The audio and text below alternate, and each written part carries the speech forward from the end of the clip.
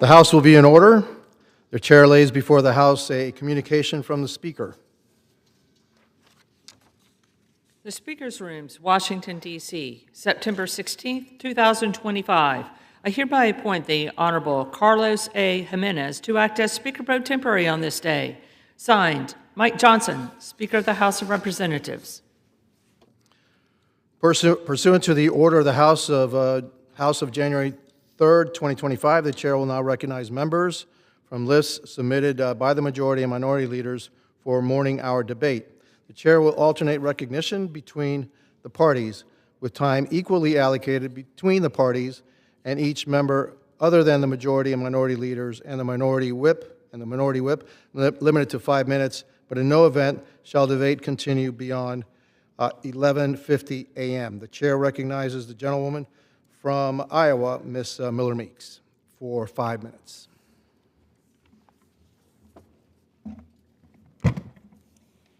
Thank you, Mr. Speaker. I rise today to congratulate Dr. Michael Welsh, a University of Iowa professor of internal medicine, on winning the 2025 Lasker DeBakey Clinical Medical Research Award.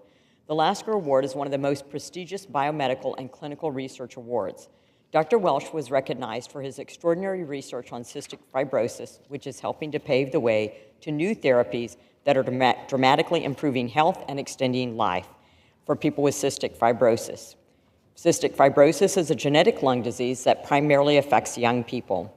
Dr. Welch's research has been instrumental in understanding the function of a critical CTFR protein and how it causes cystic fibrosis, which has led to the creation of life-saving therapies. Aided by his medical team, Dr. Welsh created a triple drug combination that treats up to 90% of those affected by cystic fibrosis. Thank you, Dr. Welsh, for all of your body of research, and congratulations on the Lasker Award. Mr. Speaker, I rise today to congratulate Iowa football coach Kirk Ferentz for becoming the Big Ten's all-time winningest coach. With the Iowa Hawkeyes' 47-7 win over UMass Minutemen on September 13th, Coach Kirk Ferentz broke Woody Hayes' record. Coach Ferentz's career started as the first season head coach at the University of Iowa in 1999, and since then has won 2 Big Ten titles and 4 Conference Coach of the Year. Coach Ferentz is in his 27th season as the coach of the Hawkeyes and won his 206th game with the program to break the conference all-time list milestone. He is the longest tenured active head coach in college football with a 206-124 record at Iowa and a 217-145 career record. This achievement is a testament to Coach Ferentz's leadership and commitment to excellence within this Hawkeye organization. Congratulations, Coach Ferentz, and go Hawks! I'd like to extend birthday wishes to my amazing husband and partner, Kurt Meeks. Happy birthday, Kurt. With that, Mr. Speaker, I yield. When she yields, the chair now recognizes the gentlewoman from Alabama, Ms. Sewell, for 5 minutes.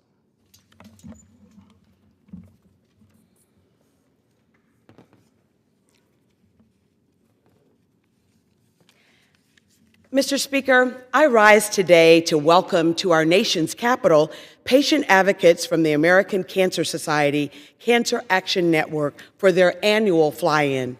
This week, 700 advocates representing every state and all 435 congressional delegations and districts will be raising awareness of the urgent need for policies that improve cancer prevention, early detection, treatment, and patient support. It is truly an honor to have these advocates with us this week, sharing their stories of resilience, loss, determination, and hope. Like so many of these advocates, I know firsthand the impact cancer can have on families. On June 10, 2021, I lost my beloved mother, Nancy Gardner Sewell, to pancreatic cancer. And like so many patients diagnosed with pancreatic cancer, my mother's cancer was not detected until stage 4 and therefore was not treatable. Tragically, cancer took her life only 8 weeks short after her diagnosis. It was a shock to our entire family and the lingering effects of which I feel every day. In an effort to turn my pain into passion, I made a commitment to do all that I could to prevent other families from experiencing such a painful loss. That's why I am proud to be leading in the legislation alongside my Republican colleague, Congressman Jody Arrington of Texas, to expand access to early detection cancer screenings. Our bill, the Nancy Gardner Sewell Multi-Cancer Early Detection Act, would create a pathway for Medicare to cover emerging blood tests once FDA approved, which hold the promise of screening for up to 40 types of cancers with a single blood draw. When it comes to cancer, we know that early detection is our best protection, and that's exactly what this bill will do. It will ensure that those who are most at risk of catching cancer early and stopping it before it spreads. Thanks to the advocacy of the American Cancer Society and their partners, our bill has bipartisan support. 295 House members and 62 senators have co-sponsored it. Last Congress, Jody surprised me by renaming the legislation in honor of my late mother, Nancy Gardner Sewell of Selma, Alabama, who passed away in 2021 from pancreatic cancer. Who was she? My mom was a devout Christian who lived a life of faith, an exemplary educator, a librarian, media specialist. She served the Selma public school system for 36 years, where she shaped minds and uplifted children. As a librarian, she was a strong advocate for reading, initiating the Reading is Fundamental RIF program in 1973, delivering books to children throughout Alabama, Mississippi, and Tennessee, a program that still serves children in Selma, Dallas County, and Alabama's rural Black Belt today. Nancy Sewell was a trailblazing civic leader. She became the first African-American woman elected to Selma City Council and served as an inspirational role model for women in politics. Her favorite saying was, "Bloom where you're planted. You can make a difference right where you are." And she made a big difference in the lives of so many people that she touched. Again, I want to thank the American Cancer Society and their more than 700 supporters for honoring my mother on this day of advocacy, today, her birthday. I urge all of my colleagues to join us in this important effort. Let's pass H.R. 842, the Multi-Cancer Early Detection Act, and pave the way for a world without cancer. Thank you, and I yield back the balance of my time. Yield.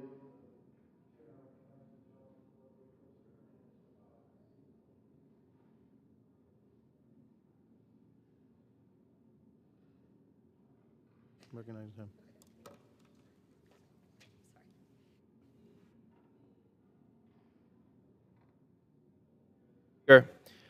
For the benefit of my constituents and the communities affected, I will offer my remarks in Spanish. Hoy me paro aquí con la voz prestada de un pueblo que no olvida. Hace 8 años, el 20 de septiembre, Puerto Rico amaneció desgarrado, no solo en términos de su infraestructura, pero en cuanto al alma de su gente. El huracán María no fue solo un fenómeno atmosférico, sino una odisea que dolorosamente reflejó la fortaleza del pueblo de Puerto Rico y de lo que ocurre cuando se combina el colapso de la infraestructura con años de negligencia institucional. Por eso, me honra presentar una resolución para conmemorar este aniversario, solemne, para reconocer a quienes se perdieron, a quienes resistieron y a un pueblo que se levantó con dignidad ante el abandono. Se cayeron los techos, se apagó la luz, pero quizás lo más doloroso fue el silencio. No solo la falta de comunicación, sino la ausencia de respuesta efectiva, de coordinación, de urgencia. Ese vacío se sintió como el silencio dentro del ojo del huracán, una calma engañosa que no promete alivio, sino que anuncia que lo peor aún está por llegar. Recuerdo a los viejitos cargando cubos de agua por lomas empinadas, madres haciendo fila por hielo para conservar la insulina, vecinos compartiendo una planta eléctrica como quien comparte un pedazo de esperanza. Y recuerdo a muchos, a demasiados, que murieron sin que su nombre contara en una estadística oficial. Más de 4,000 vidas. No fue una cifra, fue un acto de negligencia. Pero los nuestros no esperaron permiso para sobrevivir. Rescataron a sus vecinos con sogas y machetes. improvisaron clínicas, reabrieron escuelas sin electricidad. María no solo destruyó edificios, nos robó a abuelas, a padres, a hijos que murieron no por el viento, sino por el abandono. Y esa es una verdad que debe doler, que debe incomodar, porque el olvido también es una forma de violencia. Tantas conversaciones sobre los problemas que enfrenta Puerto Rico hoy empiezan con una frase, desde María. Los problemas de infraestructura, los problemas de luz, los problemas de agua. Y creo que de tanto repetirlo se nos olvida el dolor, el horror que representó esta tragedia. Por eso hoy más que reclamar quiero recordar. Recordar a los que no vivieron para contar su historia. Recordar a los que sobrevivieron, pero que cargan con cicatrices invisibles. Recordar lo que el país tuvo que hacer solo para poder respirar. Honrar a los que sobrevivieron y a los que no exige más que memoria. Exige justicia. Hoy seguimos luchando por reconstruir nuestra red eléctrica, por modernizar nuestra infraestructura, por garantizar servicios de salud resilientes y acceso digno a la vivienda. Seguimos luchando por energía confiable, por justicia social y por un trato justo ante la ley. Puerto Rico siguió hacia adelante porque su gente nunca se rindió, porque en medio del caos y la oscuridad fue la solidaridad, el valor y la dignidad del pueblo lo que sostuvo a la isla. Esa es la verdad que no se puede ignorar ni borrar. Porque aunque María fue una herida profunda, la respuesta de nuestra gente fue una de fuerza indomable. Y aunque aún estamos sanando, seguimos adelante. Seguimos adelante con la mirada puesta en la reconstrucción y en un futuro digno.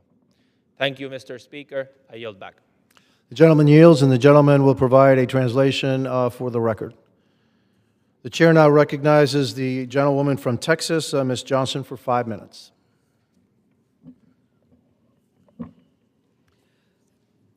Thank you, Mr. Speaker. Earlier this month, I visited the Bluebonnet Detention Facility in Anson, Texas, about 3 hours outside of Dallas, and what I saw was deeply disturbing.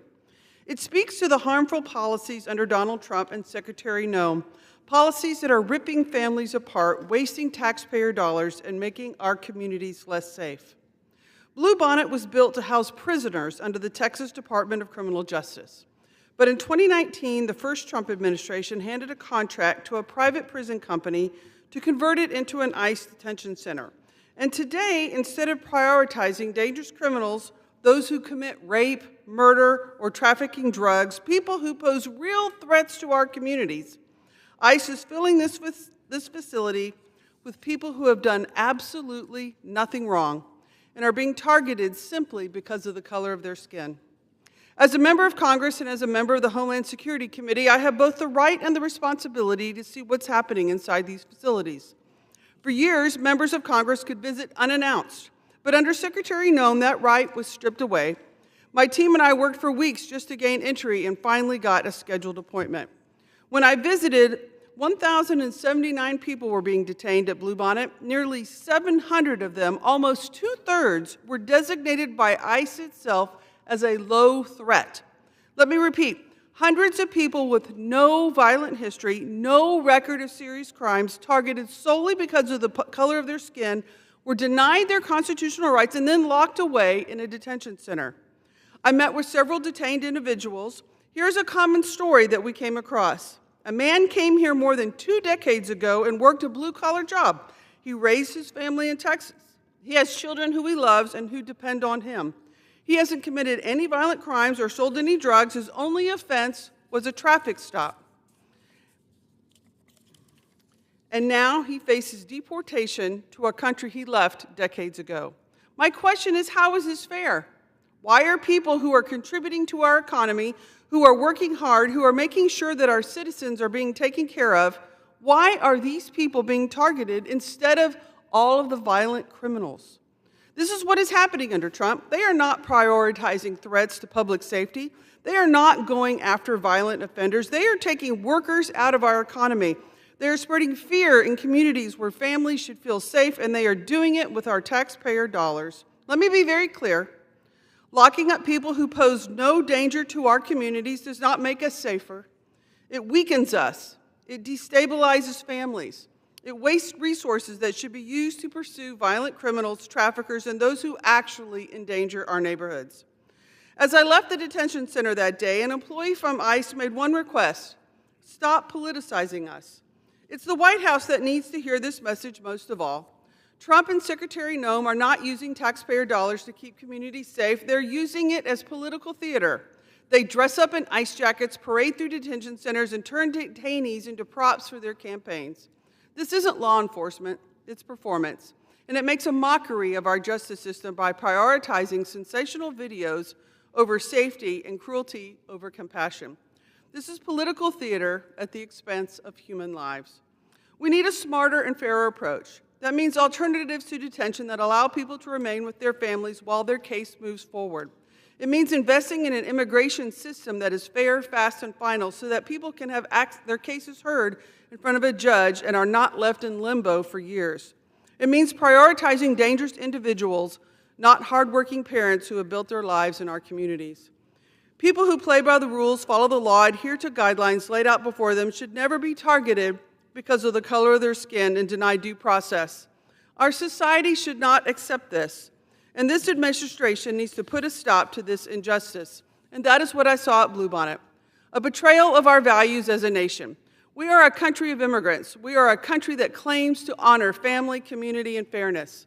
And yet the Trump administration is locking up people who are simply trying to work, raise families, and contribute to our community. This is not about fairness or safety, and it is not who we claim to be as Americans. Congress must step and hold this administration accountable. We must work in a bipartisan way to build an immigration system that keeps people safe and ensure the people's rights are respected. Because locking up neighbors who pose no threat does not make us stronger. It divides us, it weakens us, and it undermines everything that we stand for. Thank you, and I yield back. The gentlewoman yields back. The chair now recognizes the New York, Mr. Latimer, for 5 minutes.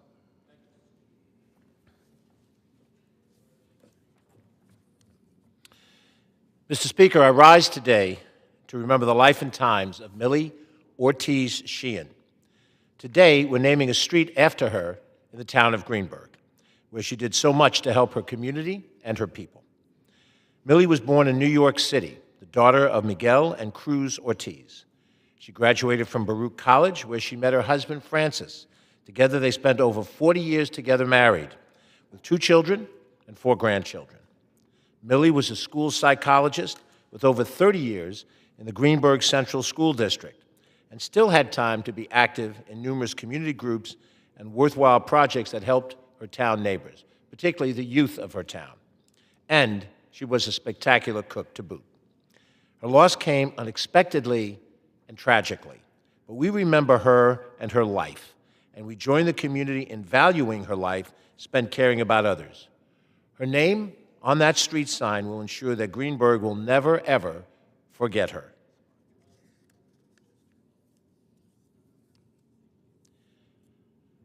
Thank you, Mr. Speaker.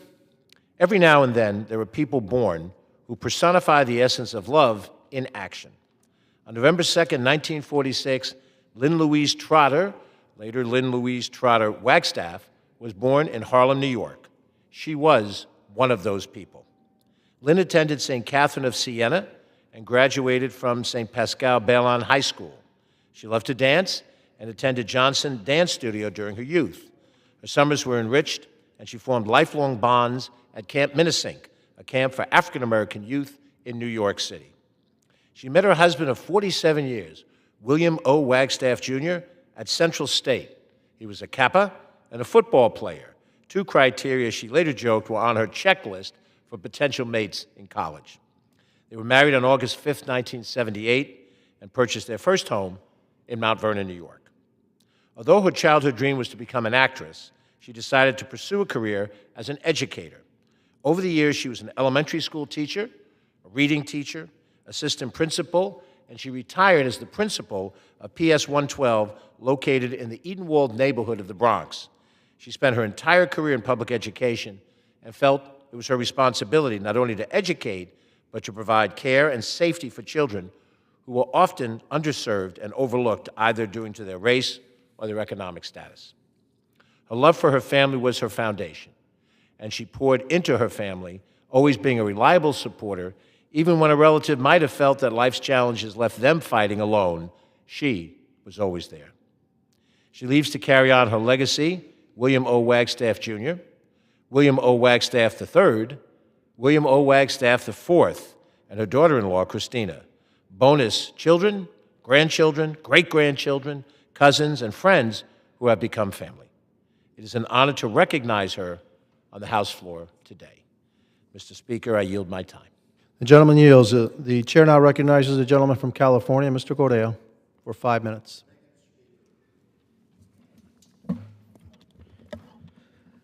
Mr. Speaker, I rise today to say happy birthday to my good neighbor, Dan Aldewage, 100 years old, one of our greatest generation. Dan began serving our country as a B-24 Liberator nose gunner with the U.S. Army in World War II. And just a few years later, he was again called to serve our great country, this time in the Korean War. On a bombing mission over Korea, his plane was hit by enemy fire, and the crew was forced to parachute over enemy territory. Dan was captured by the North Korean Army, where he was tortured for 30 months. He survived and returned to the United States in 1953.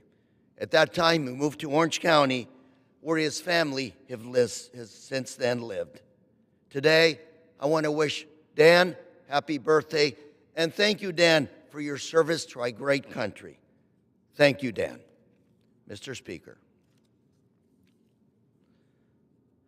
Mr. Speaker, I rise today to celebrate the lowrider culture in the United States, a traveling exhibition that is currently on display in the city of Anaheim.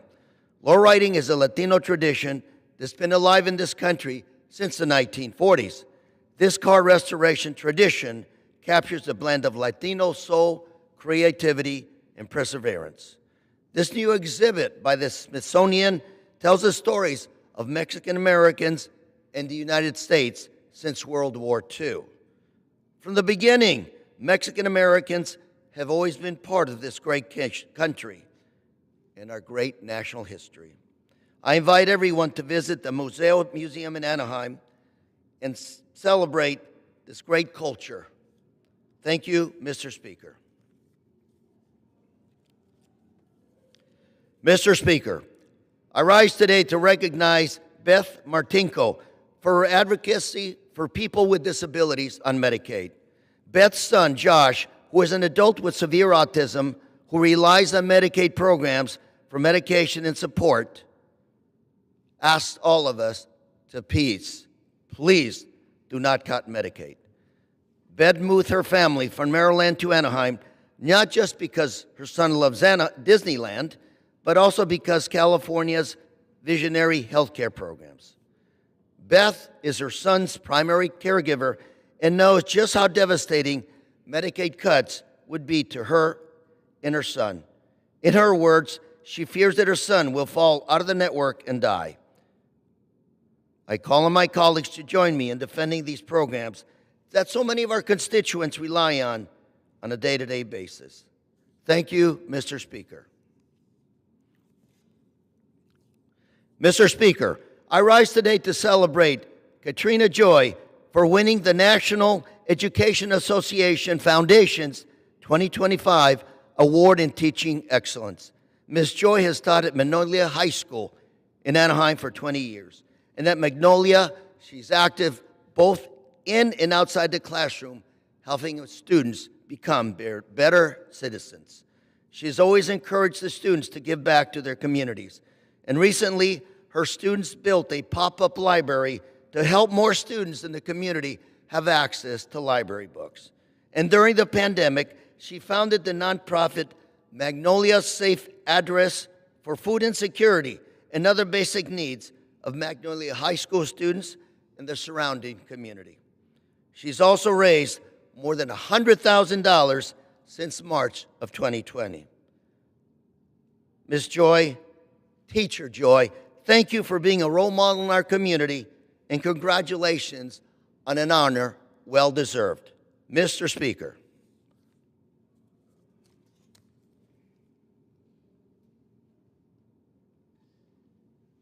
I yield. The gentleman yields. The chair now recognizes the gentleman from Virginia, Mr. Klein, for 5 minutes.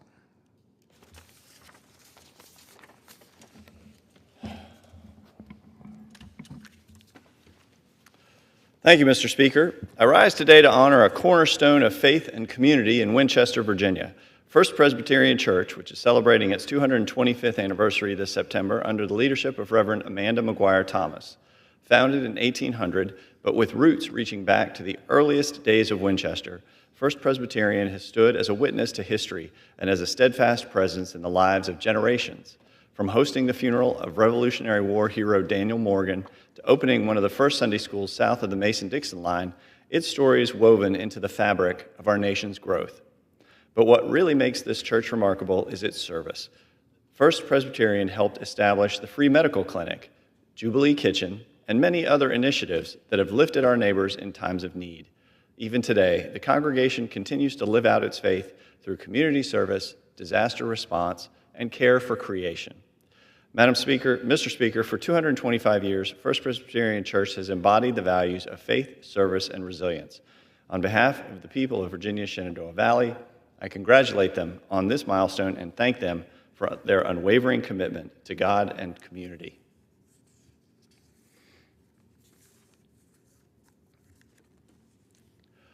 Mr. Speaker, I rise today to honor the 50th anniversary of Seniors First, the Shenandoah Area Agency on Aging. In 1965, with the passage of the Older Americans Act, Congress laid the foundation for home and community-based services so that older Americans could live with dignity, health, and independence. That vision remains alive today through organizations like Seniors First. Since its incorporation in 1975, Seniors First has served as the only comprehensive regional provider for older adults across the northern Shenandoah Valley. From Meals on Wheels and personal care to transportation, senior centers, and insurance counseling, these services make it possible for older Virginians to remain at home, supported and connected to their communities. This vital work is carried forward by a dedicated team of senior center managers: Joe Babcock of Shenandoah County, Tina Landis of Winchester, Amy Courtney of Page County, Misty Alger of Warren County, Erica Owens of Clark County, and Renee Carr of Frederick County, and led by Executive Director Jimmy Roberts. For 50 years, Seniors First has exemplified dignity, compassion, and service. I congratulate them on this milestone and thank them for their continued commitment to our older neighbors.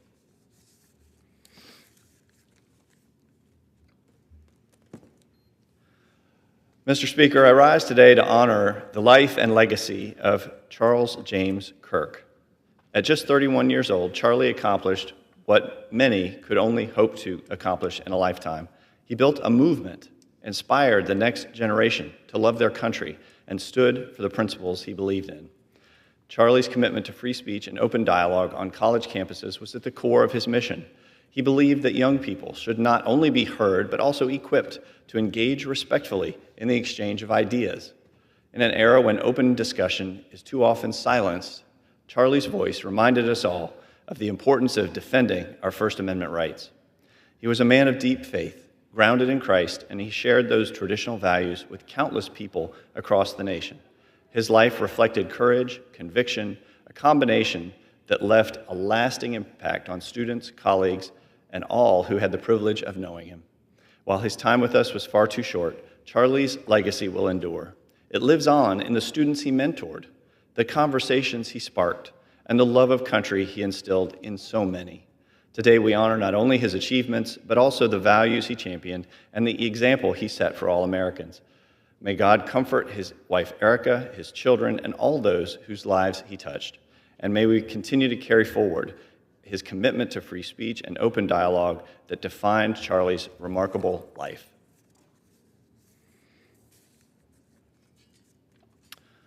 Mr. Speaker, families and businesses in Virginia's 6th District are paying the price for failed energy policies. Reliability has suffered, and communities are left uncertain whether the lights will stay on, and that's why I strongly support the Grid Power Act. This common sense bill cuts through red tape and empowers grid operators to prioritize power generation projects that actually improve reliability and affordability. For too long, unreliable energy sources have been propped up, while reliable options in coal, natural gas, nuclear, and hydropower have been forced into premature retirement. Meanwhile, subsidies have been shoveled into wind and solar, despite these intermittent sources being unable to fully replace the stability and affordability that traditional energy generation provides. The facts are clear. More than 95% of projects in the interconnection queue are wind, solar, or battery storage, yet only 5% are ever completed. Meanwhile, critical projects face years of delay. Families should not have to pay for two grids, one for wind and solar and another backup system for when the wind isn't blowing and the sun isn't shining. The Grid Power Act ensures we get back to building affordable, reliable energy. I urge my colleagues to support this important legislation. Mr. Speaker, I yield back. Gentleman's time has expired. The chair now recognizes the gentleman from Connecticut, Mr. Larson, for 5 minutes.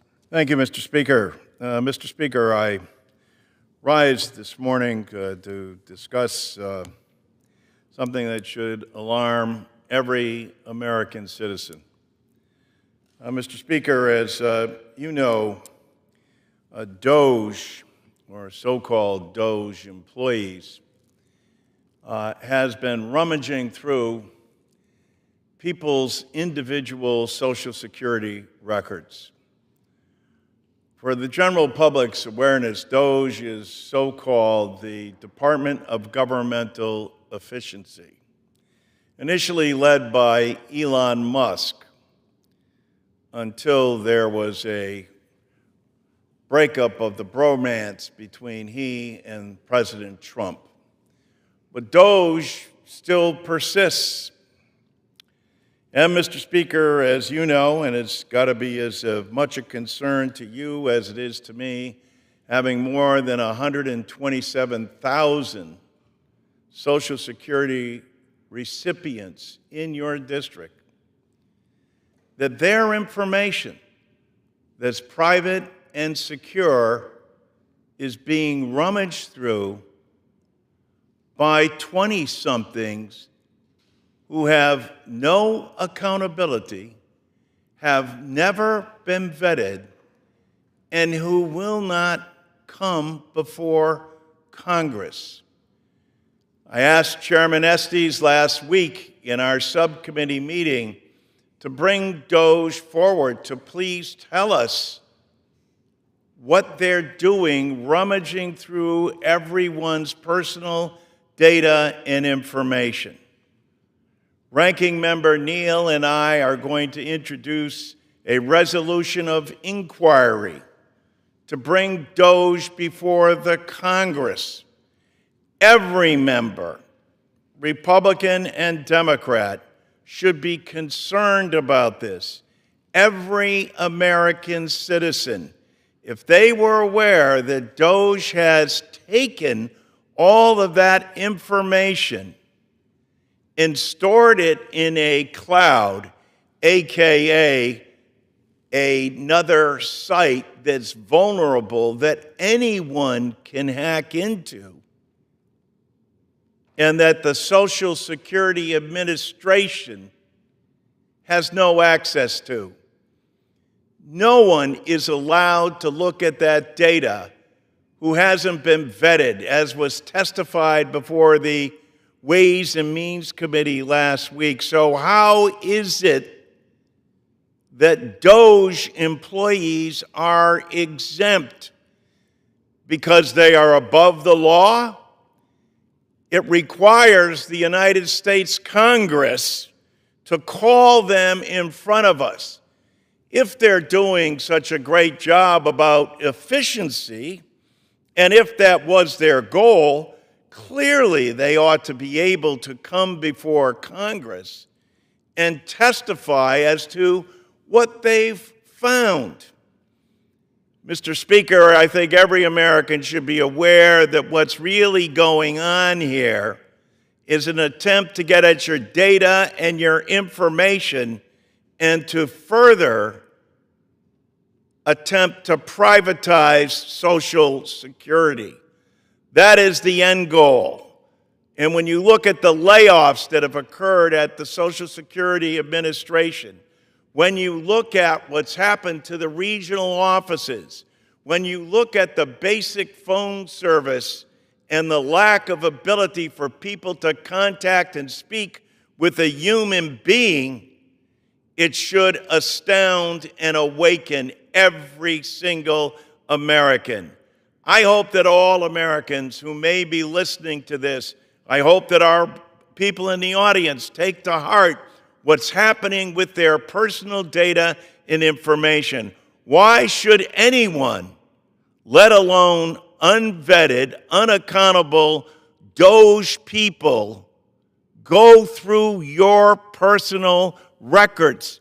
Why do they need that information? What does that have to do with government efficiency?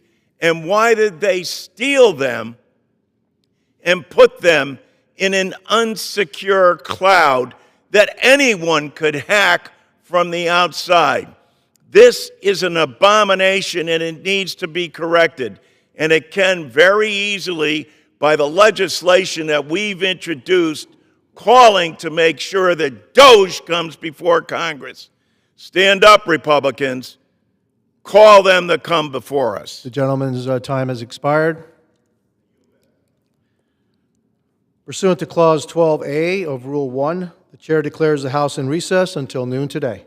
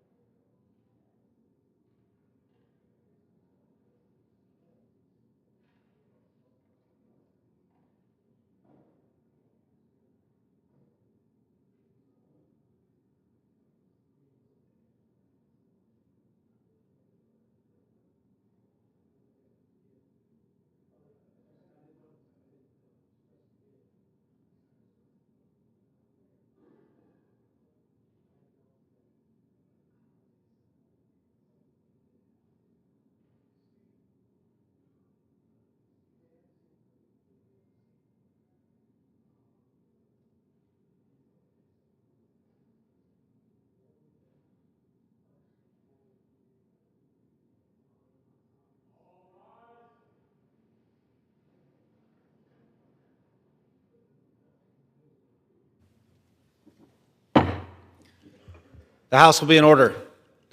The prayer will be offered by Chaplain Kibben. Would you pray with me? Holy and righteous God, you reign over all things.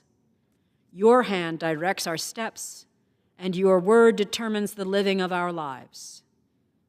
Rule over this week and the legislation considered, the issues debated, and the answers sought. Place your hand on our conduct and order our purpose. Reveal your will that it would govern our actions and preside over our intentions. And with our whole hearts, minds, and souls, may we show our love for you by responding with every ounce of our emotion, every inclination of our will, to live according to your revealed law. And may we ensure that our inner lives yield to your control. May we take pains to conform our energy and reconcile our efforts to reflect to our children and to our children's children, to our communities and to our country, that we owe everything to you. We serve you only. And so we dedicate ourselves to do what is right and good in your sight. In your sovereign name we pray. Amen. The chair has examined the journal of the last day's proceedings and announces to the House the approval thereof. Pursuant to Clause 1 of Rule 1, the journal stands approved. The Pledge of Allegiance will be offered by the gentleman from Mississippi, Mr. Ezell.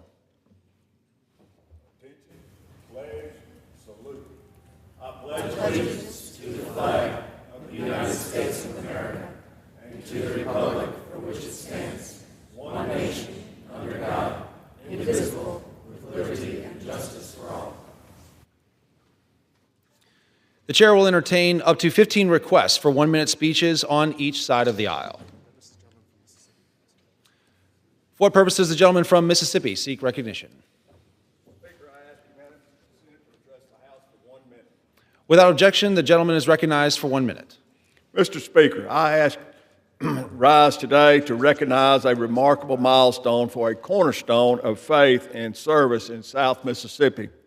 This year marks the 35th anniversary of the Abundant Life Evangelistic Church in Biloxi, Mississippi. For over 3 decades, this church has been more than a house of worship. It's been a place of hope, healing, and community for thousands of families on the Mississippi Gulf Coast. Under the steadfast leadership of Bishop Jason Johnson and his wife, First Lady Kim Johnson, Abundant Life has grown into a vibrant congregation committed to spreading the gospel of Christ and uplifting those in need. From youth outreach to disaster relief, and then from mentoring programs to feeding the hungry, the church has never wavered in its mission to live out the love of Christ. I want to thank their entire church family for their 35 years of faithful service, and I pray for many more years of impact and growth. God bless Abundant Life Evangelistic Church, and God bless the great state of Mississippi. Thank you, Mr. Chairman. I yield back. The gentleman yields. For what purpose does the gentleman from Rhode Island seek recognition? I ask you in essence to address the House for 1 minute to revise and extend my remarks. The gentleman is recognized. Mr. Speaker, I rise for the 40th time today to call on the Trump administration to restore life-saving food aid for malnourished children. When kids are starving to death, their organs break down, and even if you are able to feed them conventional food, they cannot digest it. It takes specialized nutrition to bring them back to health, including the nutrition manufactured by Adija Nutrition in North Kingstown, Rhode Island, in my district, where thousands of boxes of emergency food aid have been sitting in a warehouse since Donald Trump and Elon Musk froze the program back in January. Now, they continue to promise that the program is going to come back online any day now, and those boxes will be shipped, but it has been 9 months. Starving children cannot survive on promises, they cannot survive on words, they cannot survive on tweets or on purchase orders or RFPs. They need this food aid to move. The administration needs to keep its word and act with urgency, and I will speak on this floor every day until they do. I yield back. The gentleman yields. For what purpose does the gentleman from Nebraska seek recognition? Consent to address the House for 1 minute to revise and extend my remarks. Gentleman is recognized for 1 minute. Mr. Speaker, I rise today as Constitution Day approaches. The assassination of Charlie Kirk is a watershed moment for free speech. Charlie made a name for himself exercising his First Amendment rights while he was shot answering a question from a liberal influencer. His assassination sends a message that if you disagree on the wrong issues, you might end up paying for it, even with your life. Regardless of politics, Americans don't want a country where people are shot for their views. Freedom of speech is under serious threat. From gender ideology to race, the far left has weaponized political correctness, punishing dissenters with social and professional consequences. If we want the First Amendment to survive this moment, we must restore respect for the rule of law and confront the factors fueling division. Charlie Kirk was reaching out to the other side when he died. And to honor his legacy, we should do the same. Thank you, Mr. Speaker, and I yield back. The gentleman yields. For what purpose does the gentleman from North Carolina seek recognition? The gentleman is recognized for 1 minute.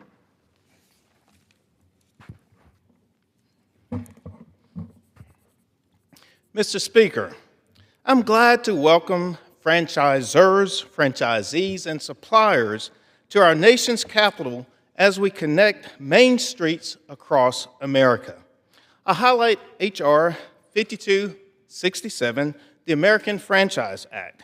Congress must provide stability for the franchise model of small business by aligning federal statute and longstanding precedent.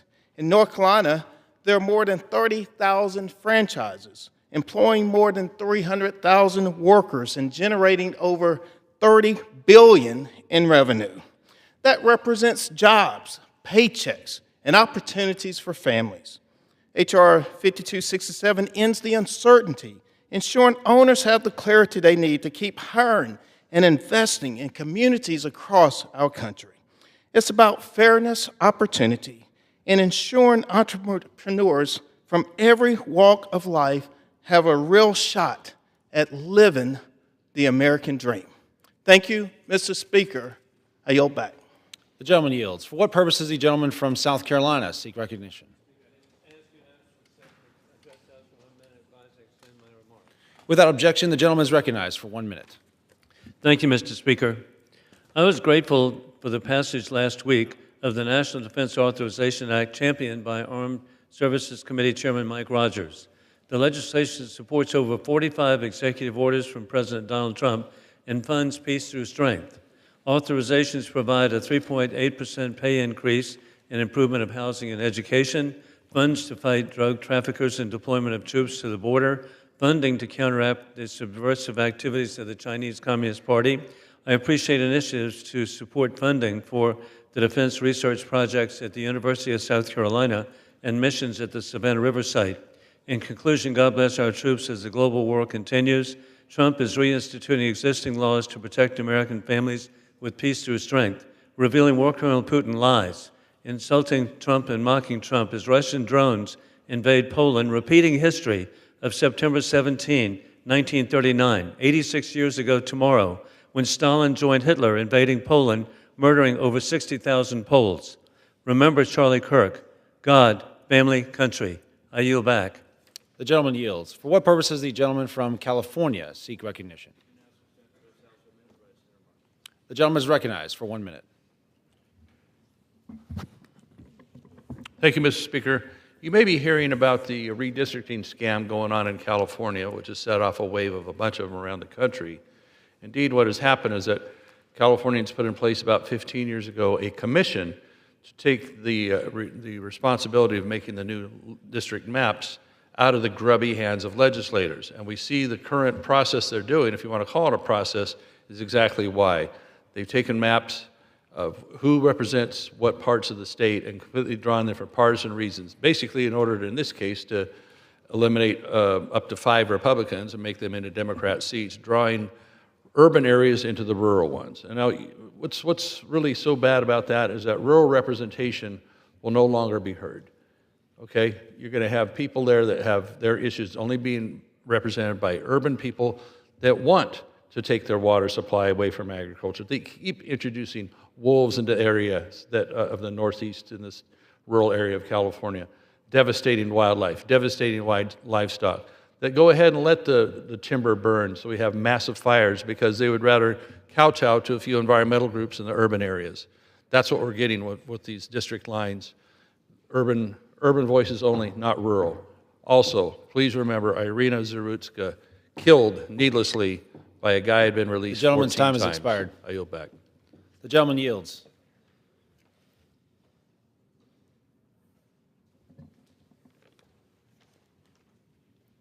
For what purpose does the gentleman from Illinois seek recognition?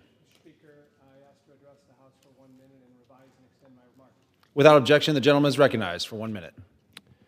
Mr. Speaker, I rise today to honor the life and legacy of former Illinois Governor Jim Edgar, who passed away on September 14th at the age of 79.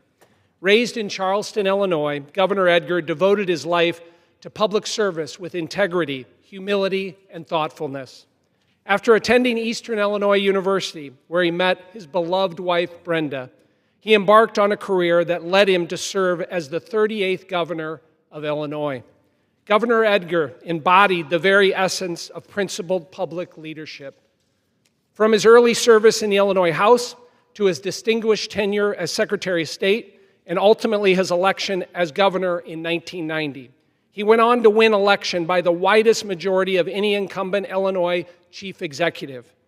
Confronting the largest deficit in state history, he exercised prudence and courage, restoring fiscal discipline, reforming welfare, and advancing education for every child in Illinois. I was honored to participate in his namesake, the Edgar Fellows Program, in 2013, which reflects his vision of fostering bipartisanship and developing the next generation of principled leaders in Illinois. My heartfelt prayers are with his wife, Brenda, his children, Brad and Elizabeth, and the entire Edgar family. His legacy of service, statesmanship, and decency will endure for generations to come. R.I.P. Governor Edgar. I yield back. The gentleman yields. For what purpose does the gentleman from New York seek recognition? Mr. Speaker, by the direction of the Committee on Rules, I call up House Resolution 707 and ask for its immediate consideration. The clerk will report the resolution. House Calendar Number 44, House Resolution 707. Resolved that upon adoption of this resolution, it shall be in order to consider in the House any bill specified in Section 2 of this resolution. All points of order against consideration of each such bill are waived. Respective amendments in the nature of a substitute consisting of the text of Rules Committee print specified in Section 3 of this resolution shall be considered as adopted. Each such bill as amended shall be considered as read. All points of order against provisions in each such bill as amended are waived. The previous question shall be considered as ordered on each such bill as amended and on any further amendment thereto to final passage without intervening motion except one 1 hour of debate equally divided and controlled by the chair and ranking minority member of the Committee on Oversight and Government Reform or their respective designees, and 2, 1 motion to recommit. Section 2. The bills referred to in the first section of this resolution are as follows. A, the bill, H.R. 4922, to limit youth offender status in the District of Columbia to individuals 18 years of age or younger, to direct the Attorney General of the District of Columbia to establish and operate a publicly accessible website containing updated statistics on juvenile crime in the District of Columbia, to amend the District of Columbia Home Rule Act to prohibit the Council of the District of Columbia from enacting changes to existing criminal liability sentences and for other purposes. B, the bill H.R. 5143 to establish standards for law enforcement officers in the District of Columbia to engage in vehicular pursuits of suspects and for other purposes. C, the bill H.R. 5140 to lower the age at which a minor may be tried as an adult for certain criminal offenses in the District of Columbia to 14 years of age. D, the bill H.R. 5125 to amend the District of Columbia Home Rule Act to terminate the District of Columbia Judicial Nomination Commission and for other purposes. Section 3, the Rules Committee prints referred to in the first section of this resolution are as follows. A, With respect to H.R. 4922, Rules Committee Print 119-10. B. With respect to H.R. 5143, Rules Committee Print 119-11. C. With respect to H.R. 5140, Rules Committee Print 119-12. D. With respect to H.R. 5125, Rules Committee Print 119-13. Section 4. Upon adoption of this resolution, it shall be in order to consider in the House the bill H.R. 1047 to require the Federal Energy Regulatory Commission to reform the interconnection queue process for the prioritization and approval of certain projects and for other purposes. All points of order against consideration of the bill are waived in lieu of the amendment in the nature of a substitute recommended by the Committee on Energy and Commerce, now printed in the bill as an amendment in the nature of a substitute consisting of the text of Rules Committee Print 119-9 shall be considered as adopted. The bill as amended shall be considered as read. All points of order against provisions in the bill as amended are waived. The previous question shall be considered as ordered on the bill as amended and on any further amendment thereto to final passage without intervening motion except one. 1 hour of debate equally divided and controlled by the chair and ranking minority member of the Committee on Energy and Commerce or their respective designees, and 2, 1 motion to recommit. Section 5. Upon adoption of this resolution, it shall be in order to consider in the House the bill H.R. 3015 to reestablish the National Coal Council in the Department of Energy to provide advice and recommendations to the Secretary of Energy on matters related to coal and the coal industry and for other purposes. All points of order against consideration of the bill are waived. The amendment in the nature of a substitute recommended by the Committee on Energy and Commerce, now printed in the bill, shall be considered as adopted. The bill as amended shall be considered as read. All points of order against provisions in the bill as amended are waived. The previous question shall be considered as ordered on the bill as amended and on any further amendment thereto to final passage without intervening motion except one. 1 hour of debate equally divided and controlled by the chair and ranking minority member of the Committee on Energy and Commerce or their respective designees, and 2, 1 motion to recommit. Section 6. Upon adoption of this resolution, it shall be in order to consider in the House the bill H.R. 3062 to establish a more uniform, transparent, and modern process to authorize the construction, connection, operation, and maintenance of international border crossing facilities for the import and export of oil and natural gas and the transmission of electricity. All points of order against consideration of the bill are waived. The amendment in the nature of a substitute recommended by the Committee on Energy and Commerce, now printed in the bill, shall be considered as adopted. The bill as amended shall be considered as read. All points of order against provisions in the bill as amended are waived. The previous question shall be considered as ordered on the bill as amended and on any further amendment thereto to final passage without intervening motion except one. 1 hour of debate equally divided and controlled by the chair and ranking minority member of the Committee on Energy and Commerce or their respective designees, and 2, 1 motion to recommit. Section 7. In the engrossment of the bill H.R. 3633 to provide for a system of regulation of the offer and sale of digital commodities by the Securities and Exchange Commission and the Commodity Futures Trading Commission and for other purposes, the clerk shall, A, add the text of the bill H.R. 1919 to amend the Federal Reserve Act to prohibit the Federal Reserve banks from offering certain products or services directly to an individual, to prohibit the use of central bank digital currency for monetary policy and for other purposes, as passed by the House as new matter at the end of H.R. 3633.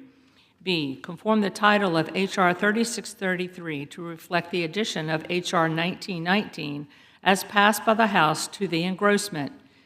C, assign appropriate designations to provisions within the engrossment. D, conform cross-references and provisions for short titles within the engrossment. And E, be authorized to make technical corrections to include corrections in spelling, punctuation, page and line numbering, section numbering, and insertion of appropriate headings.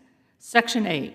Section 5 of House Resolution 354, agreed to April 29, 2025, is amended by striking September 30th, 2025, and inserting March 31, 2026.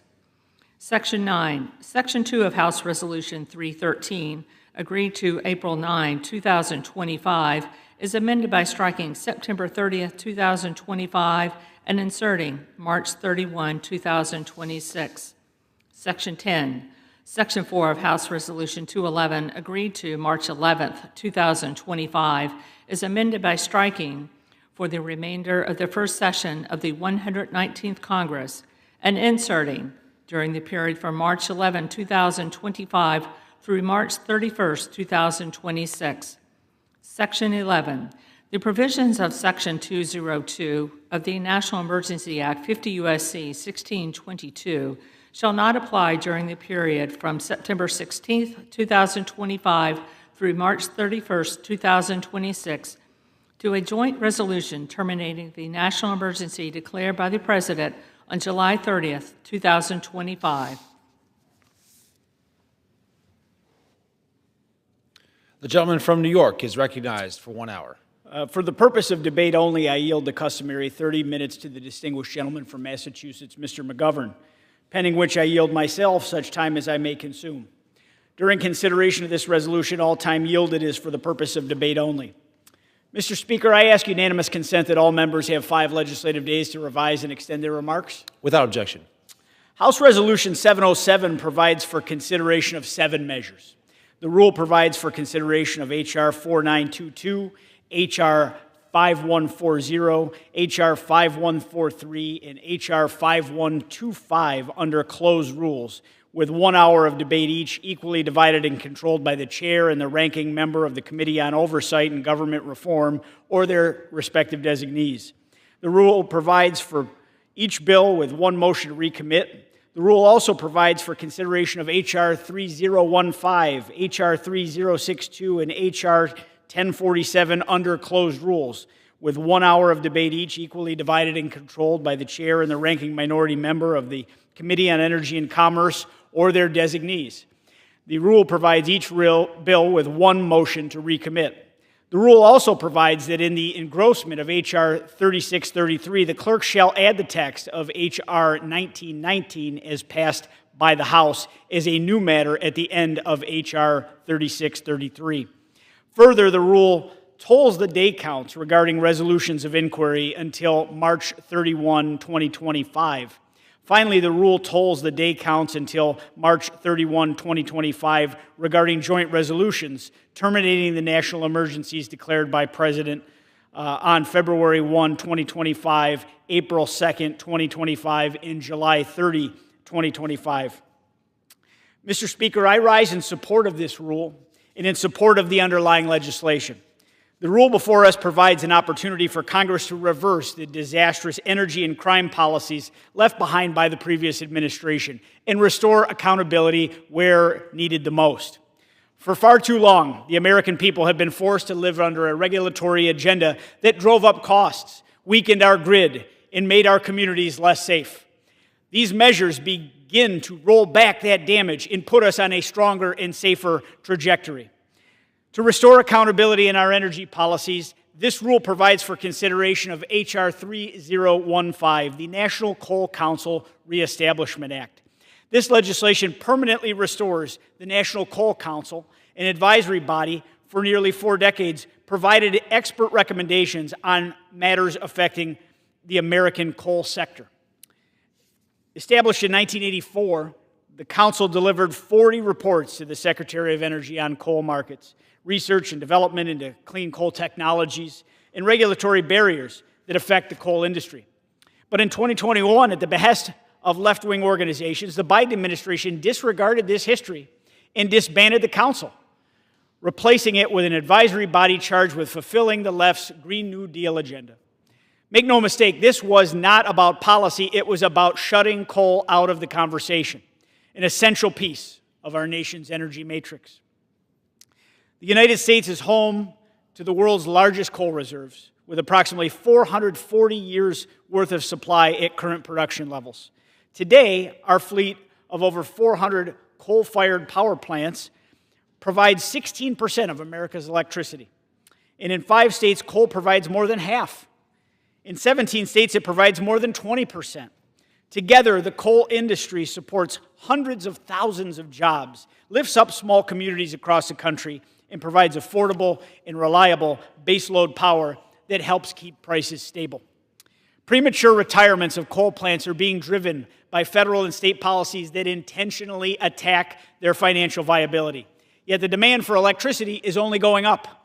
Since 2022, the retirement of 29,000 megawatts of coal capacity has been delayed because of rising demand and insufficient replacement resources.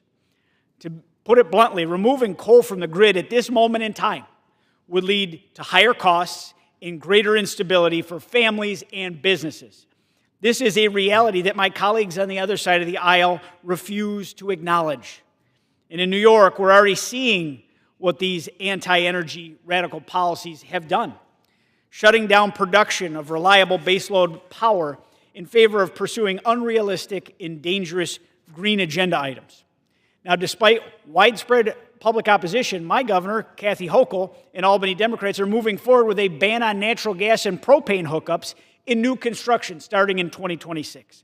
That means families in Western New York, where winters are long, snow is great, and it's cold and oftentimes dangerous in these terrible winter storms. They will be denied the ability to choose the energy source that best keeps them safe and warm in their homes. Taking affordable and reliable options off the table is not sound policy.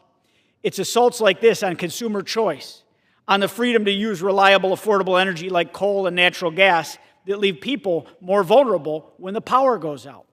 And that's why it matters who is at the table. And when it comes to energy policy, this measure makes the National Coal Council permanent, so future administrations can't simply shut it down for political reasons.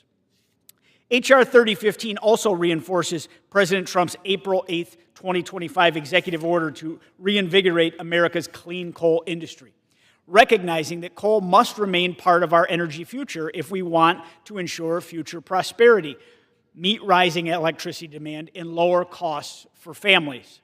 By reestablishing the National Coal Council, Congress will ensure that reliable, affordable baseload power remains a cornerstone of our energy policy while supporting family-sustaining jobs in fueling next-generation industries like AI. The rule also provides for consideration of H.R. 3062, the Promoting Cross-Border Energy Infrastructure Act.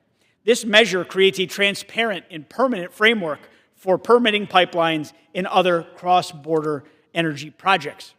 For years, developers have been subject to political gamesmanship and destroyed investments and stranded jobs. The cancellation of the Keystone XL pipeline was not based on science. It was simply based on politics. The Biden administration sided with radical activists over American workers and energy security for our country. We have seen the same story play out in my own state of New York. The Northern Access Pipeline was a major natural gas infrastructure project that promised thousands of good-paying jobs, more affordable energy for families across the northeastern United States, and new tax revenue for rural communities like mine in the southern tier. But instead of moving forward, that project was tied up with endless red tape and obstructed by state regulators. Western New York and the southern tier in New York lost jobs, investment, and energy security that would have come from it. A project that should have been supported by large construction workforces and strengthened our region was derailed again because of politics. And that's exactly why permitting reform is needed, and it's needed now. Without certainty, projects like this will continue to slip away, taking good jobs and economic growth with them. Energy developers, workers, and communities all deserve better. Yet when it comes to the permitting reforms that would actually allow critical energy projects to move forward, Democrats have consistently acquiesced to the demands of radical environmental groups instead of the needs of American workers and families. The result is higher costs and fewer options for American families. And this legislation cuts through that red tape. It gives developers certainty and it ensures critical projects can move forward. In addition, the rule includes H.R. 1047, the Guaranteeing Reliability Through the Interconnection of Dispatchable Power Act. Year after year, projects that would keep the lights on, lower bills, they're stuck in the interconnection queues, regulatory wait lists, and sometimes as long as 7 years they're stuck there. That is simply unacceptable. Families do not care about bureaucratic excuses. They care about whether their homes are heated in the winter and cooled in the summer. This legislation cuts through that backlog. It empowers grid operators to prioritize projects that actually enhance reliability. And let us be clear about how we got here. Democrats have spent years forcing premature retirements of coal, nuclear, and natural gas through excessive regulation while shoveling subsidies to wind and solar. The result is interconnection queues flooded with projects that only have a 5% completion rate. Meanwhile, Democrat policies have left ratepayers footing the bill for two grids. One grid props up wind and solar with massive transmission costs. The other is the backup power we all rely on when the sun is not shining and the wind is not blowing. This measure puts reliability first. It follows the lead of major grid operators who know the danger of relying too heavily on intermittent sources. And it makes sure that the grid is strong enough not only to keep the lights on at home, but also to power next-generation industries like AI and manufacturing. So America, not China, leads the future. Mr. Speaker, energy security is, simply put, national security. And the rule before us takes important steps to keep power reliable, affordable, and American-made. But security is not just about the strength of our grid. It's also about the safety of our communities. And nowhere is that failure of safety more visible than right here in our nation's capital. While Washington should be a place that is showcased as what is the very best of America, it has instead become a city struggling with violent crime, juvenile offenses, and weakened law enforcement. The next measures in this rule take direct aim at those failures and restore accountability where the D.C. Council has refused to act. The rule also provides for consideration of H.R. 4922, the D.C. Crimes Act of 2025. This legislation reasserts congressional oversight over the district by prohibiting the D.C. Council from further pursuing its progressive soft-on-crime sentencing guidelines. The Council has failed to keep residents and visitors from our country and from around the world safe. Even as violent crime has soared, police staffing has dropped to a 50-year low. This measure takes direct aim at the Council's reckless decisions. It lowers the definition of a youth offender from under 25 to under 18 where it belongs, so that adults are simply treated as adults. It ends judicial discretion that allows juvenile violent offenders to escape mandatory minimums, and it prohibits the Council from weakening mandatory minimums on sentencing guidelines any further. Now, make no mistake, carjackings and robberies by juveniles, they're out of control. More than 500 minors were arrested for robbery in 2023, and more carjackings were committed by juveniles. Every American should be able to visit their nation's capital without fear of being the next victim. We all know too well what happens when local leaders choose leniency over accountability. In my home state of New York, cashless bail has unleashed a wave of tragic and entirely preventable outcomes. Governor Hochul and Democrats have doubled down on pro-criminal policies that put violent offenders back on our streets, leaving families and communities to suffer the consequences. The American people deserve better. New Yorkers deserve better. People in Washington, D.C. deserve better, and President Trump has already stepped in to end cashless bail here in Washington. And it's long past time for New York to follow that lead. The rule also provides for consideration of H.R. 5140, the District of Columbia Juvenile Sentencing Reform Act. Since the pandemic, juvenile crime has surged. More than 2,000 juveniles were arrested in both 2023 and 2024. According to the Metropolitan Police Department, over half of robbery arrests last year were juveniles. And as of this year, juveniles account for more than half of carjacking arrests. This legislation responds to that reality. Current law allows juveniles 16 and older to be tried as adults for violent crimes. This measure lowers that age to 14. These are not youthful mistakes. They are violent, life-altering crimes.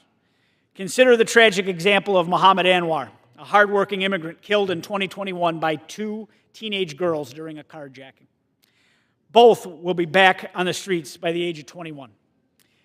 In July of 2023, another Lyft driver who previously served as an interpreter for the U.S. military in Afghanistan was fatally shot while driving.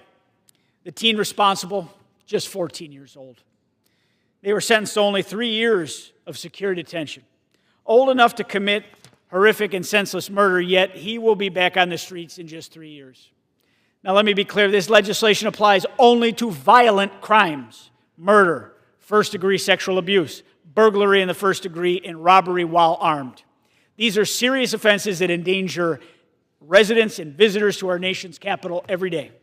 They demand serious consequences to truly restore law and order. The rule further provides for consideration of H.R. 5413, the District of Columbia Policing Protection Act. In 2023, the Council imposed a set of restrictions that require officers to evaluate a checklist of 14 factors to decide whether to pursue a fleeing suspect.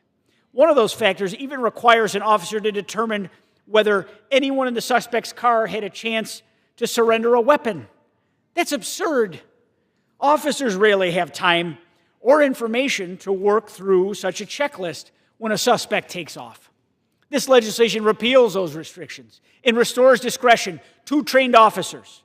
It allows pursuit when an officer or supervisor determines it is necessary, the most effective means of apprehension, and does not present an unreasonable risk to bystanders.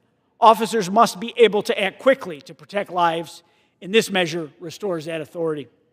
And finally, the rule provides for consideration of H.R. 5125, the District of Columbia Judicial Nominations Reform Act. The Judicial Nomination Commission currently limits President Trump's choices for D.C. judges to a very narrow list of names. That process is slow, it's politicized, and it's very likely unconstitutional under the Appointments Clause. The result has been persistent vacancies, clogged courts, and criminals slipping through the cracks. This legislation abolishes the commission and it restores normal constitutional processes. The president nominates, the Senate confirms. That is how it works everywhere else in America, and that's how it should work right here in D.C. A duly elected president should not be bound by a bureaucratic commission when choosing judges. By ending this broken system, we can fill vacancies faster, strengthen courts, and ensure justice is delivered without delay. Mr. Speaker, Democrats' soft-on-crime policies have failed in D.C., just as they've failed in states like New York. These bills hold the line. They restore accountability, and they put public safety ahead of politics. I urge my colleagues to support this rule, and I reserve the balance of my time. The gentleman reserves. The gentleman from Massachusetts is recognized. Well, thank you, Mr. Speaker, and I thank the gentleman from New York for yielding me the customary 30 minutes, and I yield myself such time as I may consume. The gentleman is recognized. Well, Mr. Speaker, we just heard a whole lot of words from the gentleman in New York, but the bills before us today are yet another example of how backwards Republican priorities are and how they are hurting this country, hurting the economic well-being of the people I represent, hurting the economic well-being of working people all over this country. People are stressed about their budgets. They're worried about prices going up. They're scared they might lose their jobs. People are struggling to pay the bills and make ends meet, worried about saving for college for their kids and how they're going to deal with the exploding cost of health care. And instead of addressing any of that, we're dealing with this. And when we're not dealing with this, Republicans are obsessed with fighting culture wars. That's what they want, 24/7, culture wars, culture wars, culture wars. Some of them are now proposing a new committee to investigate their political opponents, a new House Un-American Activities Committee that would make Joe McCarthy blush. That's all this place is to Republicans, a venue for culture wars, a venue for legislation to further divide people and divide this country. Meanwhile, they do nothing, absolutely nothing, for everyday people, nothing at all. Actually, it's worse than nothing. They're actively trying to screw over regular people. Look no further than yesterday. Democrats tried to force a vote on Trump's tariffs, and nearly every Republican blocked it. Every one of them is now on record as supporting Trump's disaster of tariffs. They're not just ignoring the economy, they're making it worse. But for the other side, this is all about genuflecting to Donald Trump. It's all about power for the sake of power. It's not about the American people. It's never been about the American people for these guys. It's about power. And they use that power to help the rich, the well-connected, and the well-off. 4 of these bills that we're going to be dealing with are about local issues in Washington, D.C., something none of my constituents have ever asked me about. For the record, 0.2% of the U.S. population lives in Washington, D.C. And Republicans want to get into the weeds about their local policing policies. You know what my constituents ask me about? They don't ask me about local issues that affect Washington, D.C. They ask me about why their health care insurance premiums are going up. They ask me about prices going up because of Donald Trump's tariffs. They tell me they need more money in their pockets to make ends meet. Yet week after week after week after week, Republicans do nothing about health care, nothing about inflation. It's constant culture wars. It's constant giveaways to the rich and powerful. It's constant distractions. One of the Republican bills that we're considering today reestablishes a coal council. Not even establishes, reestablishes. Wow, that's really important. A coal council. Who the hell asked for that? A coal lobbyist? I mean, oh, and by the way, the Department of Energy already reestablished this stupid council months ago. It's apparently so important that President Trump hasn't even bothered to appoint anyone to it yet. I mean, if you look up their website, he still hasn't appointed anybody to the council. Go to the website. I mean, this is stupid. We are wasting time by doing this. Energy prices are going up in this country. And this is the response? Reestablishing a coal council? I mean, you can't make this stuff up. This is laughable. And the other bills Republicans are bringing forward today are giveaways to polluters who dump toxic chemicals into our air and into our water. And why? Follow the money. Follow the money. I mean, did the CEO of ExxonMobil call Donald Trump and ask for a favor? Mr. Speaker, all of these bills are a disgrace.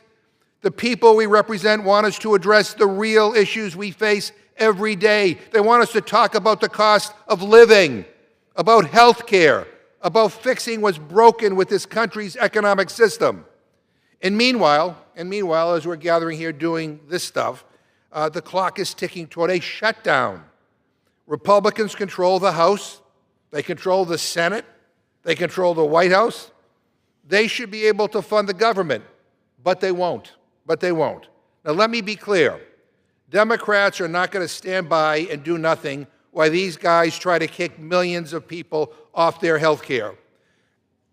And I hear that the Speaker of the House is saying, oh, it's no big deal. Oh, we'll just kick the can down the road. We'll deal with it sometime, maybe in December. We'll talk about it then. Well, let me be clear, and I will speak in C-spot run language so my Republican colleagues can understand. Mr. Speaker, the CBO, that's the Congressional Budget Office, says 1.5 million people, and that's a lot of people, will lose their health care if we wait. People's premiums, and that's their monthly payments, will go way, way up because the insurance companies are making important decisions right now about how much to charge. So we do not have time to wait. Now, okay, now that that's clear, Mr. Speaker, Republicans have 3 choices. First, they can work with us in a bipartisan way to make sure it doesn't happen. Second, they can do what Trump said and pass a CR alone since they control government. Or third, they can choose to shut the government down. Those are the 3 options. Democrats, well, we're for keeping the government open, but we are not for passing legislation that tells millions of people we represent, including sick people, good luck, you're on your own, best wishes. We're not for that. We are not for that. So if there is a shutdown, I would just say to Republicans, you guys own this.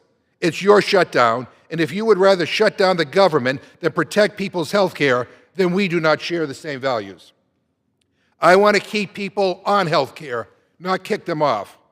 You know, I go home and I ask people what they care about. I go to coffee shops and county fairs. I hold town halls, something Republicans should try to do, by the way.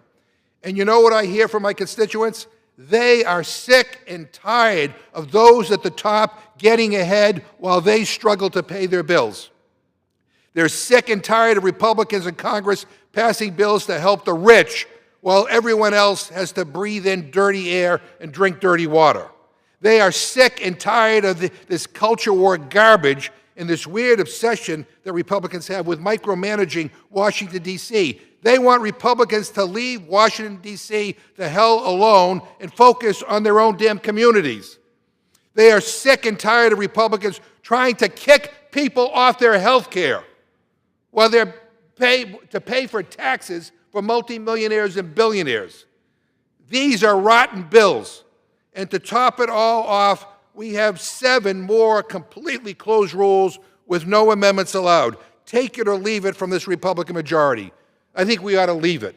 These are terrible bills that are going to hurt people we represent. I urge a no vote, and I reserve my time.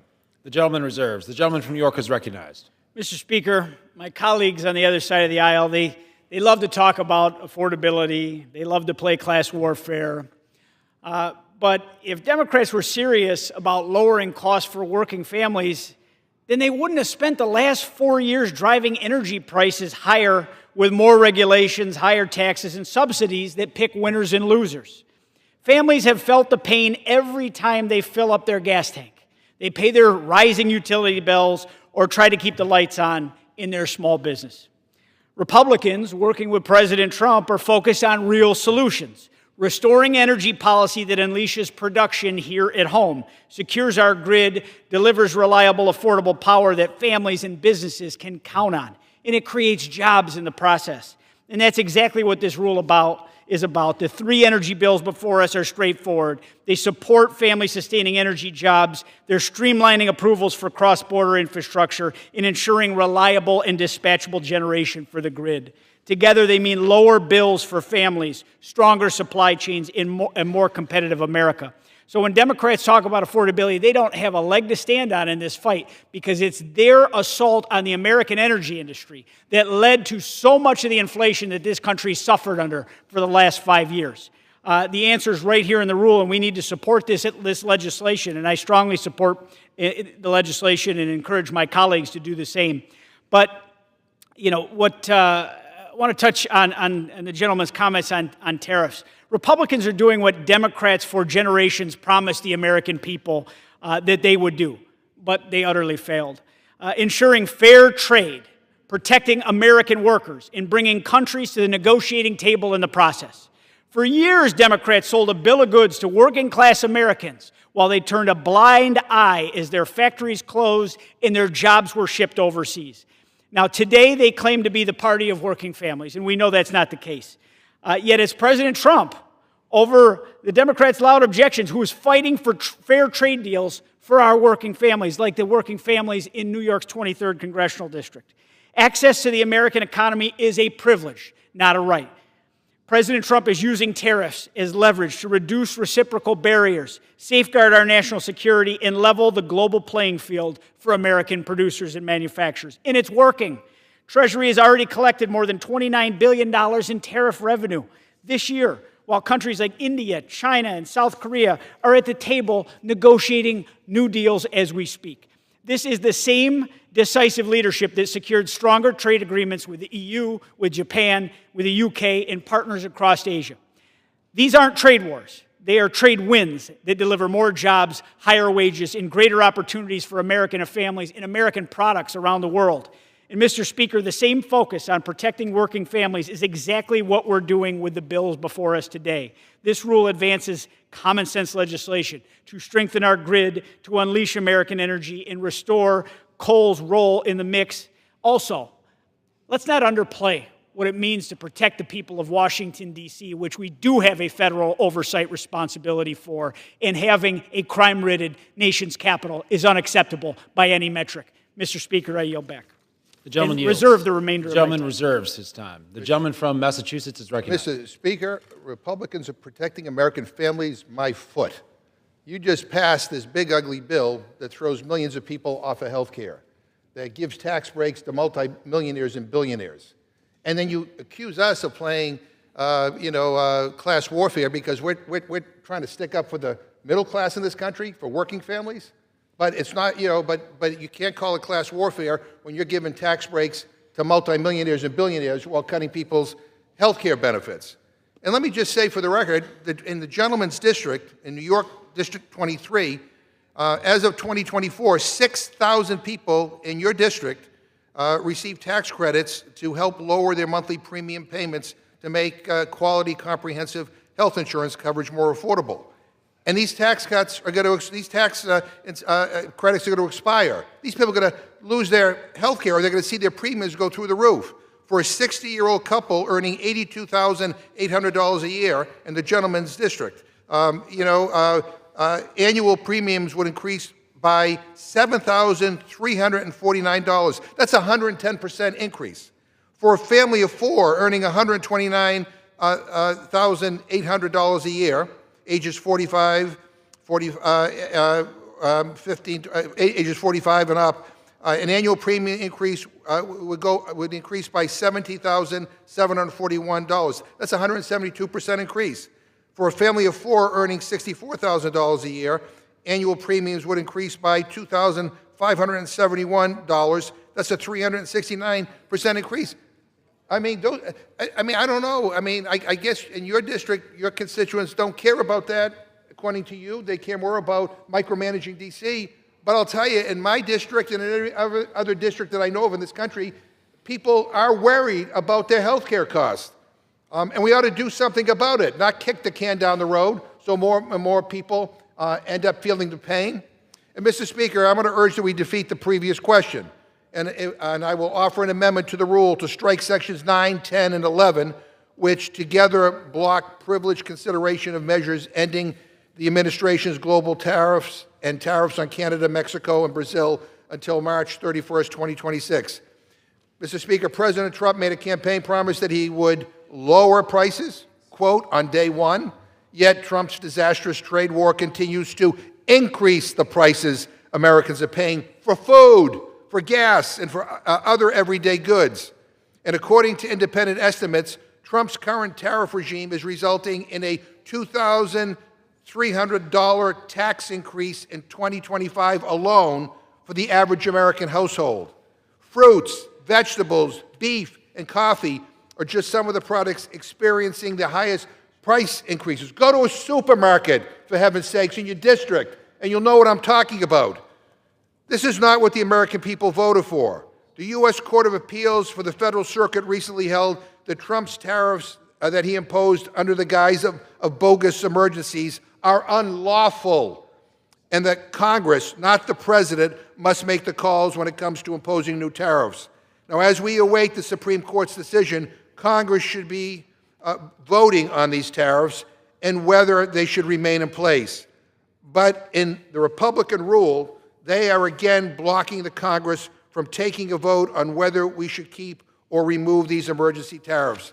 The President imposed huge tariffs on Canada and Mexico in February, global tariffs in April, and most recently a 50% tariff on Brazil because he didn't like that his friend, Brazil's disgraced former president, was just tried and convicted of trying to overthrow a democratic election to stay in power. Mr. Speaker, does that remind you of anyone, by the way? But the American people paid $30 billion in new tariff taxes in August alone. And Republicans are continuing to hide their heads in the sand. And Mr. Speaker, I ask unanimous consent to insert the text of my amendment into the record along with any extraneous materials immediately prior to the vote on the previous question. Without objection. For God's sake, we ought to do our work. We ought to live up to our constitutional responsibility and debate and vote on these things. I'm sorry that the President has instructed you to do nothing, but we ought to do something. Mr. Speaker, to discuss our proposal, I yield 3 minutes to the gentleman from New York, the distinguished ranking member of the Foreign Affairs Committee, Mr. Meeks. The gentleman is recognized. Thank you, Mr. McGovern. I want to thank you for your continuing leadership on the Rules Committee. I want to thank you for your leadership in the People's House. And I want to thank you for always putting the working American first. I heard my colleague said he's proud of the tariffs, well, we need to do one thing. Let's vote on it. Let's vote. That's how you'll see where we are. Vote on it. Let it go on the floor. Let's review the tape from the past year. President Trump has declared bogus international emergencies as a pretext to tax imports from Canada, Mexico, and then the whole world, passing these costs right to the hard-working American people. And that's because he wanted to protect his friend, as Mr. McGovern said, former President Bolsonaro. He then announced another pseudo-emergency to impose yet more tariffs on Brazil. The law that Donald Trump is using for tariffs on everyday consumer goods was in fact meant to respond to actual global emergencies, not personal vendettas.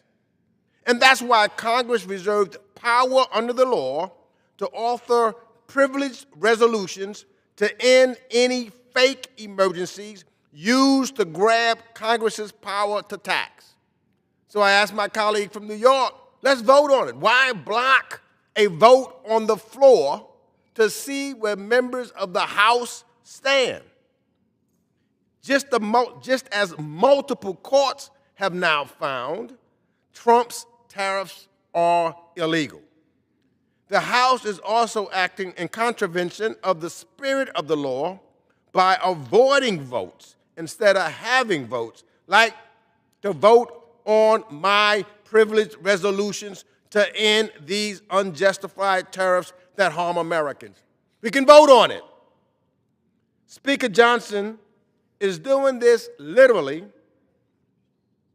by declaring again that a day is not a day for the purposes of the international emergency law. A day is not a day. Well, he's just doing what the other speaker, the guy who's the president, but he's acting as speaker, doing what he's told. This game playing is not the norm. You know, actually, just across the Capitol, the Republican Senate, they are taking votes on similar resolutions that have been offered. The Senate voted in a bipartisan way to end the Canada emergency. But Speaker Johnson, he's refusing to allow that to happen. The House should have a say. Even last Congress, the Republican majority had votes on privileged resolutions under the emergency law. I can understand why some of my colleagues across the aisle might wish to avoid such a vote. They don't want to see raising taxes and increasing costs on everyday families in this country, but their inaction is doing just that, letting Donald Trump's fake emergencies and tariffs continue unchecked. So let me propose a solution. Do your job. The American people elected us to take those tough votes. It's our time. The cameras of history are rolling, and what they are going to see is the Republican majority shying away from the spotlight. Gentleman's time has expired. Vote no on this rule. Gentleman from Massachusetts reserves. The gentleman from New York is recognized. Mr. Speaker, let's set the record straight. There's a lot to unpack there and a lot of talk about playing games. But what my colleagues on the other side of the aisle refuse to admit is how, during the COVID-19 pandemic, they had intentionally passed premium tax credits with a sunset, allowing them to expire, and in the process playing politics with the health care of millions of Americans. And if Democrats truly supported these credits, as they claim they now do, in being made permanent, they would have made them permanent when they controlled both chambers of Congress and the White House. It would have been suggested by President Biden when he was in the White House that that should have been a priority of the Congress. They refused to do so. They never brought that up. Mr. Speaker, this is a pattern with Democrats. They would rather use working families for their political means and ends than genuinely work to make their lives better. And the American people see that for what it is. You're hearing the sky is falling, everyone's going to lose their health care if this is not attached to a CR at this moment.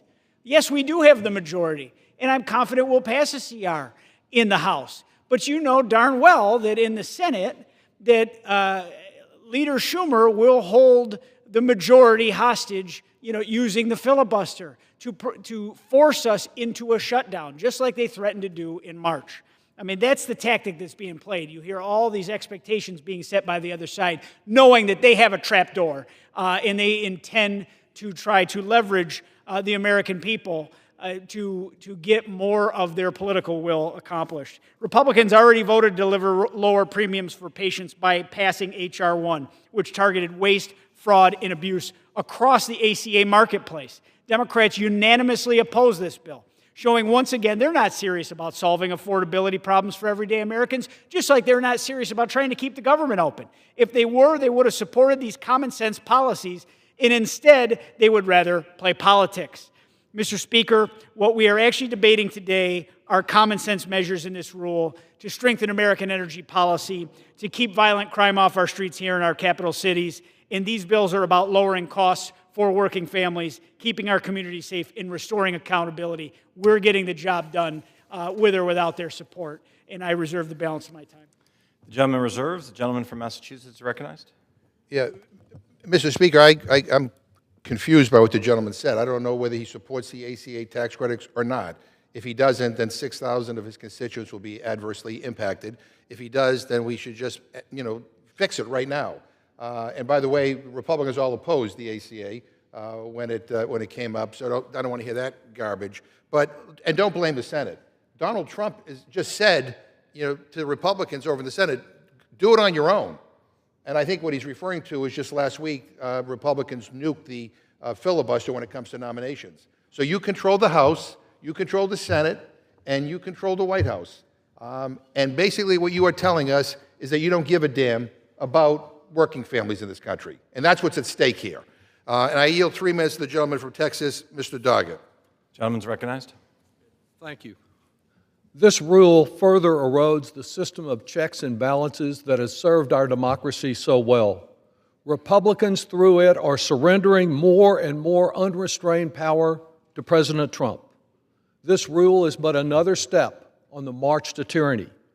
Trump is seeking to create a master file of information on every single American, a digital ID tracking your movements, where you live, where you work, when you see a doctor, how much money you have, even child support agreements, and much more. Today, Republicans are simply rubber stamping that plan, the very kind of surveillance and intrusion that libertarians have always opposed. Today, these Republicans are blocking us from presenting any resolution of inquiry concerning the Trump administration, like the one that I introduced on June the 11th, to demand the facts from the administration about all of its wrongdoing, including what confidential information it has accumulated on each American. Your data becomes fully public and available to President Trump, even as the Epstein files remain fully buried. Republicans are keeping the American people ignorant of what Trump is doing with their private data, ignorant of how he may use it against his political enemies or his business competitors, ignorant of what he may do if you've ever expressed any criticism of him, his family, his policies, or maybe you just expressed support for someone that with his latest whim he is opposed to. Now he will have a master file that includes you to persecute and even prosecute. Too intimidated by this self-proclaimed king, Republicans are empowering what could become a police state. To shed light on this descent into authoritarian darkness, to let the American people know how their own government is centralizing their personal data, I introduced a resolution of inquiry demanding that the administration produce all the information related to the creation of this vast searchable database with its hand-picked contractor, Palantir, a company that one Silicon Valley executive accused of building the infrastructure of the police state.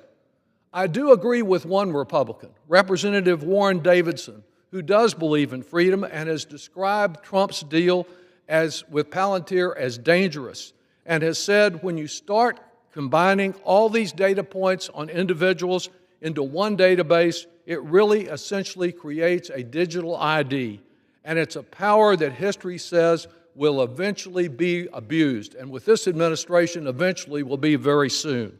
A vote for this rule is a vote to bury the truth and allow the federal government to track Americans and invade their privacy with no restraint. I strongly urge my colleagues to stand up for freedom and reject this rule, and I yield back. The gentleman reserves. The gentleman from New York is recognized. Mr. Speaker, my colleagues across the aisle, they want to pretend Republicans are manufacturing a crime crisis in our nation's capital, but the facts tell a completely different story. Under President Biden and Democratic leadership, Washington, D.C. became one of the most dangerous cities in America. In 2023, D.C. had the fourth highest homicide rate in the nation, trailing only New Orleans, St. Louis, and Detroit. If D.C. were a state, it would have had the highest homicide rate in America. And that number could be even higher, because as we know, what D.C. officials, that they may have manipulated the crime data to hide the true extent of the problem. Democrats would rather fudge the numbers to justify their radical policy experiments in places like D.C. than actually protect communities from violent crime. You know, that same thing is happening in my home state of New York. They would rather quibble over process arguments and gaslighting using false statistics than acknowledge how many lives have been saved since President Trump took action to enforce law and order in the streets of Washington. This is how unserious and radical today's Democratic Party has become. Contrast this to what's happened since President Trump stepped in. In the 20 days following the federal surge, carjackings dropped 87% compared to the same period last year. Across the board, violent crime fell 39%. Burglaries dropped 45%, and carjackings fell 75%. More than 2,700 arrests were made and 320 firearms were recovered. These aren't talking points. They're results. They're real safety improvements felt by families here in the District of Columbia. While Democrats scramble to defend their failed policies and liberal experiments in America's major cities, and they downplay the true cost in lives that come from policies that have long been supported in these cities, Republicans are restoring accountability, enforcing the law, and delivering real results to make our communities safer. And that's exactly what this rule is about. The legislation before us strengthens accountability here in Washington, D.C., our nation's capital. It should be the gem of the country, and it will be again. If Democrats are truly serious about protecting families, they should support this rule and all of the underlying legislation, which is common sense, to support law and order and protect the lives of the residents and the visitors to this great city. And I reserve the balance of my time. The gentleman reserves. The gentleman from Massachusetts is recognized. Yeah, Mr. Speaker, you got to love these Republicans. They spend more time talking about micromanaging 0.2% of the American population in D.C., and more worried about that than they are worried about the fact that over 99% of the American people are about to see their premiums go up. Millions of people are going to lose their health care. I mean, we just have a different set of priorities. We have a different set of priorities. And by the way, health care is, when we talk about national security, health care is part of it. You don't have health care, you don't have security. I now yield 2 minutes to the gentlewoman from New Mexico, a distinguished member of the Rules Committee, Ms. Ledra Fernandez. The gentlewoman is recognized. Mr. Speaker, when Republicans vote in favor of today's rule, they will be voting in favor of higher coffee prices, higher car prices, higher prices for car seats and strollers. Republicans will be voting for inflation. They buried a provision in today's rule which prevents the House from voting or even debating Trump's tariffs. Trump imposed a 50% tariff on Brazil because he didn't like the fact that that sovereign country was prosecuting a former president for staging a violent coup. Now, Republicans are making you pay for Trump's protection of that convicted president in Brazil every time you buy coffee. That tariff doesn't serve any economic purpose, but thanks to Trump's tariffs, Americans across the country are already paying more for their coffee, whether they drink Folgers or the Pinon coffee we love at the Albuquerque Balloon Fiesta. The Constitution says Congress should levy taxes and tariffs, but Republicans don't have the courage to stand up to Trump, to stand up for their constituents. The constituents who are taking food out of their grocery carts because grocery inflation is back. Remember, consumers pay for the tariffs, not foreign countries. So don't brag about how much has been collected for tariffs, because that is money that has essentially been taken away from American families. So I hope my Republican colleagues realize what they're doing to Americans' working families and stop this madness. You can't hide behind this rule and say, you didn't vote on the tariffs. You have been warned. You should know what you are doing when you come and vote for this rule. Because when you vote for this rule, you are voting to continue Trump's tarifflation. Vote against tarifflation. Vote against this rule. The gentleman reserves. The gentleman from New York is recognized. Mr. Speaker, the authors of inflation, the creators of inflation on the other side of this chamber, the people that hypercharged an economy and drove down the value of our dollar are now going to lecture us on why groceries cost so much. Where the hell have they been for the last 4 years? Where were they when Americans were struggling with the cost of their groceries because gas was up near $4 a gallon? Their policies determined that when they ran all facets of the government. And now they have this revisionist history and they want to talk about a cup of coffee. The tariff negotiations that President Trump has used have created new deals in new markets for our products around the globe. It's making a more competitive America, and we are not going to be taken advantage of by other countries anymore. I reserve the balance of my time. The gentleman reserves. The gentleman from Massachusetts is recognized. Mr. Speaker, as I mentioned just a few moments ago, Republicans are blocking a vote on Trump's tariffs in this rule, and I think it's pretty obvious why.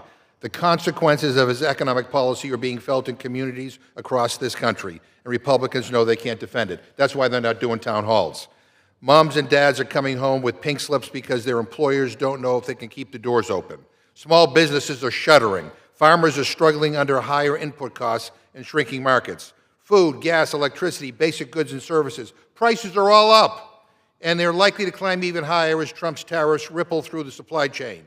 It is clear that the Trump economy is not working for average Americans. President Trump and Republicans promised to reduce inflation. Instead, last month we saw the largest monthly increase in inflation since January. They promised to reduce grocery prices. Instead, last month grocery prices spiked at the fastest pace in 3 years, driven in part by tariff-fueled costs. They promised to cut electricity prices in half. Instead, August electricity prices were 6% higher than they were a year ago. And Americans are having to navigate a weakening job market and rising costs. Fruits and vegetables are up nearly 2%. Dairy products are up 1.3%. Cereal and bread are up 1.1%. And meat, poultry, fish, and eggs are all up a whopping 5.6%. Give me a break. Mr. Speaker, let's be frank. The only winners in Trump's economy are millionaires and billionaires. He packed his cabinet with the rich and well-connected. Republicans' reconciliation bill hands out nearly $100,000 in tax cuts for those making over $1 million a year in 2027 alone. And just last week, the Trump administration started rolling back efforts to crack down on offshore tax shelters that billionaires and giant corporations use to avoid paying their fair share of taxes. Like, who does that? Mr. Speaker, Trump promised an economy for the American people, but time and time again, his tariffs and his policies have only delivered for the ultra-rich, while families and farmers and small businesses pay the price. We ought to be voting on this stuff. I reserve my time. The gentleman reserves. The gentleman from New York is recognized. Again, more and more class warfare, Mr. Speaker. I mean, we hear the term millionaires and billionaires thrown around. Yet every single one of them voted against all of the tax benefits that would help the middle class and will continue to help the middle class. They voted against no tax on tips. They voted against no tax on overtime. They voted against doubling the child tax credit. They voted against doubling the standard deduction. All things that put serious money back into the pockets of my constituents. Now, my colleague, $1,800, $2,000, $2,500 might not seem like a lot to him. But it might be 2 mortgage payments to my constituents. Yet every single one of them voted no. So I will not be lectured and none of us should be lectured by people that stood in the way of getting that tax code made permanent. I reserve the balance of my time. Gentleman reserves. The gentleman from Massachusetts is recognized. Is the gentleman talking about the reconciliation bill that the Republicans brought to the floor that resulted in trillions and trillions of dollars and more debt, all to give multimillionaires and multi-billionaires a tax cut? I mean, you know, I'm sorry. If there's class warfare going on here, I know what side my Republican friends are on. Mr. Speaker, millions of everyday Americans all across the country are about to get notice that their health care premiums are going to skyrocket, including in the gentleman's district. Moms and dads and grandparents, people working 2 jobs just to get by, are going to be at their kitchen tables facing the awful decision of which bills to pay. And for nearly 24 million people in this country who have ACA Marketplace health insurance, premiums will increase on average 93%. A 60-year-old couple making $80,000 per year will see their premiums increase over $17,000 per year. That's like $1,400 per month. A family of 4 earning $64,000 will owe an extra $2,600 in health care premiums every year. Where on earth are families supposed to find this kind of extra money, Mr. Speaker? We're talking hundreds and hundreds, if not thousands, of dollars. That's not extra change that you can find in your couch cushion. It will mean 5 million people, including 2 million with chronic conditions, lose their health care coverage altogether. It will mean older adults have to choose between paying their high energy bills or affording their health care. It will mean families going without food because their health care premiums are unaffordable. It will mean people fall behind on their rent just so they can afford basic health care. In the United States of America, the richest country in the history of the world, this is a crisis, Mr. Speaker, and it is a crisis of the Republicans' own making.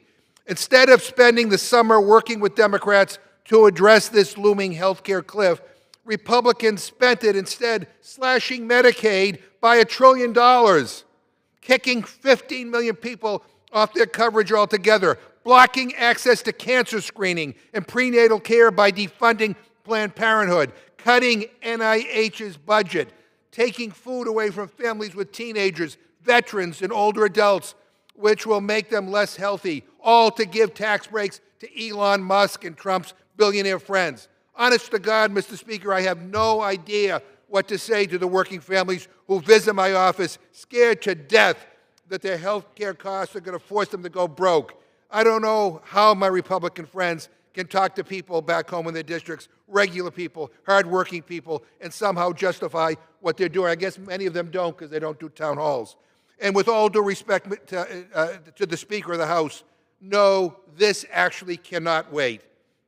I understand why you're trying to minimize the crisis that you created. I really do. But hardworking people back home are counting on us, Mr. Speaker. Congress must address this looming health care crisis now, including one of the most significant health care premium hikes in history and the historic cuts to Medicaid that are closing hospitals and nursing homes on a daily basis, to give families peace of mind that they won't go bankrupt trying to afford their health care. I reserve. The gentleman from New York is recognized. I reserve. The gentleman from New York reserves. The gentleman from Massachusetts is recognized. The gentleman from Massachusetts is recognized. How much time do I have left, Mr. Speaker? 1 minute. 1 minute, okay.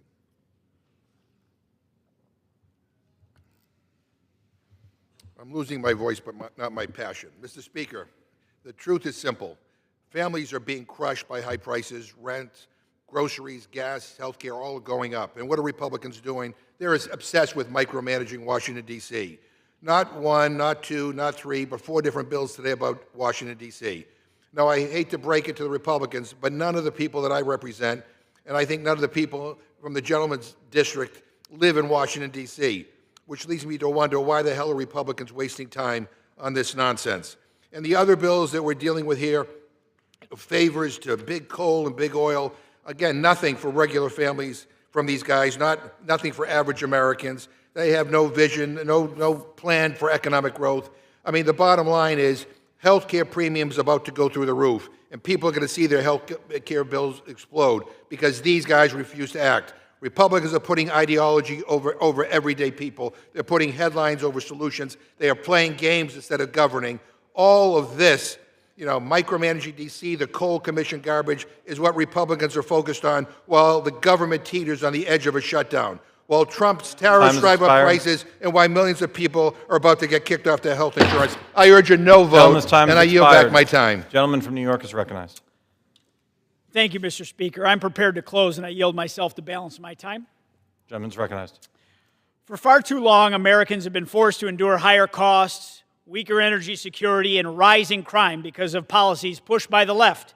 The American people rejected that approach last November, and they elected a president and a Congress committed to restoring accountability, protecting families, and ensuring our future is built on reliable, affordable American energy. The measures in this rule fulfill that promise. They strengthen our grid, they cut through bureaucratic red tape, and they make sure America, not China, leads in powering the next generation. They also hold the line on public safety by rolling back soft on-crime policies here in our nation's capital in Washington, D.C., and restore the accountability that local leaders have refused to enforce. Mr. Speaker, I strongly support the rule before us today and the underlying legislation. And with that, Mr. Speaker, I yield back the balance of my time, and I move the previous question on the resolution. The question is on ordering the previous question on the resolution. Those in favor say aye. Those opposed, no. In the opinion of the chair, the ayes have it. Yes, your gentleman's recognized. I ask for the yeas and nays, preferably the nays. The yeas and nays are requested. Those favoring a vote by the yeas and nays will rise. A sufficient number having risen, the yeas and nays are ordered. Pursuant to Clause 8 of Rule 20, further proceedings on this question will be postponed. Pursuant to Clause 12A of Rule 1, the chair declares the House in recess for a period of less than 15 minutes.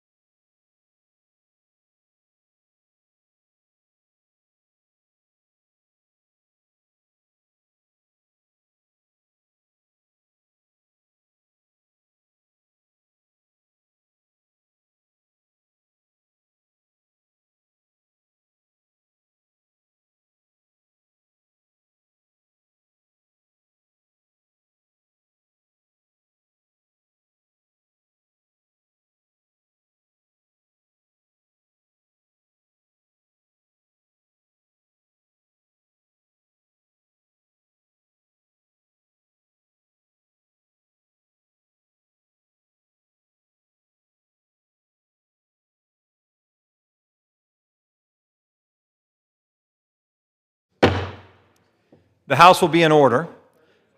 Proceedings will resume on questions previously postponed. Votes will be taken in the following order: ordering the previous question on House Resolution 707, adoption of House Resolution 707 if ordered, and the motion to suspend the rules and pass H.R. 2721. The first electronic vote will be conducted as a 15-minute vote pursuant to Clause 9 of Rule 20. Remaining electronic votes will be conducted as 5-minute votes.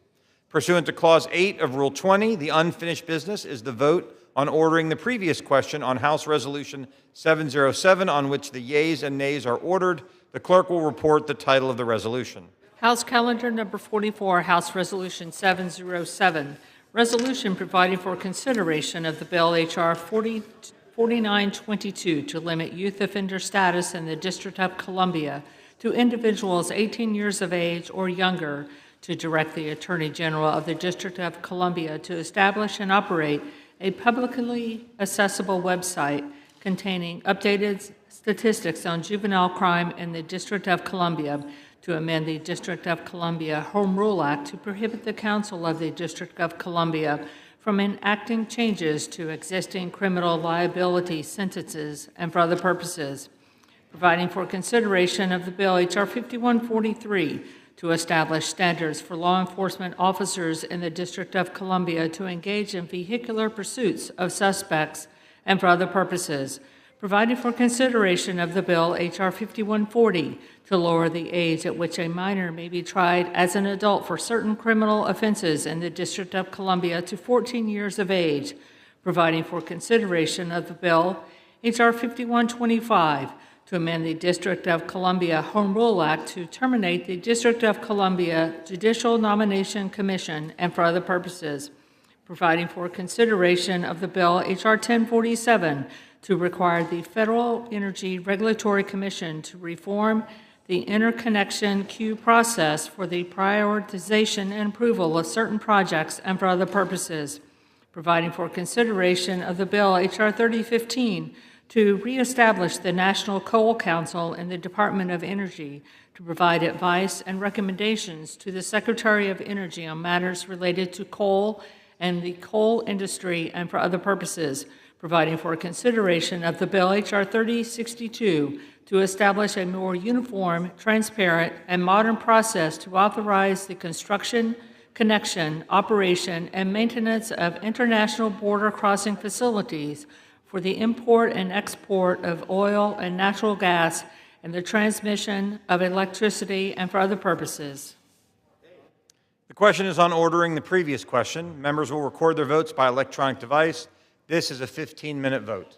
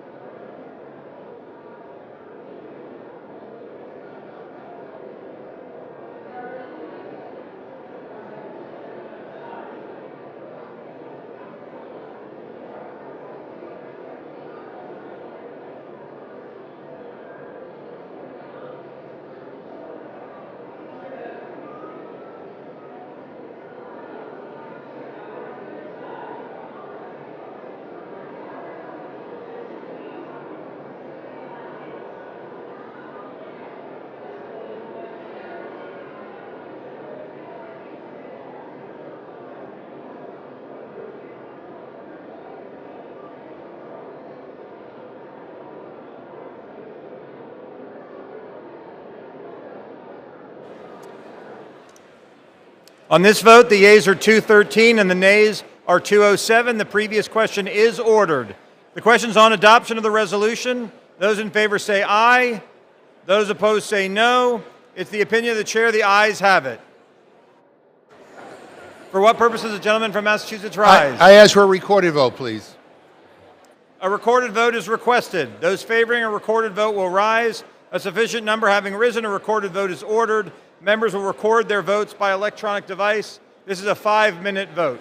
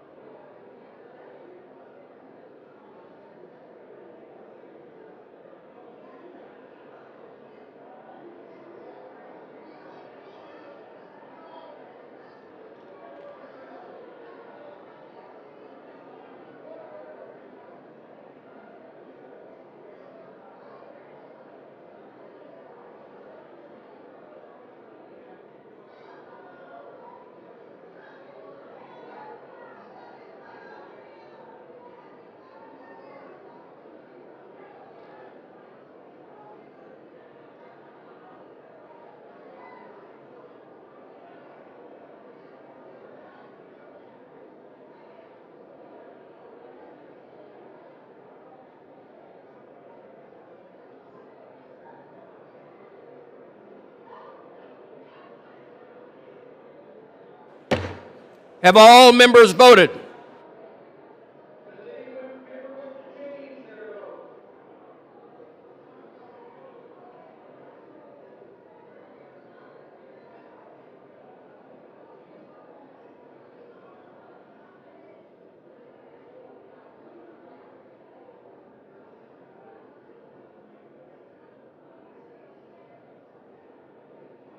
The yeas are 213, the nays are 211. The resolution is adopted. Without objection, the motion to reconsider laid on the table. Pursuant to Clause 8 of Rule 20, the unfinished business is to vote on the motion of the gentleman from Illinois, Mr. Bost, to suspend the rules and pass H.R. 2721, on which the yeas and nays are ordered. The clerk will report the title. Union Calendar Number 230, H.R. 2721, a bill to direct the Secretary of Veterans Affairs to establish and carry out a pilot program to furnish a headstone or burial marker to veterans who died on or before November 1st, 1990, and for other purposes. The question is, will the House suspend the rules and pass the bill as amended? Members will record their votes with an electronic device. This will be a 5-minute vote.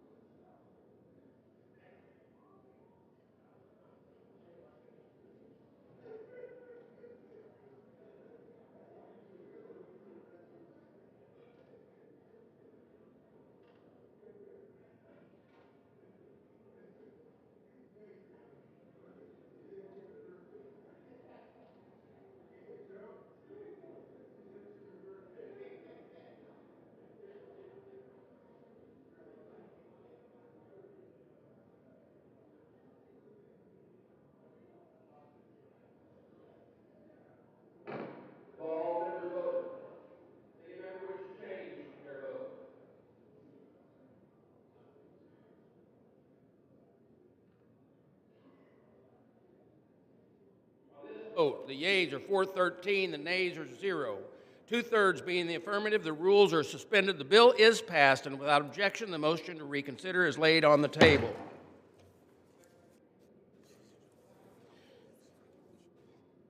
What purpose does the gentleman from California seek recognition? Mr. Speaker, by direction of the Democratic Caucus, I offer a privileged resolution and ask for its immediate consideration. The clerk will report the resolution. House Resolution 721, resolved that the following named members be. Without objection, the reading is suspended. Without objection, the resolution. Objection is heard. The clerk will read. 721, resolved that the following named members be and are hereby elected to the following standing committees of the House of Representatives. Committee on Oversight and Government Reform, Mr. Walkinshaw to rank immediately after Mr. Min. Committee on Transportation and Infrastructure, Mr. Frost. Without objection, the resolution is agreed to, and without motion to reconsider is laid on the table.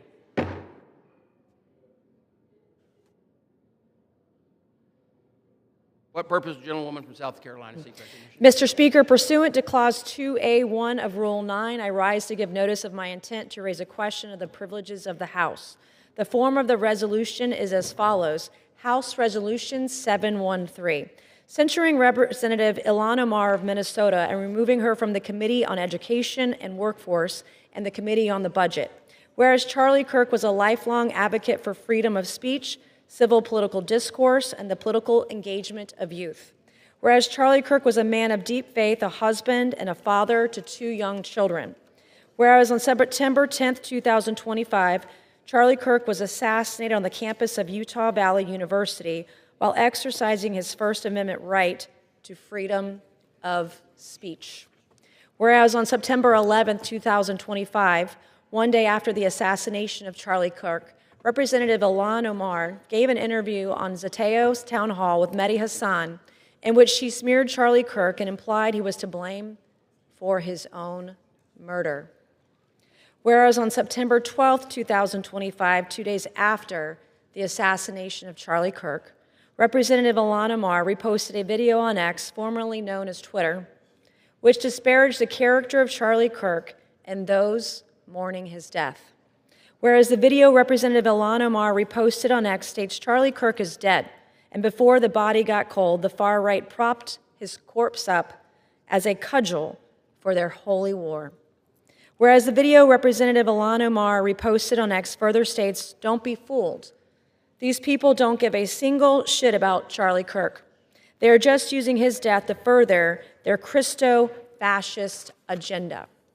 Whereas the video Representative Ilhan Omar reposted on X further states Charlie Kirk was a reprehensible human being. He enacted his political agenda by preying on weak-minded people. He took complex socioeconomic issues and simplified them by pointing fingers at outgroups, demonizing those groups, and sicking his massive following on them.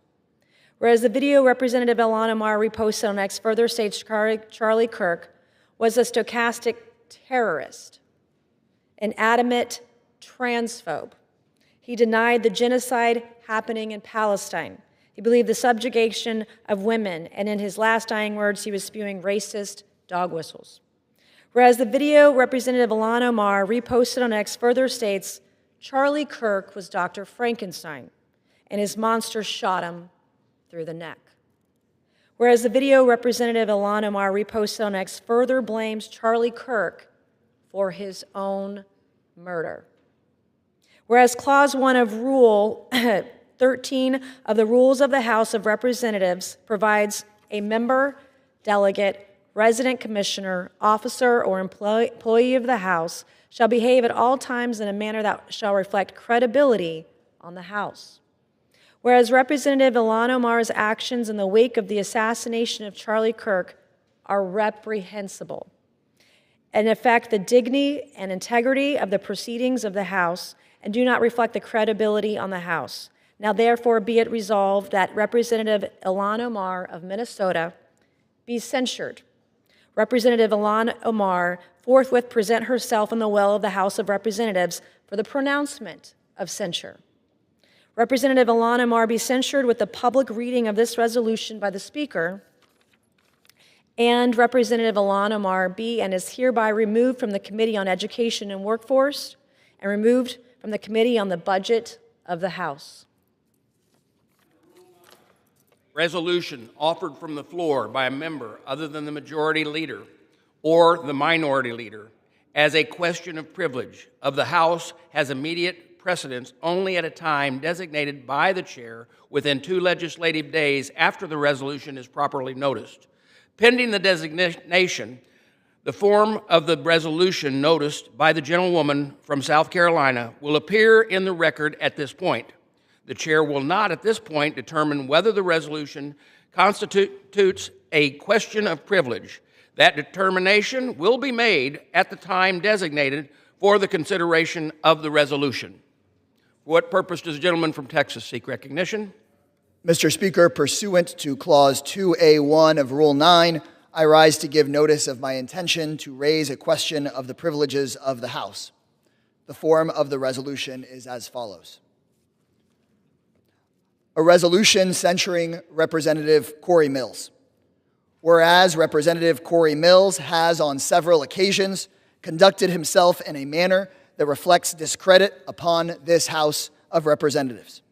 Whereas on February 19, 2025, Washington, D.C. Metropolitan Police officers were called to resolve a private matter at Representative Corey Mills' residence, where officers were called to the 1300 block of Maryland Avenue Southwest around 1:15 p.m. for a report of an assault.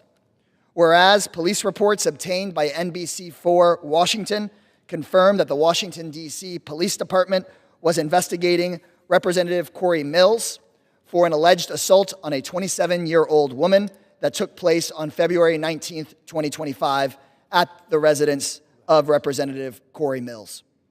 Whereas the first police report provided to NBC4 Washington by a source and confirmed by a second source familiar with the investigation said that the 27-year-old woman accused her significant other for over a year of having grabbed her, shoved her, and pushed her out of the door, and also said that the woman involved showed the officer, quote, bruises on her arm which appeared fresh, end quote. Whereas NBC4 Washington also reported that the Metropolitan Police Department identified Representative Corey Mills as the significant other of the alleged victim of assault, who was not the wife of Representative Corey Mills, and that the alleged victim, quote, let officers hear Subject 1, now identified by MPD as Mr. Mills, instruct her to lie about the origin of her bruises. Eventually, Subject 1, who we now know is Representative Corey Mills, made contact with police and admitted the situation escalated from verbal to physical, but it was severe enough to create bruising, end quote. Whereas on February 21st, 2025, the Washington Post also confirmed 2 D.C. police officials said that the alleged victim of the assault initially told 911 and police that she had been assaulted, and that officers said she also had what seemed to be visible injuries, and that while a supervisor initially classified the offense internally as family disturbance, police commanders later learned of the incident, reviewed the reports and body camera footage, and reclassified the case as domestic violence assault. Whereas on February 21, 2025, NBC4 Washington also reported that the Metropolitan Police Department determined that the probable cause to arrest Representative Corey Mills for misdemeanor assault existed and sent an arrest warrant for Representative Corey Mills to the United States Attorney's Office for the District of Columbia. However, then acting United States Attorney for the District of Columbia, Ed Martin, refused to sign the arrest warrant for Representative Corey Mills and instead returned the case to the police department for further investigation. Whereas on July 14, 2025, a different former romantic partner of Representative Corey Mills, who was apparently in a relationship with Representative Mills from November 2021 to February 2025, reported to the authorities in Florida that Representative Mills threatened to release nude images and other intimate videos of her and threatened to harm her future romantic partners in retaliation for her decision to end a relationship with Representative Mills after seeing the public reports described above concerning the alleged February 2025 physical assault. Whereas in August 2024, the Office of Congressional Conduct adopted and transmitted to the Committee on Ethics of the House of Representatives a report indicating that there was substantial reason to believe that Representative Corey Mills may have omitted or misrepresented required information in his financial disclosure statements, accepted excessive contributions to his campaign committee in the form of personal loans and contributions that may not have derived from Representative Corey Mills' personal funds, entered into, held, or enjoyed contracts with federal agencies while he was a member of Congress, and may have accepted through his campaign committee in-kind contributions or other contributions not lawfully made. Whereas individuals who served Representative Corey Mills have called into question the veracity of the account of events which formed the basis of a recommendation that Representative Corey Mills receive an award of Bronze Star bestowed in 2021 for his service under enemy fire in Iraq in 2003. Whereas in August 2024, Representative Mills provided the Daytona Beach News with documents purporting to prove that he earned a Bronze Star for heroism, including a Department of the Army Form 638, recommending Representative Mills for a Bronze Star, and which includes a signature from then Army Brigade Commander Arnold N. Gordon Bray. However, retired Brigadier General Bray told the Daytona Beach News Journal in August of 2024 that he did not sign a Bronze Star recommendation for Congressman Corey Mills. Whereas 5 people who served with Representative Corey Mills, including 2 men who were reported as having been personally saved by Representative Mills at great risk to his own life as a basis for his recommendation for his Bronze Star in the Department of the Army Form 638, those 2 men disputed that Representative Corey Mills was involved in their rescue or provided life-saving care. Whereas 1 private first class cited as having been involved in one of the listed achievements on Representative Corey Mills' Army Form 638, recommending him for a Bronze Star, denied that Representative Corey Mills provided him any aid and also denied that his injuries were life-threatening. Whereas 1 sergeant cited as having been involved in one of the listed achievements on Representative Corey Mills' Army Form 638, recommending him for a Bronze Star, called the account a, quote, fabrication, and claimed that he, quote, was not in any claims that Corey Mills makes, not involved in any claims that Corey Mills makes about me. I'll restate that, Mr. Speaker. Whereas 1 sergeant cited as having been involved in one of the listed achievements on Representative Corey Mills' Army Form 638, recommending him for a Bronze Star, called the account a, quote, fabrication, and claimed that he, quote, was not involved in any claims that Corey Mills makes about me, end quote. And whereas despite the numerous available contradictions of the accounts forming the basis of the recommendation for his Bronze Star, Representative Corey Mills described the legitimate factual disputes raised by individuals he purportedly served with and rescued as, quote, slander and defamation in a statement to the Daytona Beach News Journal. Now, therefore, be it resolved that 1, Representative Corey Mills be censured, 2, Representative Corey Mills forthwith present himself in the well of the House of Representatives for the pronouncement of the censure, and 3, Representative Corey Mills be censured with a public reading of this resolution by the Speaker. I yield back. Gentleman yields under Rule 9 a resolution offered from the floor by a member other than the majority leader or the minority leader as a question of the privileges of the House has immediate precedence only at a time designated by the chair within 2 legislative days after the resolution is properly noticed. Pending that designation, the form of the resolution noticed by the gentleman from Texas will appear in the record at this point. The chair will not, at this point, determine whether the resolution constitutes a question of privilege.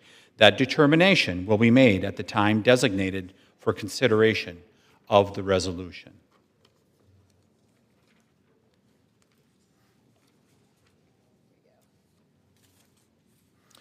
For what purpose does the gentleman from Kentucky seek recognition?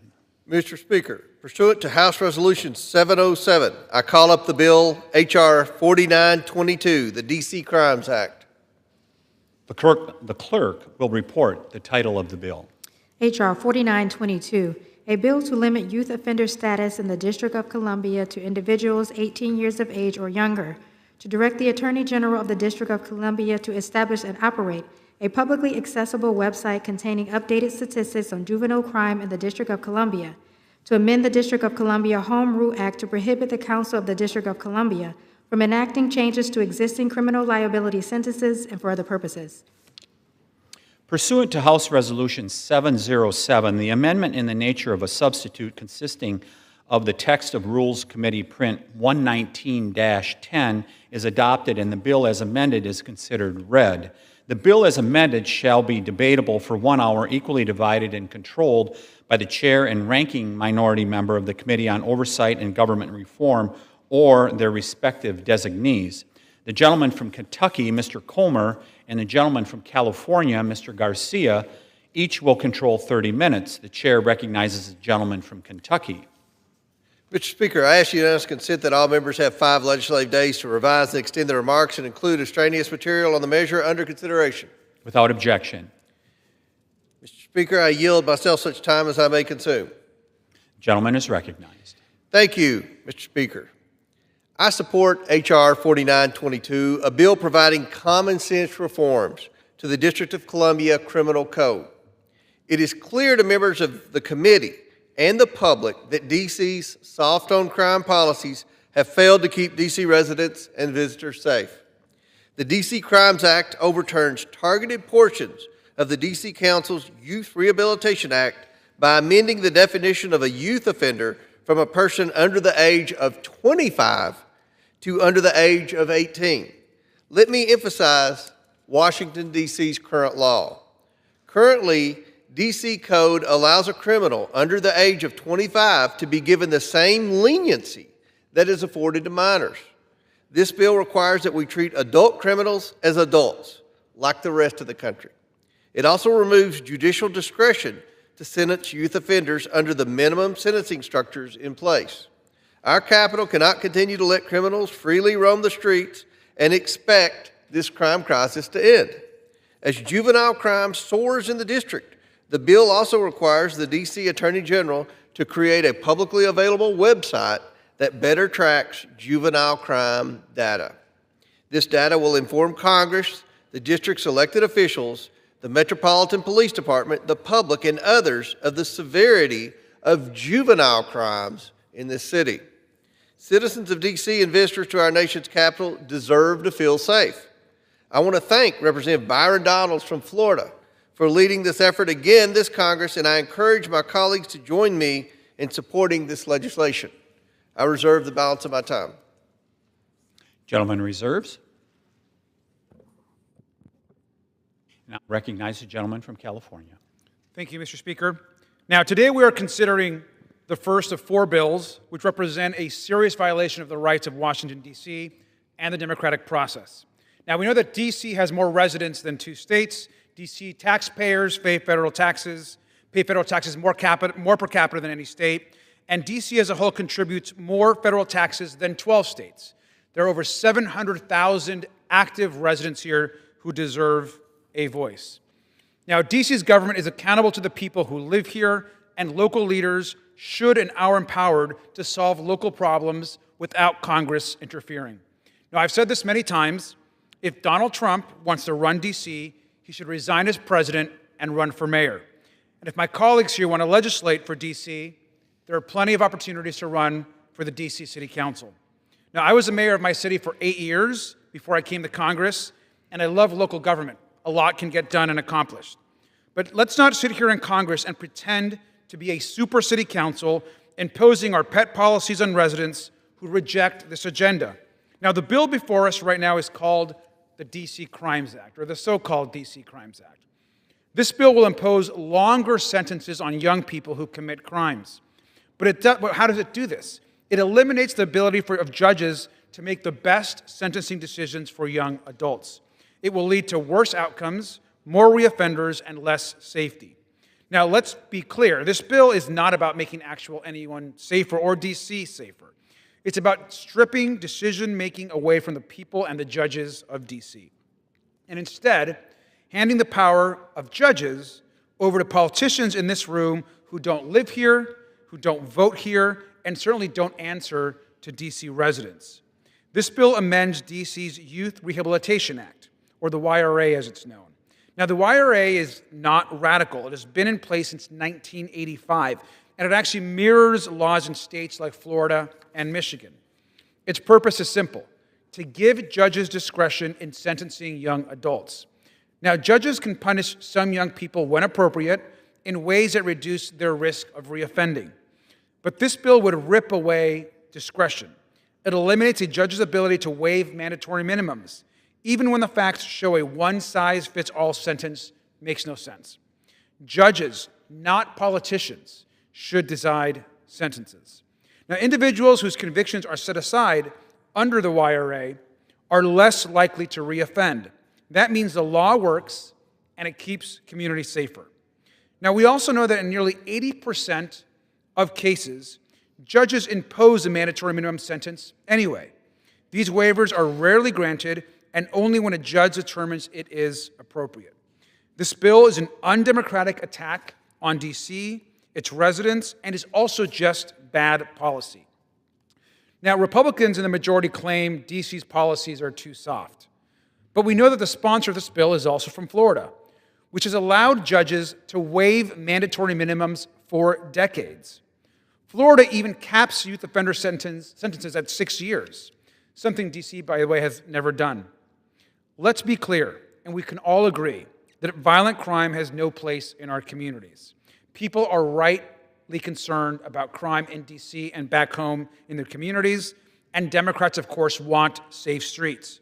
But we believe in investing in solutions that actually make people safer, not political stunts or short-term gimmicks or cheap, tough talk. And we know what works: supporting local police departments, investing in community-based partnerships, and creating economic opportunity to drive down shootings, homicides, and burglaries. Now, getting guns out of the hands of violent criminals keeps us all safer. But instead of doing that work, Republicans are wasting time attacking the district while ignoring the crisis in their own backyards. Now, former President Trump is doing nothing to address violent crime in states with some of the highest crime rates in the country. In fact, his administration has made things worse. Trump has opposed efforts to expand criminal background checks. He has blocked attempts to reduce ghost guns and machine gun conversion devices. His Department of Justice has gutted the number of inspectors who stop businesses from selling guns to criminals, cutting that workforce down by 2/3. And on top of that, Trump illegally froze or canceled $3.8 billion in DOJ grant programs, including COPS grants for our police departments that, of course, help communities hire and train police officers. I urge my colleagues to reject this misguided power grab. With that, I reserve my time. Gentlemen, reserve. Members are reminded to refrain from engaging in personalities toward the president. Gentleman from Kentucky is recognized. Thank you, Mr. Speaker. I yield 3 minutes to the sponsor of the bill, the gentleman from Florida, Mr. Donalds. Gentleman is recognized. Thank you, Mr. Speaker. I rise today in strong support of my bill, H.R. 4922, the D.C. Crimes Act. Now, in reference to what the gentleman was just talking about, Article 1, Section 8, Clause 17 of the United States Constitution is quite clear. It grants Congress the power to exercise exclusive jurisdiction over the federal district, which all Americans know now is Washington, D.C., and it is the nation's capital. That is in the Constitution that was ratified by the several states. Congress does have the constitutional authority to regulate activities within the federal district. So when it is said that somehow Congress is now eroding local control, that is simply not true. Any local powers by the D.C. City Council have been granted to the D.C. City Council by Congress. And Congress is the seat of authority when it comes to the federal enclave. It was also talked about Florida's laws. Well, let's be very clear. Florida has established itself as a beacon of law and order and making sure that our citizens are safe throughout all of our jurisdictions. So if there are some abilities for some measures of flexibility, Florida has proven beyond a shadow of a doubt that it knows how to keep its people safe. very different with respect to the DC City Council and with respect to crime, escalated crime here in the nation's capital. Our great nation's capital has been plagued by violence, destruction, disorder for far too long, and decades of weak, pro-crime leadership has turned this once great city into a dystopia. I would remind my colleagues on the other side of the aisle that some of their colleagues have been victimized by the crime here in Washington, D.C. Rather than prioritizing the safety of law-abiding and protecting the lives of innocent residents and visitors, district officials have actively facilitated dysfunction and chaos through their progressive soft-on-crime policies. Instead of addressing the clear epidemic of youth crime in the city, the D.C. City Council increased the age of youth offenders to individuals 24 years old and younger, meaning fully grown legal adults in the District of Columbia can receive sentences meant for children. This is simply insane, and that is why I introduced the D.C. Crimes Act, which lowers the definition of youth from under the age of 25 to under the age of 18, removes the ability of judges to sentence youth offenders below mandatory minimum guidelines, and requires the D.C. Attorney General to establish a public website containing much-needed statistics on juvenile crime in D.C. The Trump administration's efforts have shown that lawlessness is a choice, and it is time for Congress to step up, adhere to our constitutional duty, and firmly address crime in the nation's capital. For the citizens of D.C., I would say, we wish your council did this the right way, but they did not, and we will act. I yield back the balance of my time. Reserve. Gentleman from Kentucky reserves. Recognize the gentleman from California. Thank you, Mr. Speaker. I yield 7 minutes to the gentlewoman from the District of Columbia, Representative Norton. The gentlewoman is recognized. I thank the gentleman for yielding. I strongly oppose this undemocratic and paternalistic bill, which amends D.C. law. The over 700,000 D.C. residents, the majority of whom are black and brown, are capable and worthy of governing themselves. I ask unanimous consent to enter into the record letters opposing this bill from D.C. Mayor Muriel Bowser and the entire D.C. Council and D.C. Attorney General Brian Schwab. Without objection. The local legislature, the council, has 13 members. If D.C. residents do not like how members vote, residents can vote them out of office or pass a ballot measure. That is called democracy. Congress has 535 voting members. None are elected by D.C. residents. If D.C. residents do not like how members vote on local D.C. matters, residents cannot vote them out of office or pass a ballot measure. That is the antithesis of democracy. The substance of this bill should be irrelevant since there is never justification for Congress to legislate on local D.C. matters. Nevertheless, I will discuss it. Republicans claim D.C.'s Youth Rehabilitation Act treats adults as juveniles. They are wrong. They either do not understand the act or are misleading the public about it intentionally. The act's sentencing and set-aside provisions apply only in adult court, not juvenile court. Let me repeat. The provisions apply in adult court, not juvenile court. A judge may, but is not required, to sentence a purpose under the act, and certain crimes are ineligible under the act. D.C. is not the only jurisdiction with a so-called young adult offender law. Alabama, Florida, Michigan, New York, South Carolina, and Vermont have such laws. The sponsor of this bill is from one of those states.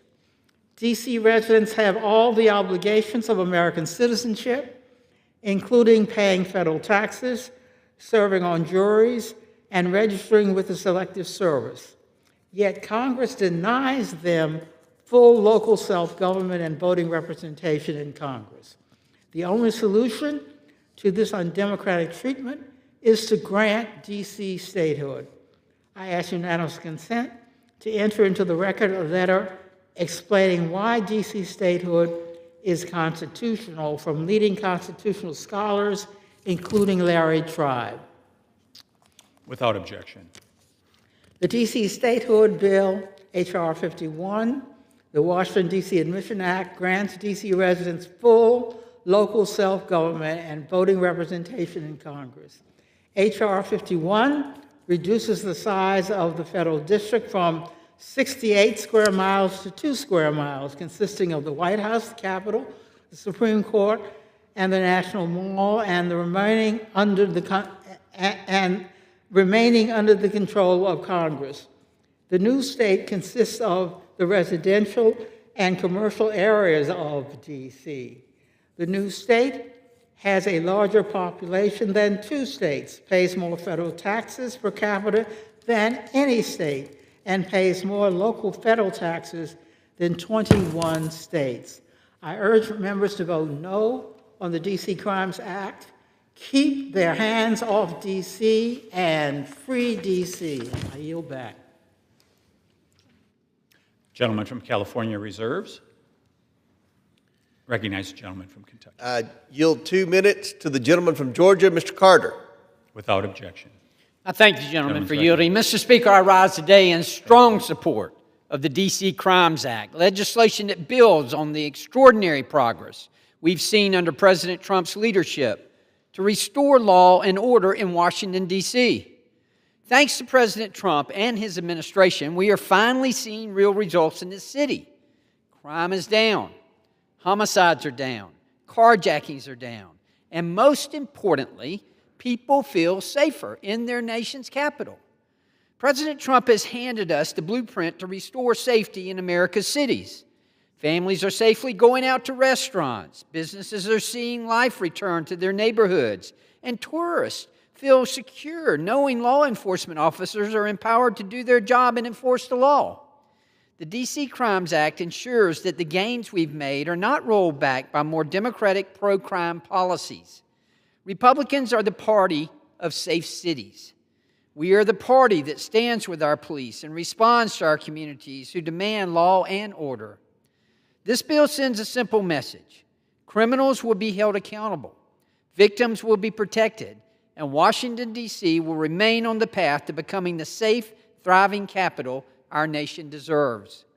I urge my colleagues to support the D.C. Crimes Act and keep our capital safe, strong, and beautiful. Thank you, Mr. Speaker, and I yield back. From Kentucky reserves, the gentleman from California is recognized.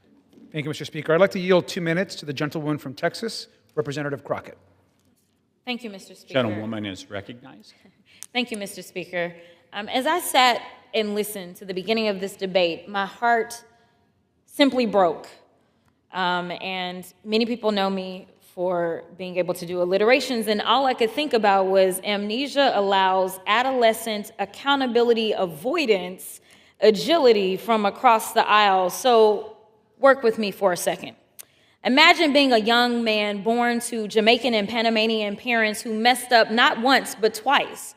Imagine standing in front of a judge with your whole future hanging in the balance, and instead of prison, you are given a promise of mercy.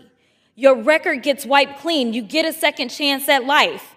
Now imagine taking that promise and turning it into promotion. You go to college, you get a job, and even become a member of Congress. That's what redemption looks like. That's what America is supposed to be about. And that is exactly the story of the next wannabe governor from Florida. As a young man, he went through pretrial diversion for misdemeanor marijuana possession. As an adult, yet younger than 24, he was charged with and ultimately placed on probation for felony bribery charges, which ultimately were 2 expunged. He was given a 3rd chance, and now he's the face of a bill that would not afford young people in Washington, D.C. the same opportunities afforded to him. Let me be real. If he had grown up under Donald Trump's America, or under the very DC crime bill he's pushing today, he wouldn't be standing here as a member of Congress.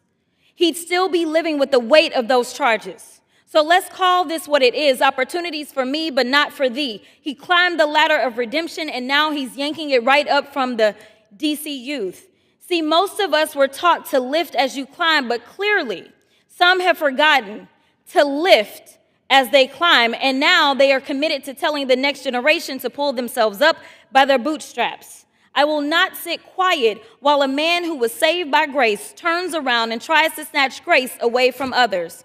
If we're going to be real about crime, about communities, Gentlelady's time has expired. I'd like to yield for an additional minute, please.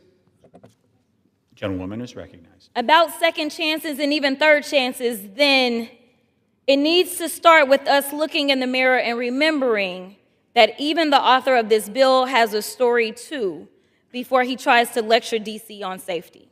And it would be complete hypocrisy to have, hypothetically, someone convicted of 34 felonies to lecture DC on what to do with youthful offenders who have been scientifically shown not to have fully developed brains under the age of 25, especially if said multi-count convicted felon was in his 70s when he was convicted. What would be his excuse? Because his brain would be fully developed. And with that, I will yield back. Gentleman reserves. Recognized gentleman from Kentucky. Mr. Speaker, I yield 2 minutes to the distinguished gentleman from Tennessee, Mr. Burchett. Gentleman is recognized. Thank you, and thank you, Mr. Chairman. I rise today in disbelief over the fact that in our own nation's capital, prosecutors are allowed to prosecute criminals as old as 25 years old as minors. While President Trump has restored law and order to the district, I am not surprised that D.C.'s local government continues to protect the criminals and ignore victims. The D.C. Crimes Act puts an end to this madness and ensures safety and security across D.C. At 18 years old, you are given adult responsibilities like being able to vote or sign up for the military. At 18 years, you become responsible for your choices and your decisions and should be treated as such. At 21 years old, you're able to legally consume alcohol, and at 25 years old, you can become a member of Congress. This is why the D.C. Crimes Act is essential to ensuring long-term safety and security of our nation's capital so that violent offenders are not just handed any more get-out-of-jail-free cards. The bill also orders judges to stop sentencing youth offenders below the minimum sentencing guidelines. It's time to bring justice in America. It's time for fair punishment for the people who interfere with people's daily lives, specifically those with prior convictions. The revolving door of justice ends today, and I cannot thank Representative Donalds enough for his work on this vital legislation. It's time to push back against soft-on-crime judges and DAs. We are a nation of laws, Mr. Speaker, and Washington, D.C. should be a model for justice across our great nation. In no way, shape, form, or fashion should we be charging adults as minors and allowing them to return to commit similar or more violent crimes. The citizens, tourists, business people, and every other member of this city deserve safety and security. I urge my colleagues to support this bill, which will ensure just that. We will restore D.C. to become the shining city on the hill that our founders envisioned it to be. Thank you again to my dear friend, Congressman Donalds, and I urge my colleagues to vote yes on this bill. Thank you, Mr. I yield back. Gentleman from Kentucky reserves. Gentleman from California is recognized. Thank you, Mr. Speaker. I reserve my time. Gentleman reserves. Gentleman from Kentucky is recognized. Mr. Speaker, I yield 3 minutes to the distinguished lady from Colorado, Ms. Boebert. The lady is recognized. Thank you, Mr. Speaker, and thank you to Chairman Comer and to the Free State of Florida's next governor, Byron Donalds. I rise in support of H.R. 4922, the D.C. Crimes Act, which is sponsored by Congressman Donalds. This critical legislation is a direct response to the failed pro-crime policies that have turned our nation's capital into a war zone. Under failing leftist policies, Washington, D.C. has seen an epidemic of violence, carjackings surging 300%, homicide ravaging communities, and young thugs, some as old as 24, treated as juveniles, slapped with lenient sentences below mandatory minimums. It endangers young families and small businesses struggling in this crime-ridden city. Innocent residents live in fear while criminals roam free, mocking the rule of law. H.R. 4922 cuts through this madness. It ensures adults face adult consequences. It repeals judges' abilities to dodge mandatory minimums for youth crimes. And crucially, it blocks the D.C. Council from gutting sentencing laws, reclaiming Congress's congressional constitutional oversight over this federal district, as it should be. As President Trump declared in his March 2025 executive order, if D.C. won't act, we must restoring order, beauty, and safety to our capital. This bill isn't about politics. It's about protecting lives. Republicans are delivering real reform, tougher accountability, transparent juvenile crime data via public website, and a safer D.C. for all. I urge my colleagues to join us and pass H.R. 4922 now to make America and this district safe again. Thank you, Mr. Speaker. I yield. Reserve. Gentleman from Kentucky reserves. Reserve the balance of my time. Gentleman reserves. Mr. Speaker, I yield 2 minutes to the distinguished lady from Wyoming, Ms. Hegerman.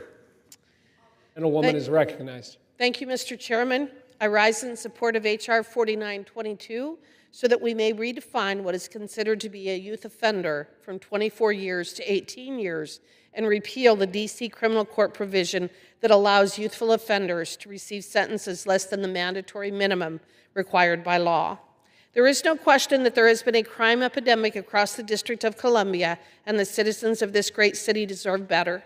President Trump recognized this fact and has exercised his authority to restore safety.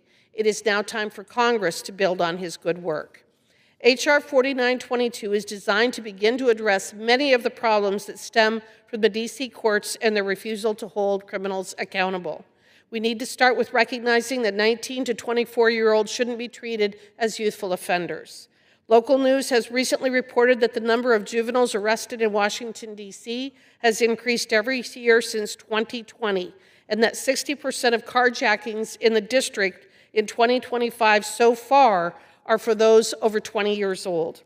Knowing that the District of Columbia currently classifies anyone 24 years or younger as a youth offender, it is fair to ask, how many of these so-called youthful offenders running rampant, terrorizing the hardworking people of Washington, D.C., are actually adults and should be tried as such?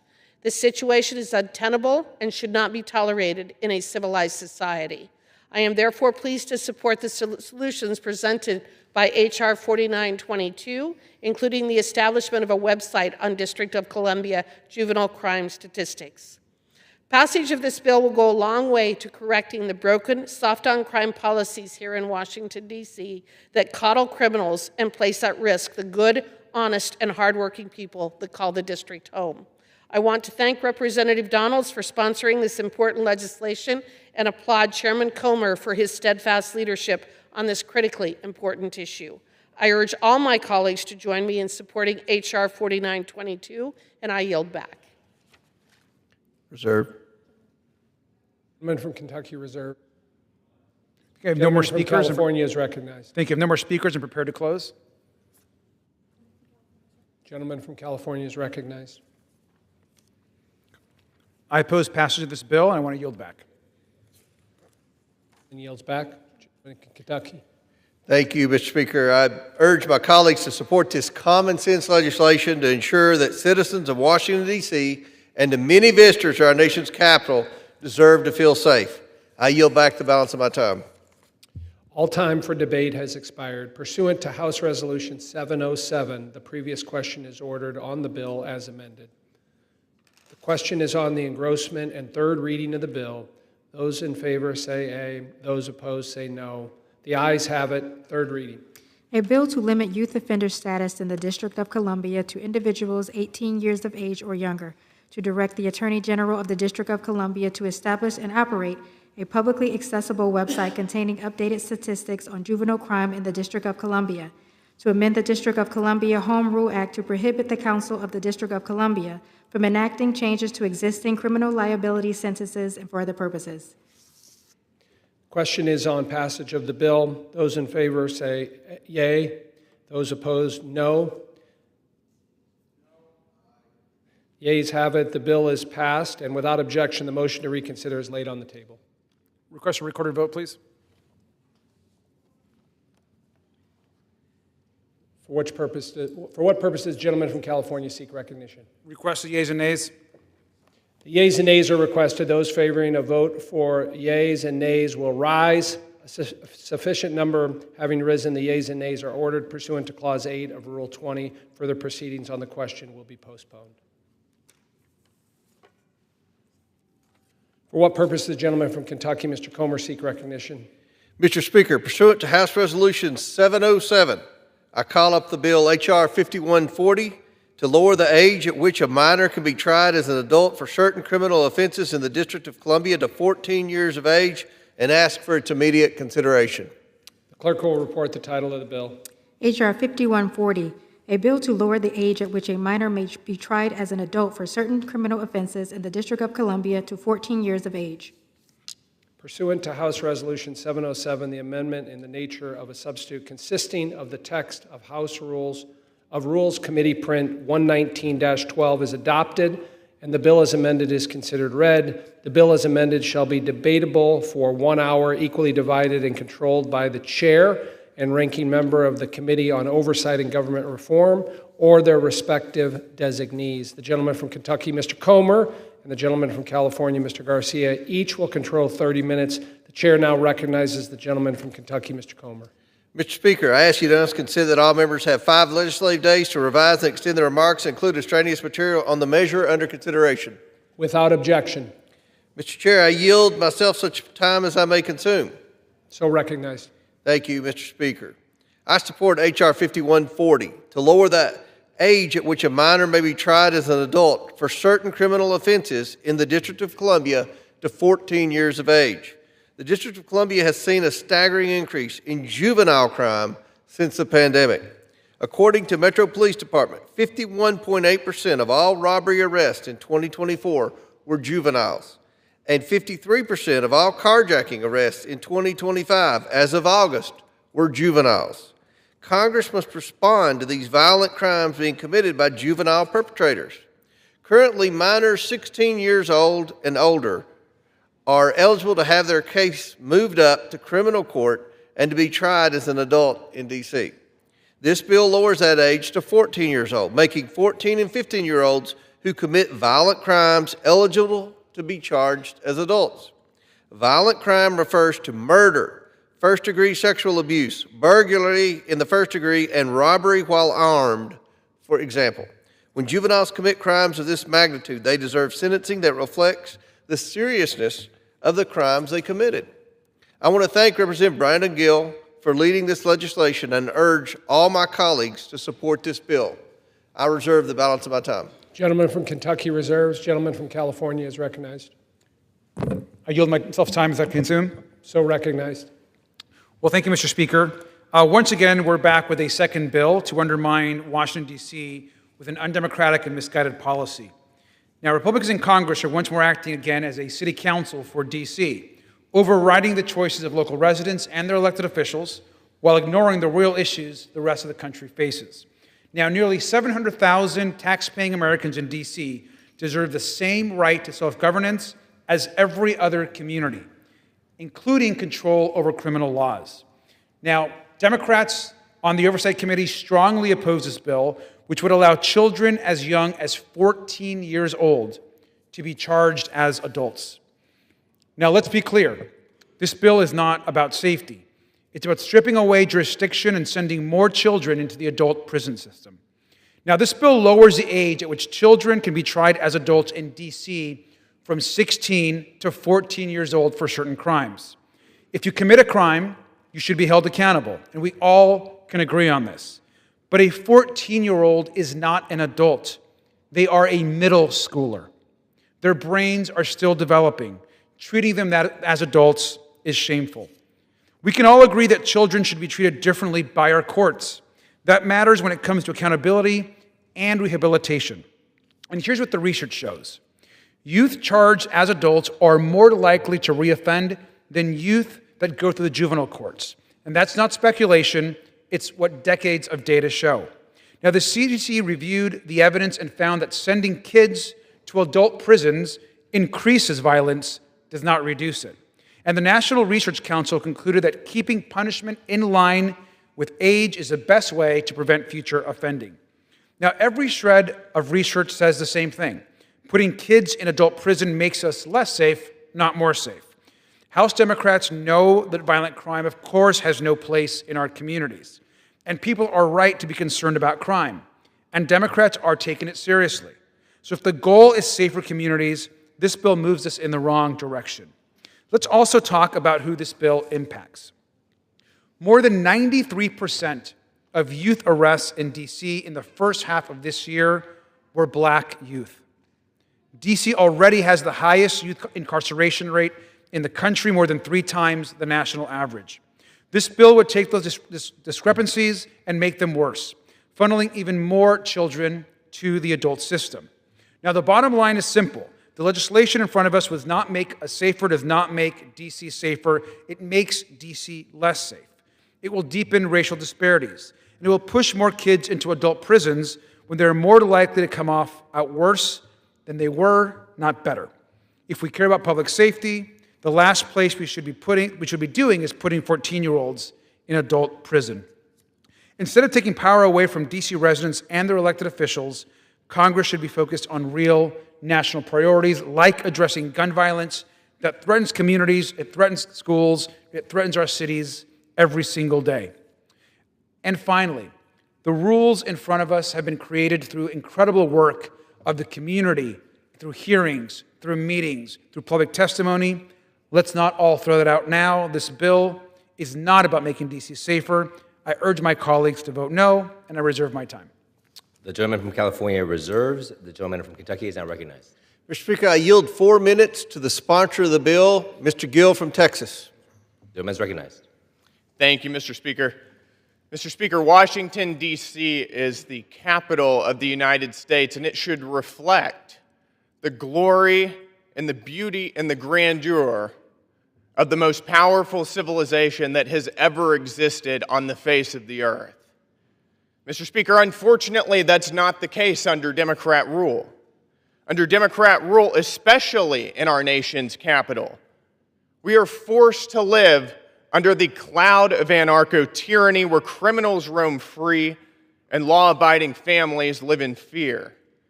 Mr. Speaker, under President Trump's leadership, Republicans are restoring law and order to cities that have been virtually abandoned by the left. That's why I introduced the D.C. Juvenile Sentencing Reform Act to make sure that violent criminals are treated like violent criminals no matter what their age. Mr. Speaker, in 2021, Uber Eats driver Mohammed Anwar was murdered in D.C. during a carjacking by 2 teenage girls. One of the criminals was 15 years old. She was convicted of felony murder, and she was given a maximum sentence under D.C. law, and she'll be free when she turns 21 years old.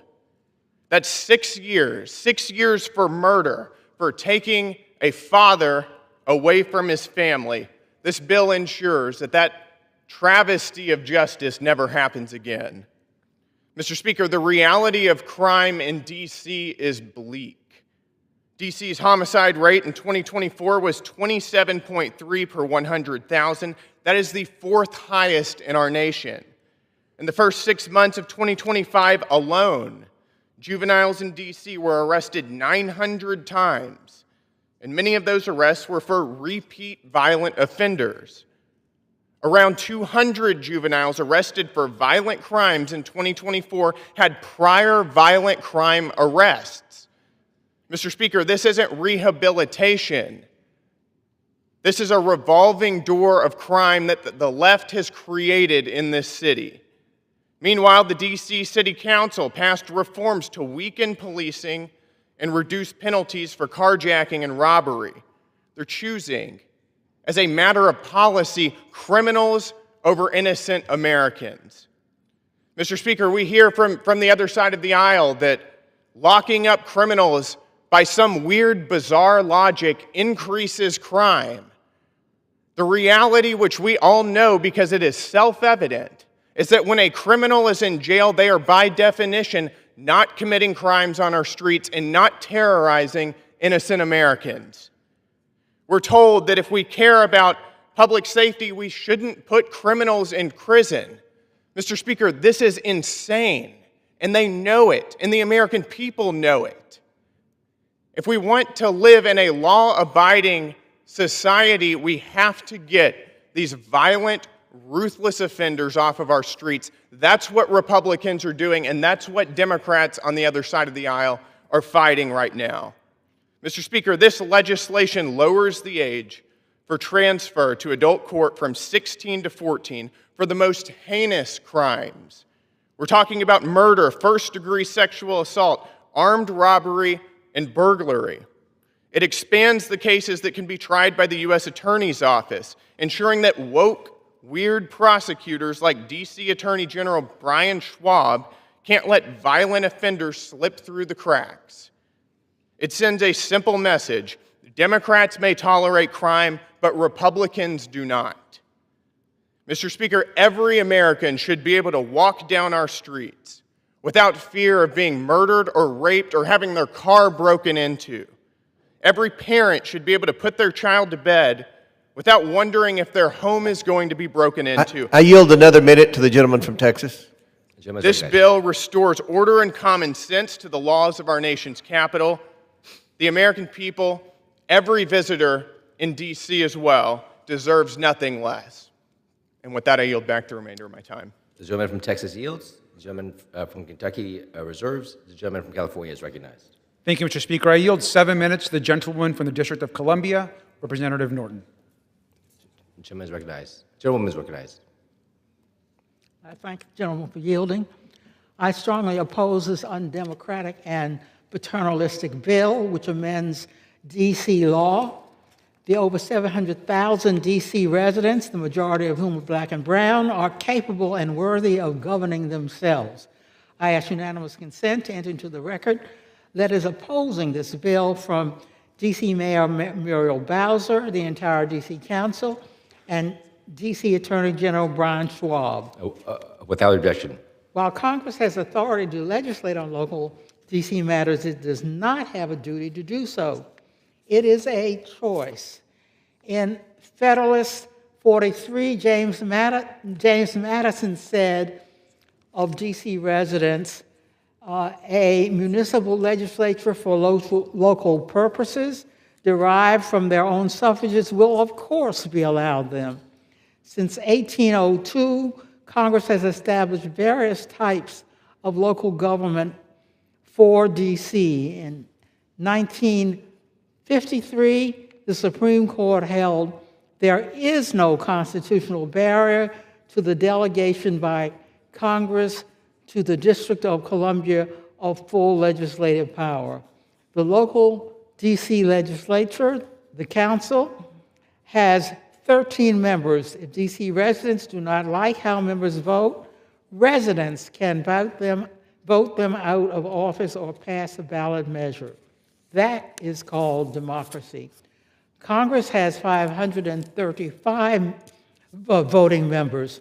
None are elected by D.C. residents. If D.C. residents do not like how members vote on local D.C. matters, residents cannot vote them out of office or pass a ballot measure. That is the antithesis of democracy. The substance of this bill is irrelevant since there is never justification for Congress to legislate on local D.C. matters. Nevertheless, I will discuss it. I strongly oppose charging 14-year-olds as adults. However, whether to amend D.C. law to reduce or increase minimum age, a minor can be charged as an adult should be a decision for D.C. alone. In a series of cases involving 2005, the Supreme Court has recognized that children are constitutionally different from adults for purposes of sentencing. In these cases, the court noted that childhood is marked by rashness, proclivity for risk, and inability to assess consequences.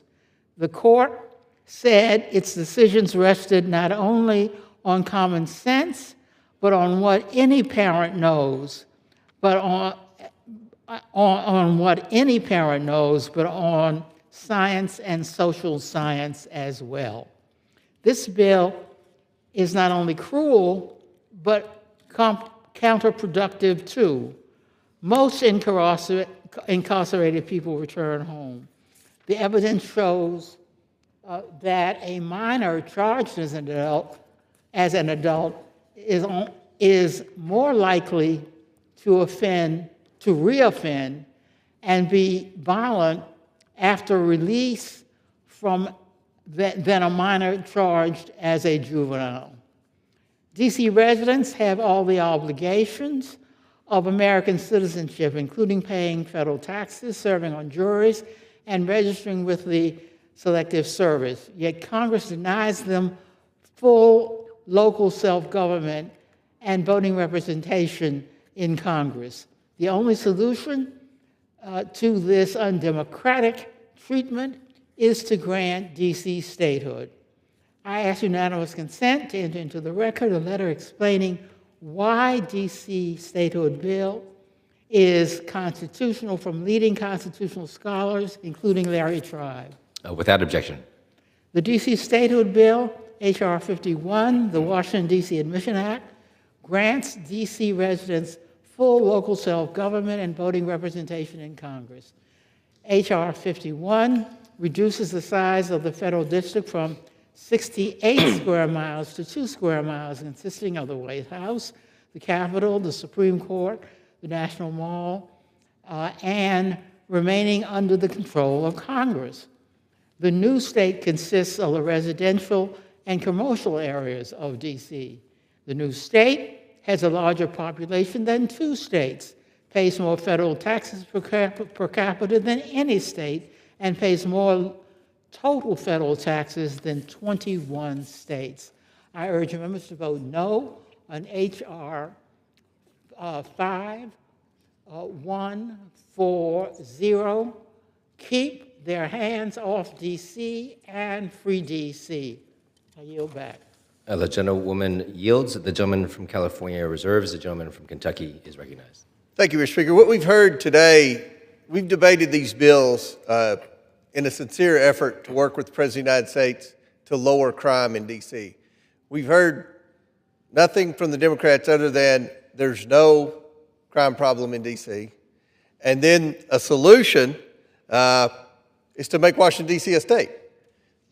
We're serious about lowering crime. We applaud the efforts of the President of the United States. We will continue to work with him to make our capital city as safe as possible. And I appreciate Brandon Gill, the sponsor of the bill, and Byron Donald, the sponsor of the last bill. Mr. Speaker, I have no further speakers and prepared to close.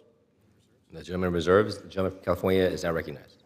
Thank you, Mr. Speaker. I'd like to yield 5 minutes to the gentlewoman from Massachusetts, Representative Presley. The gentlewoman is recognized. Thank you, Ranking Member Garcia. Mr. Speaker, I rise in strong opposition to this legislation.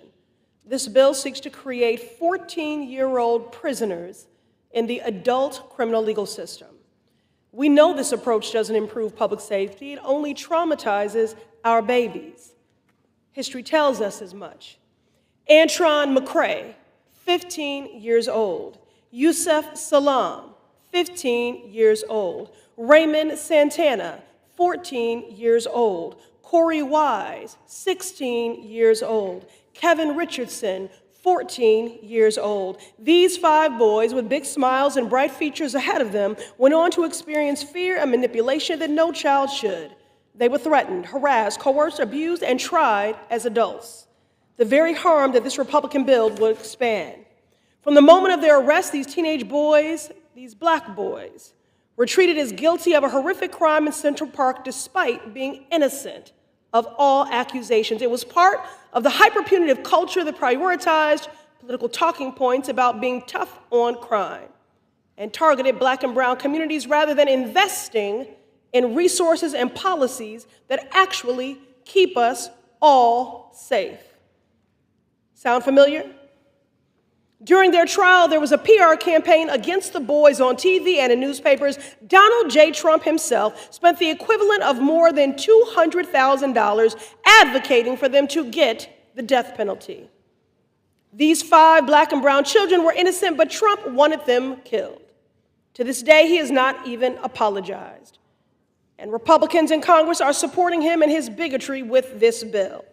The story of the exonerated 5 is a tragedy and part of our shared history. But Republicans want it to be the future. First, their rhetoric demonized our communities. Then they began weaponizing National Guard against citizens. Now they're changing laws to incarcerate more people at an even younger age. And of course, the prison industrial complex will reap the profits. What Republicans do in D.C., they want to apply to the entire country. This Republican bill perpetuates racism. The Department of Justice statistics show that black kids are twice as likely to be incarcerated compared to white kids, despite committing at the same rate those crimes. This Republican bill is flawed. By treating children as adults, you deny them the protections from abuse from adults in prison, including bullying, physical violence, sexual assault, and rape. This Republican bill makes children's lives worse. Unlike in other states, when kids in D.C. are treated as adults, the Bureau of Prisons ships them hundreds of miles away from their family and loved ones to places like South Dakota or Texas. This makes rehabilitation harder and increases the likelihood of recidivism. But don't just take my word for it. There's a large coalition opposing this bill. Scientists tell us that young people's brains are not even fully developed until their 20s. They don't share the same culpability for their actions as adults when they are only 14 years old. Lawyers are explaining that children treated as adults, even when they are innocent, are denied age-appropriate legal protections for the rest of their lives. Sociologists finding that children who commit crimes are overwhelmingly influenced by adults and their surroundings, not their own thinking. And of course, the people of D.C. who did not vote for Trump, or any Republican for that matter, to be a city councilor. Republicans are supporting this legislation not because they care about public safety. If Republicans cared about reducing crime, they would tell Trump to stop delaying funding for community violence prevention programs that were passed with bipartisan support. If Republicans cared about victims, they would stop making cuts to the Crime Victims Fund so that people who experience harm get the help that they need. If Republicans cared about our kids, they would invest in restorative justice programs that teach children how to resolve their conflicts without violence. If Republicans cared about our kids, they would support common sense solutions to prevent school shootings. I urge my colleagues to vote no on this bill, to keep our babies safe from trauma, abuse, and fear. In the words of James Baldwin, the children are always ours, every single one. I challenge you to protect them all. I yield back. Members are reminded to refrain from engaging in personalities toward the president. Gentleman from Kentucky. Mr. Speaker, that's a perfect example of the difference in the two sides on how to handle crime in D.C.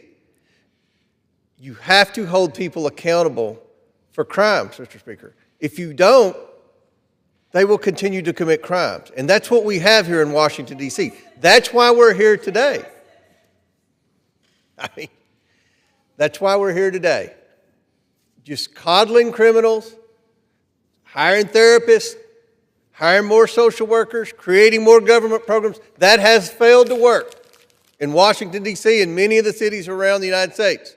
We have a president that's going to be tough on crime, tough on criminals. That's what the theme of this legislation is, Mr. Speaker. That's our way to reduce crime in Washington, D.C. Their way hasn't worked. We're going to do it our way if we get the support in the chamber today. I reserve the balance of my time. Gentleman reserves the balance of his time. Gentleman from California. Thank you, Mr. Speaker. I want to remind our Republican colleagues that crime in D.C. over the last few years has actually been going down. And quite frankly, the idea that we are now going to put middle schoolers in prison, this should be called the Middle Schoolers for Prison Act, is inhumane and shameful. We can all agree that crime should be taken on, that DC and other cities we want to make safer. But this idea that we're going to penalize children in middle school at the age of 14 and put them in prison is irresponsible and, quite frankly, it's un-American. I want to remind my colleagues that at this moment, what we're doing right now is stripping 700,000 residents who have come together in DC to create laws, to bring community together, to fight for statehood and representation. We're going to strip them from their ability to manage. These efforts do nothing to reduce crime or improve public safety. And once again, I know that the president is obsessed with Washington, D.C. He's obsessed with its local laws. I ask him once again, he should step down as president and run for mayor if he's so interested. Let's not put 14-year-olds in prison. And with that, I have no more speakers, and I'm prepared to close. I'm prepared to close. Gentleman from California. Again, I oppose passage of this bill, and I yield back. Gentleman yields back the balance of his time. Gentleman from Kentucky. Thank you, Mr. Speaker. And again, we're talking about violent crimes. Violent crimes. And what we've seen in Washington, D.C. is an outbreak of juvenile crime because the definition of juvenile in this city is 7 years higher than every other city in America. And with this legislation, we're talking about addressing issues of violent crime with juveniles. And I think that, Mr. Speaker, this is the path to try to get the crime under control in Washington, D.C. I urge my colleagues to support this legislation to ensure that violent crime, including murder and first-degree sexual abuse, are taken seriously in the District of Columbia. I yield back the balance of my time. Gentleman yields back the balance of his time. All time for debate has expired. Pursuant to House Resolution 707, the previous question is ordered on the bill as amended. The question is on engrossment and third reading of the bill. Those in favor say aye. Those opposed, no. The ayes have it. Third reading. To lower the age at which a minor may be tried as an adult for certain criminal offenses in the District of Columbia to 14 years of age. Question is on passage of the bill. Those in favor say aye. Those opposed, no. Opinion of the chair, the ayes have it. Yeas and nays, please, sir. The yeas and nays are requested. Those favoring a vote by the yeas and nays will rise. Sufficient number having arisen. The yeas and nays are ordered. Pursuant to Clause 8 of Rule 20, further proceedings on this question will be postponed. Clause 12A of Rule 1, the chair declares the House in recess, subject to call of the chair.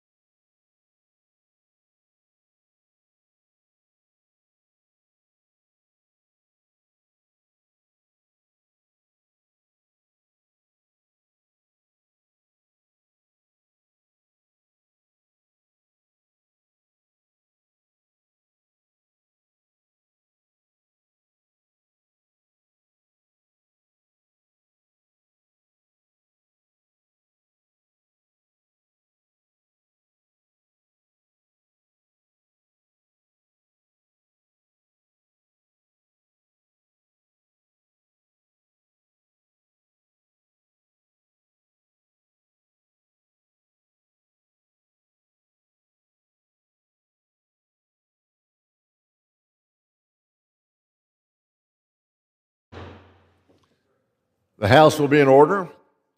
Proceedings will resume on questions previously postponed.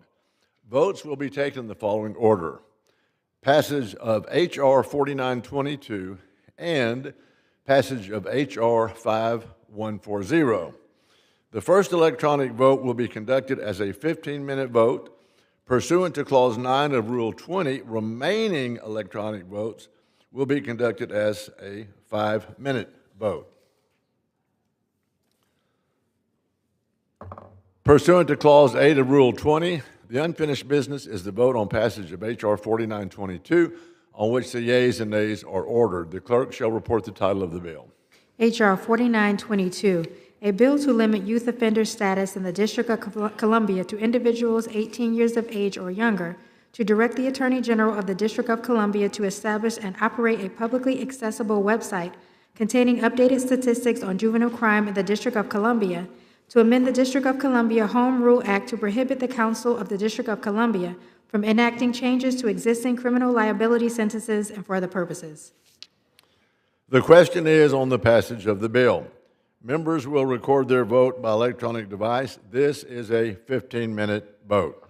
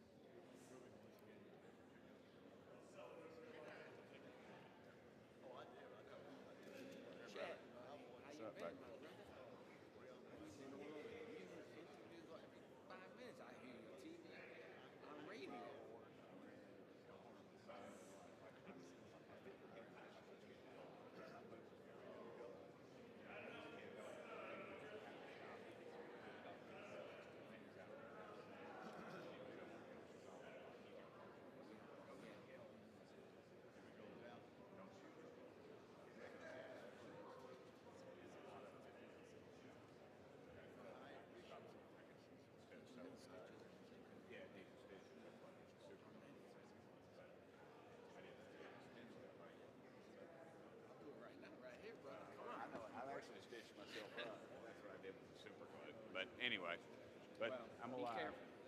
I've got something still going on in that knee. Maybe I should have gone to the doctor. You may want to see the physician down here.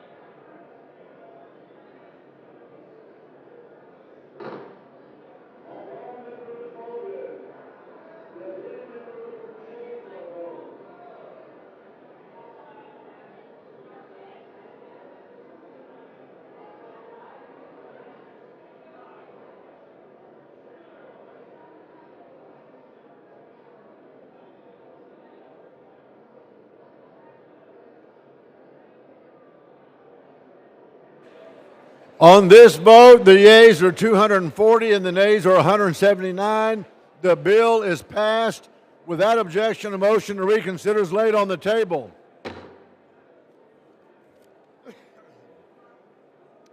Pursuant to Clause 8 of Rule 20, the unfinished business is the vote on passage of H.R. 5140, on which the yeas and nays are ordered. The clerk will report the title of the bill. H.R. 5140, a bill to lower the age at which a minor may be tried as an adult for certain criminal offenses in the District of Columbia to 14 years of age. The question is on the passage of the bill. Members will record their votes by electronic device. Members, this is a 5-minute vote.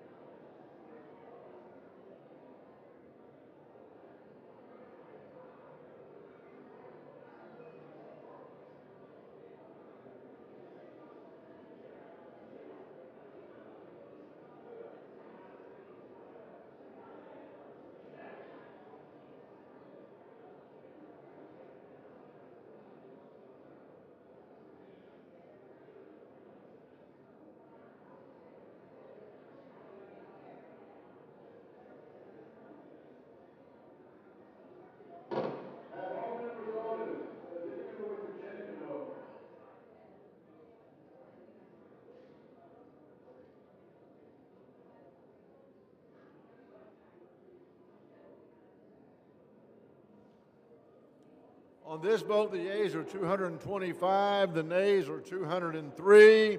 The bill is passed without objection. A motion to reconsider is laid on the table.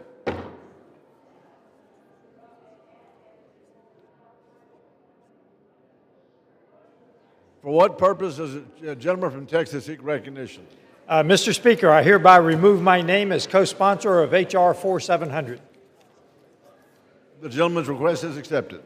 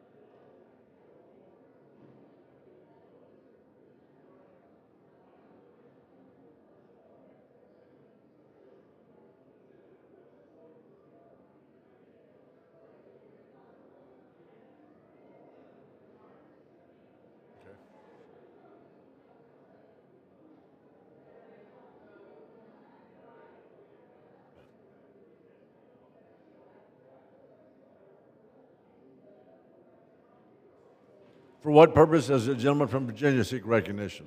Mr. Speaker, I ask unanimous consent that I may hereafter be considered as the first sponsor of H.R. 491, the Equal COLA Act, H.R. 492, the Saving the Civil Service Act, H.R. 493, the FAIR Act, and H.R. 1670, the Family Building FEHB Fairness Act, all bills originally introduced by Representative Connolly of Virginia, for the purposes of adding co-sponsors and requesting reprintings pursuant to Clause 7 of Rule 12.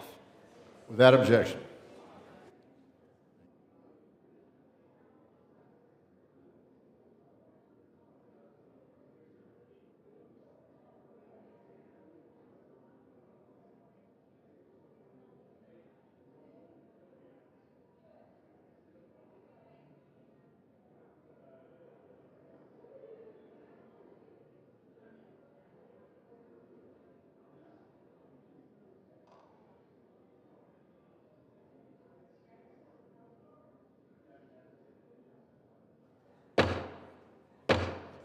The House will be in order. Members, please take your conversations off of the floor.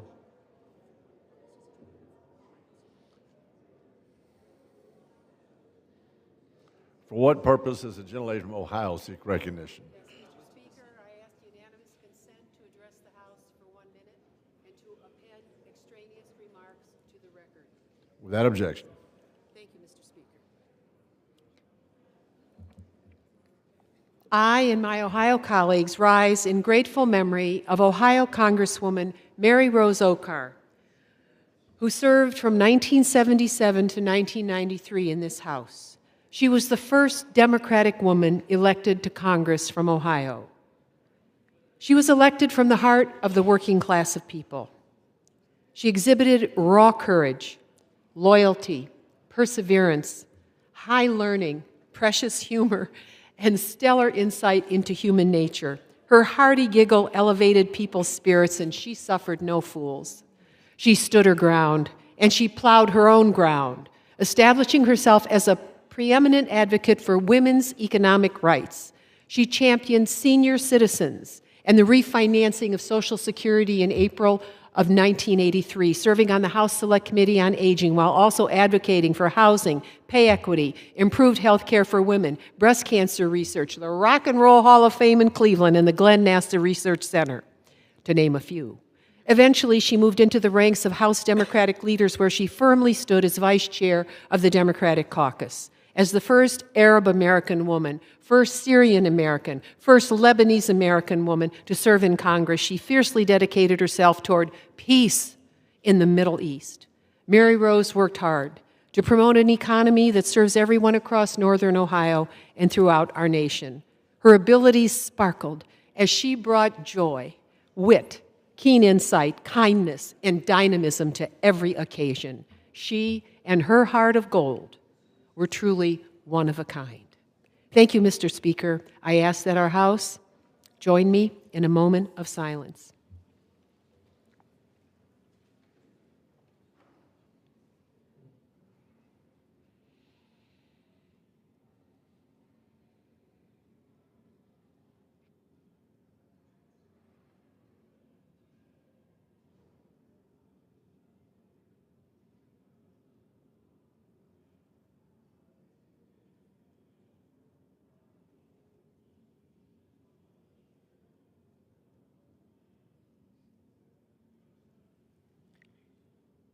Thank you, and I yield back.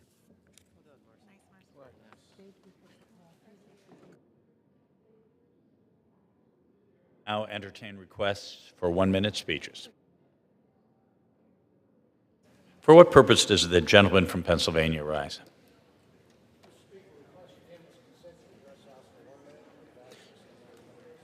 Without objection, the gentleman is recognized for 1 minute. Mr. Speaker, I rise today to recognize Port Matilda, Pennsylvania, which marks its centennial celebration on Sunday. While Port Matilda was formally incorporated as a borough in 1925, its roots go back to 1850, when Squire Clement Beckwith laid out a town plot and named it after his eldest daughter, Matilda.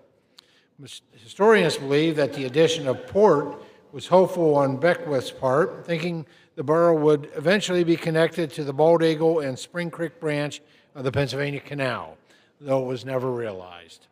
Nestled in the Bald Eagle Valley between Tyrone and State College, the borough is a glimpse into small-town America. Its most famous landmark from the 1800s, the Port Matilda Hotel and Tavern, is still in business today.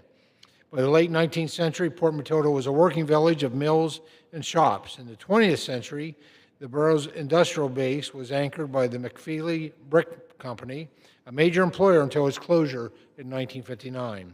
Across nearly 2 centuries, Port Matilda has flourished as a crossroads town with a rich history. Congratulations on this milestone occasion. Thank you, Mr. Speaker, and I yield back the balance of my time. The gentleman yields back. What purpose does the gentlewoman from Oregon seek recognition? Mr. Speaker, I request unanimous request to address the House for 1 minute. Without objection, the gentlewoman is recognized for 1 minute. Mr. Speaker, I rise today to share some good news and a step forward in protecting those who protect us. For generations, wildland firefighters have battled infernos with little more than a bandana between them and the clouds of toxic smoke. As a pulmonologist, the only one serving in the United States Congress, I know just how dangerous that is. Exposure to wildfire smoke isn't just uncomfortable, it leads to heart and lung disease. It causes cancer. It shortens lives. That's why during a recent House Natural Resources Committee hearing, I pressed the U.S. Forest Service chief to do more to protect our firefighters. Within hours, the Forest Service made clear that masks would be made available to wildland firefighters. This is welcome news, but we cannot let up now. I look forward to my briefing with Forest Service Chief Schultz to further these protections for our firefighters. The right to breathe clean, safe air, whether you're battling a mega fire or walking your child to school, is fundamental. It's time for every member of this body to recommit to that goal and take action to make it real. Thank you, Mr. Speaker. I yield back. The gentlelady yields back. For what purpose does the gentleman from North Carolina seek recognition?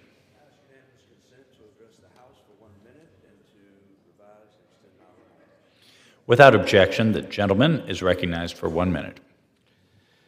Mr. Speaker, Western civilization is under siege.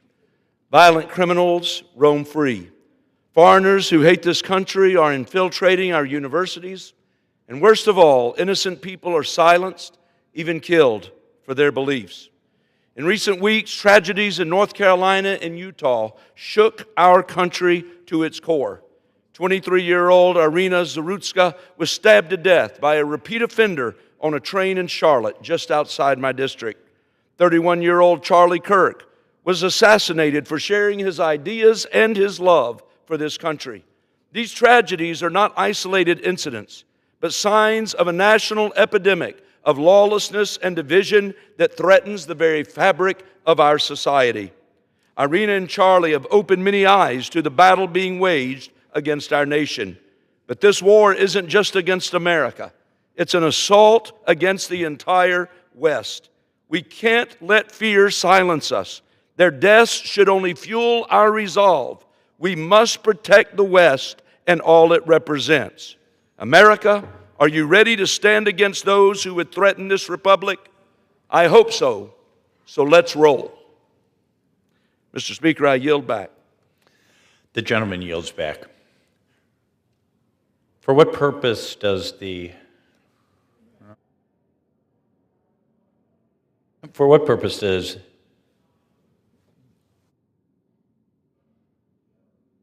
New York seek recognition? Mr. Speaker, I ask for unanimous consent to address the House for 1 minute and to revise and extend my remarks. Without objection. Recognized for 1 minute. Thank you. Thank you, Mr. Speaker. This week, the Federal Reserve Board meets to consider easing interest rates, a move that the President has been urging for months. Inflation remains stubborn. Consumer prices rose 2.9% in August compared to last year. Job growth is slowing. Unemployment has climbed to 4.3%, the highest in 4 years. We're now veering toward stagflation, rising prices, and a cooling job market. No matter what you call it, the reality is clear. American families and small businesses are struggling. The President came into office promising to lower costs and make life more affordable. Instead, he's delivered the opposite with a massive tax and spend bill and a reckless tariff agenda that's driving prices even higher and creating apprehension for employers.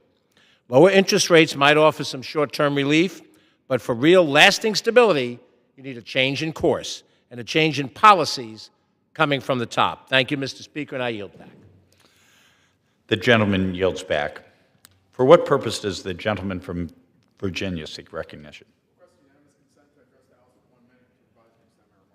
Without objection, the gentleman is recognized for 1 minute.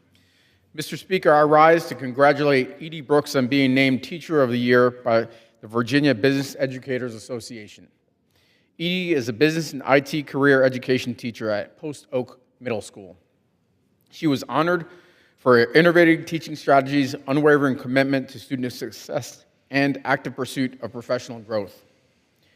Through her commitment to education, Edie has left a lasting impact on both her students and colleagues. Edie, your service and devotion to Spotsylvania County Public Schools is truly deserving of this recognition. I'm honored to congratulate you on this well-earned moment and recognize you as this week's Constituent of the Week.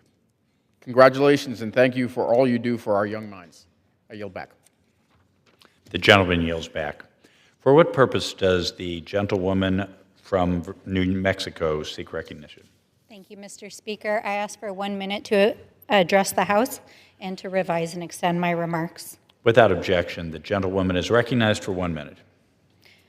Mr. Speaker, violence is never the answer, but neither is silence. We must reject political violence in all its forms and push back against all who would seek to stoke further violence, division, and fear amongst us. In fact, the very foundation of our democracy is built on the idea that the voices of our people are our most powerful tool, exercised at the ballot box, the debate podium, and in our communities. That is how we come together as a nation to form a more perfect union. Indeed, the very concept of democracy was forged in that crucible, that a government by the people for the people is exercised through the fellowship of debate. So let us join in that fellowship to see our fellow Americans as brothers and sisters, as neighbors and friends, even when we disagree. But let this not become a moment to silence debate or silence dissent or silence the truth or those of conscience who work to hold our leaders accountable and right the wrongs of an unjust world, because that is how history will remember us. Those who stood, those who spoke, and those who fought to protect our democracy and bend the arc of history towards Gentlewoman's justice. time has expired. Under the Speaker's announced policy of January 3rd, 2025, the gentleman from Arizona, Mr. Schweikert, is recognized for 60 minutes as the designee of the Majority Leader. Thank you, Mr. Speaker. And for everyone's sanity, I hope not to go 60 minutes. I might go 40. Mr. Speaker, first, the good news. So if anyone else is a geek out there, there's this app put out by the Atlanta Fed, so the Atlanta Federal Reserve. And what they do is they do certain samples and trying to constantly estimate what the gross national product, so GDP, will actually be. And a little while ago, they actually updated it saying the U.S. economy looks like it's running at 3.4%. That's remarkable. If you stop and think about it, this is absolutely, think with all the headwinds and all the things over tariffs and all these other, the economy actually is surprisingly healthy. So, Mr. Speaker, one of the reasons I'm up here today, and like every other week, is then saying, okay, our fiscal year ends in a couple weeks, and our best estimate is this fiscal year we will have borrowed 2.4, maybe 2.5. We have one model in our office, $2.5 trillion.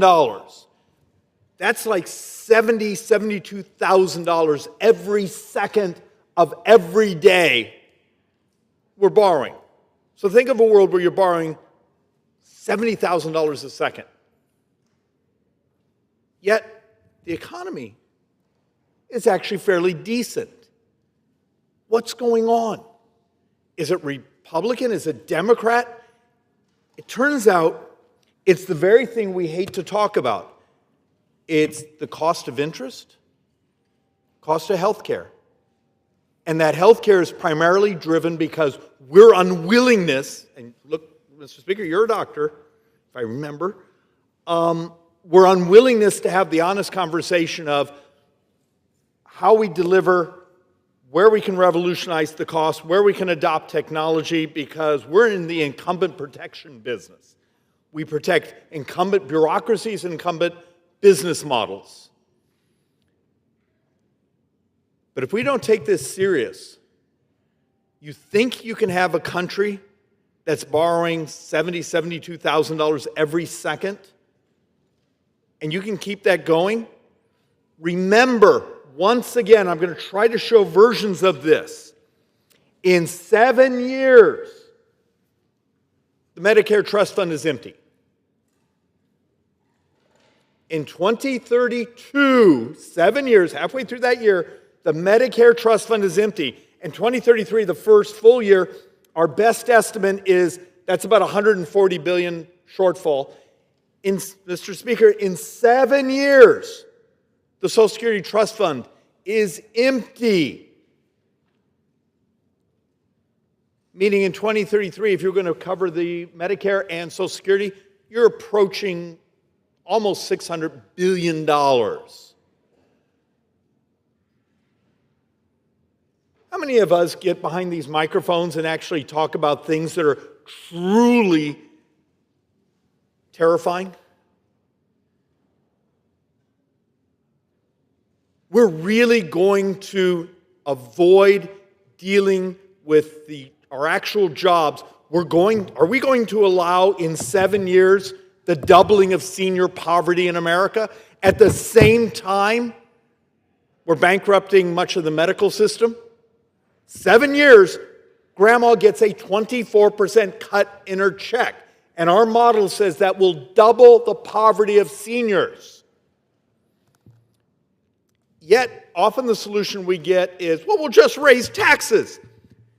Okay, so the first year of the shortfall, it's look, I'm rounding up a bit, $600 billion. That's really, you really think you're going to do a $600 billion tax hike? And here becomes my battle. I've tried for years and years to say, we need to do a fiscal commission. The fact of the matter is we have the same number of 18-year-olds as we had 20 years ago, but we have double the number of Americans, our brothers and sisters, who are now 65 and up. We went 20 years ago, 35 million Americans. Now we're at 70 million Americans that are 65 and up, and I think we have another 10, 15 million that will be 65 and up in the next few years. And we're incapable of telling the truth. How many of us want to get up in front of our voters back home or put into our newsletter saying, we have a demographic financing crisis? Are we going to do all the things necessary to skyrocket productivity? Because wages, elementary school economics. Do you remember your high school economics class? Wages go up by inflation, but that doesn't mean you get anything. You're just treading water. Our wages go up by productivity. Are we going to do the things that are necessary for productivity? And it means Democrats and Republicans need to stop doing things like, you can't automate ports. You can't automate this. We don't want to allow that technology.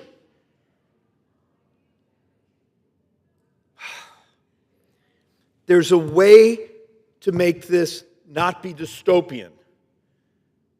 And, Mr. Speaker, I am so tired coming behind this microphone, and I can't imagine the poor staff here has to be just exhausted. But I'm trying not to speak like a machine gun anymore. I'm trying to slow down. And over and over and over, and every time I come up, the numbers are a little bit worse. And what's frustrating is the economy is actually doing fairly well, but the scale of the debt, because we keep spending and spending and spending. So let's actually do some of the charts to try to see if I can get this to sink in. Next year, for every dollar of tax collection, we're going to spend $1.43. Let's do that again.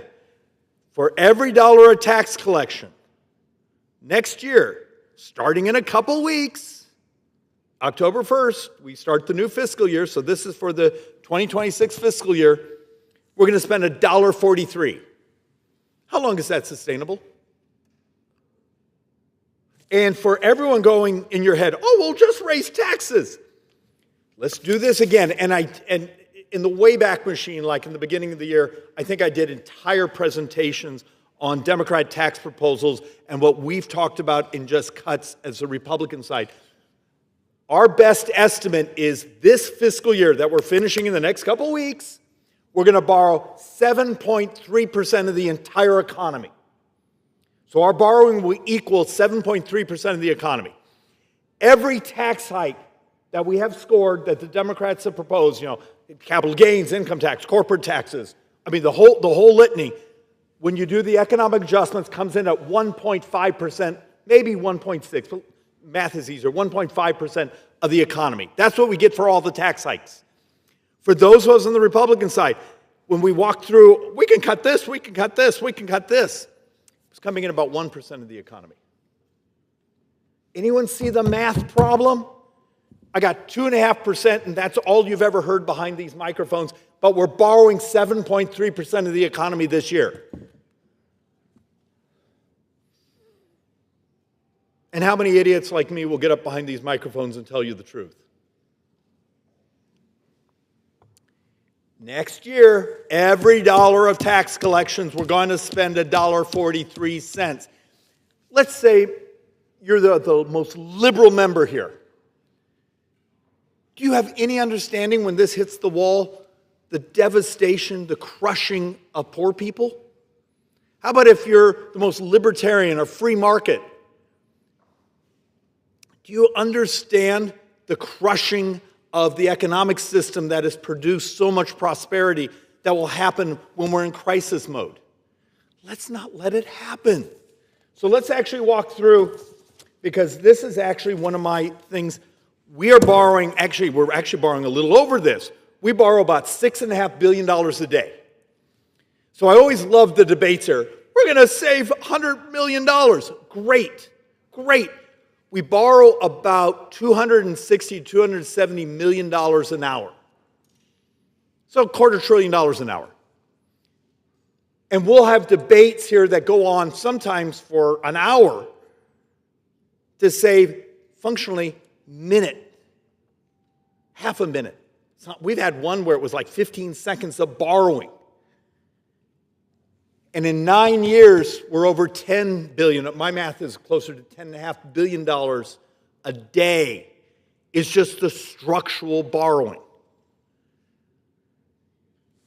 And one of the deceiving things is, over the next 10 years, we functionally spend $70 trillion. And you'll get someone say, well, you guys voted for this. Well, you guys wanted to tax this. And you actually start to help them understand, saying, we're talking fractions of our exposure. And I accept you don't need to be an accounting major or math major to be a member of Congress. But so we make some very pretty charts. For anyone that actually gives a darn about what's going on, every single month, the Joint Economic Committee Republicans, we publish a monthly fiscal update. And we've tried to make it as simple as possible to understand, page after page, to show you what the hell's really going on.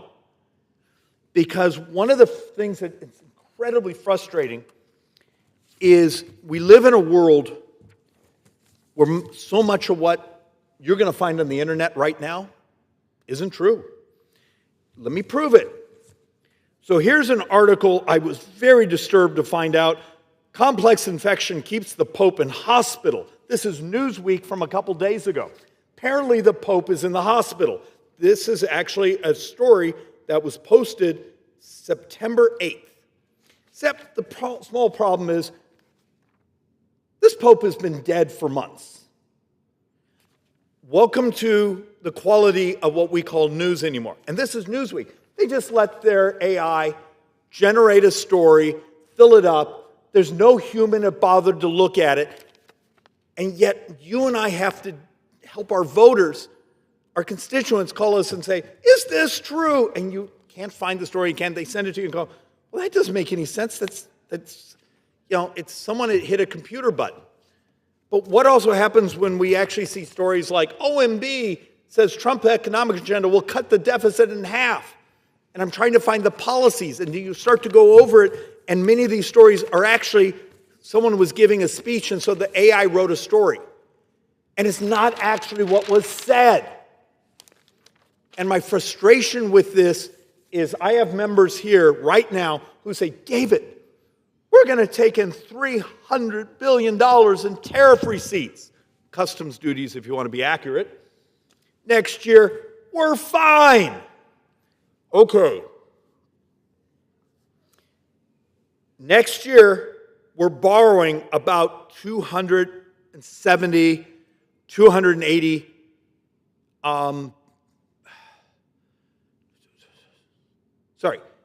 we will borrow about $2.5 trillion in the 2026 year. So $300 billion is very, very helpful, but you're still borrowing $2.2 trillion. And we haven't actually done all the economic effects of, does that actually change purchasing behavior? We have some great stories today on the Bloomberg terminal of companies that look like they've been actually undervaluing when their customs duties, meaning they're lying to the customs service and we're taking in less receipts than we should. The scale of what's going on is just intensely frustrating. So let's actually start also knock down one of the urban folk legends. It's defense spending. How often do we go home and I'll get a liberal person, if you would just cut defense, we would be fine. Okay, here's your problem. Healthcare is about 28% of our spending. Social Security is 22% of our spending. This is 2025 fiscal date. Net interest is 14% of our spending. If you do all the other outlays, it's 14%. Income security, that's actually, well, it is what it is, 10%. National defense, 12%. Turns out national defense is now number 5. The thing is actually in the Constitution, it's actually number 5 in the spending stack. Your government is functionally an insurance company with an army. You laugh, you know you're going to quote that later. So let's actually sort of take a look. This is net receipts by category, 2024 compared to 2025. Hopefully this will make sense, and I'm going to put this chart up on our website later because I know it's really hard to see. But if you actually take a look at what's happening, how do we finance this government? It's mostly individual income taxes. Now, for someone that says, well, it should be corporate. Remember, in the late 1980s, early 1990s, all across the country, we're moving to LLCs, professional partnerships, pass-through entities. So much of what you would have seen back in the early 1980s, 70s, 60s as corporate now passes through. So some of it was a corporate structure. So you always have to be careful if you're trying to say, well, why are corporate taxes down so much? It's now because it flows through on the individual line. So just trying to make that point. But you take a look at this. Here's Social Security and retirement taxes. Well, that's FICA. That's actually you're getting, and that's like 1.7 trillion last year. This year, it's up 3%. So this year, it's 1.761. Corporate income tax, last year, we took in $529 billion. And then you start to look at customs duties. Now, this is interesting. And I'm going to say this 2 or 3 times to try to make a point. In the 2024 fiscal year, we took in $77 billion in customs duties. That's tariffs. All right. We estimate this year it's going to be up 146%. But that's $190 billion. That's a lot of money. But 77 minus the 90? Or 190? Did I mention next year we're set to borrow about $2.5 trillion is our estimate. CBO, I know, has a number, it's lower, but I will tell you, in this fiscal year, my Joint Economic Committee was more correct than CBO. For borrowing $6.7 billion a day, you can do the math. The step up in customs duties, we might be picking up 3 weeks of borrowing. And this is my frustration. What happens when our brothers and sisters get in front of televisions or put out things and say stories, well, DOGE is going to pay for everything. Well, the customs duties, the tariffs are going to pay for everything. And then some of us actually have to try to make the math actually work. The voters are much smarter than we ever give them credit for. Hell, I think they're much smarter than we are. Maybe we can tell them the truth. We got a problem. Interest and healthcare costs are consuming this society, consuming this government. And you start to take a look at the net outlays.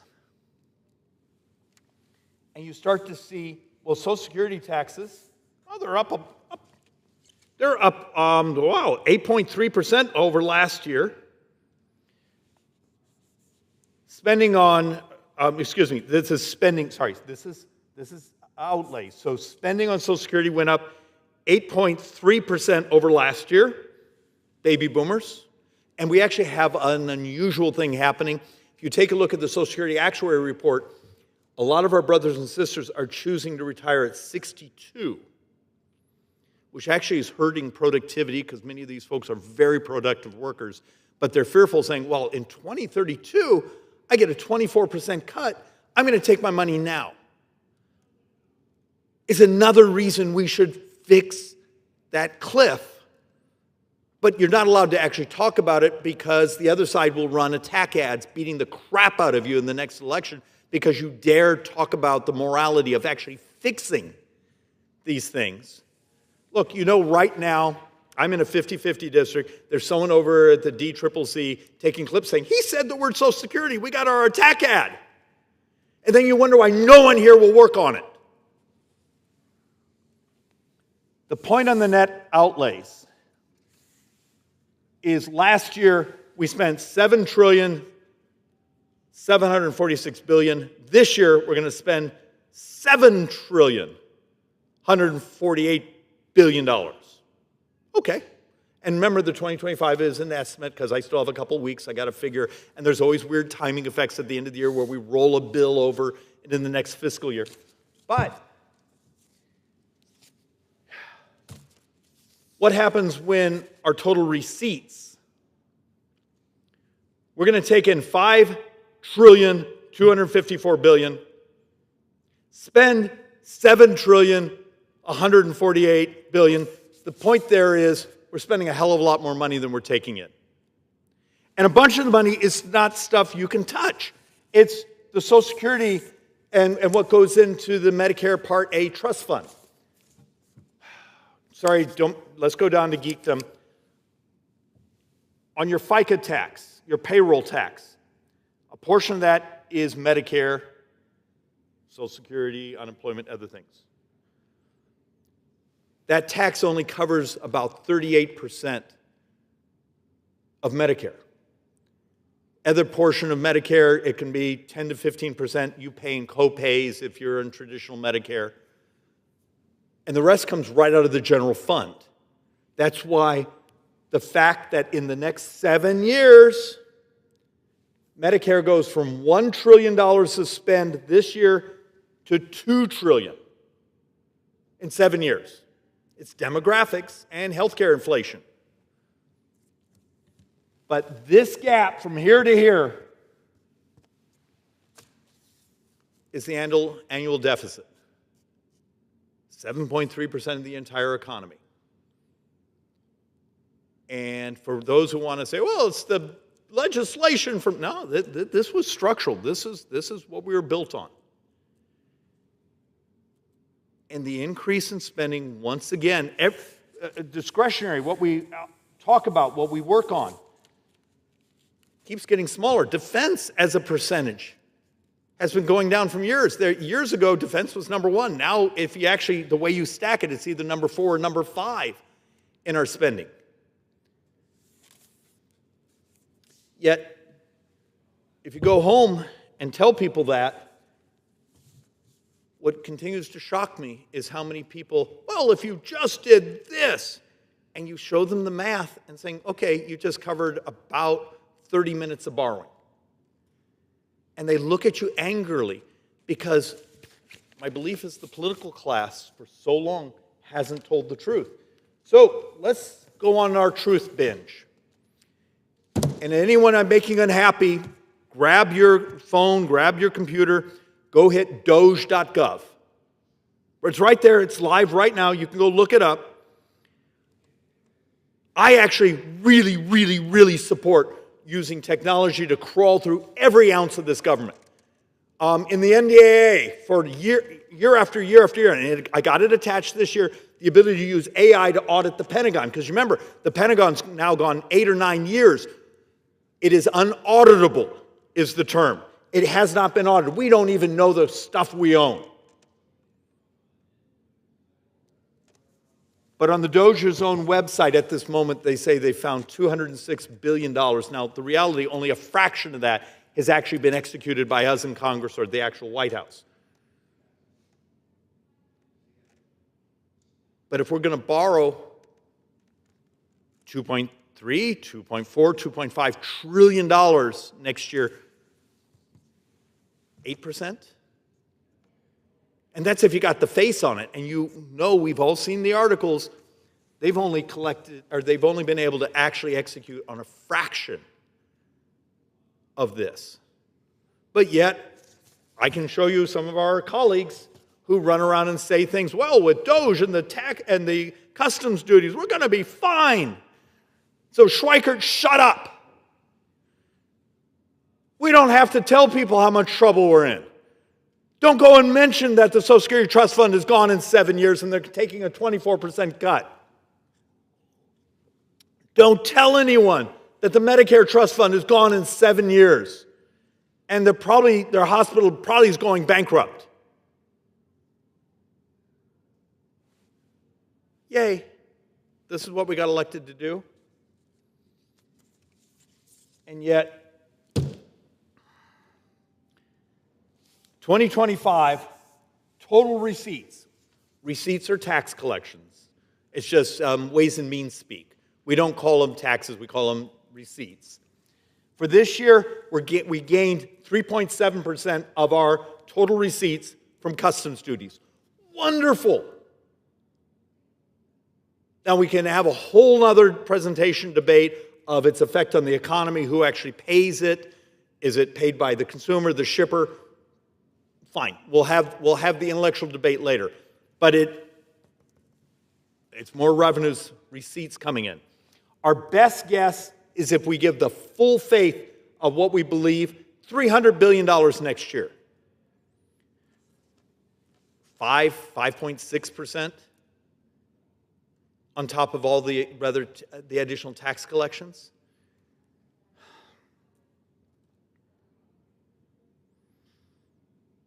It's helpful. You know, borrowing in many ways is a tax. It's a tax paid for in the future, probably by our kids. It's a tax paid for with interest.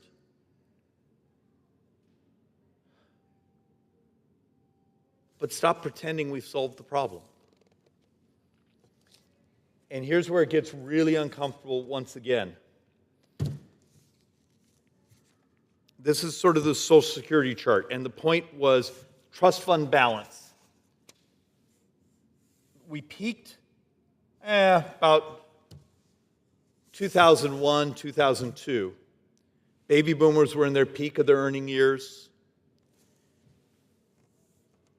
But here, it's gone. And I need to step on this. If you are someone out there and you go, well, they stole the Social Security money. No, they didn't. It was loaned to the Treasury. Now, there's some great articles. If you go back to the original design of Social Security, they thought they'd have a certain amount of money. They would loan it for building bridges and dams and all sorts of things and get yield. But they loan it to the Treasury, and the Treasury pays actually a fairly decent interest rate back. We pay the interest, our Treasury pays the interest back to the Social Security Trust Fund twice a year. That's why there's certain months where there's this sudden big spike of interest payments that are credited to the Social Security account. But the chart is the chart. About halfway through 2032, so 7 years from now, the trust fund's gone. Now here's the irony of our budgeting. When we talk about future debts and deficits, CBO is instructed to act like we just keep spending the money. But the actual Social Security law says you got to cut benefits.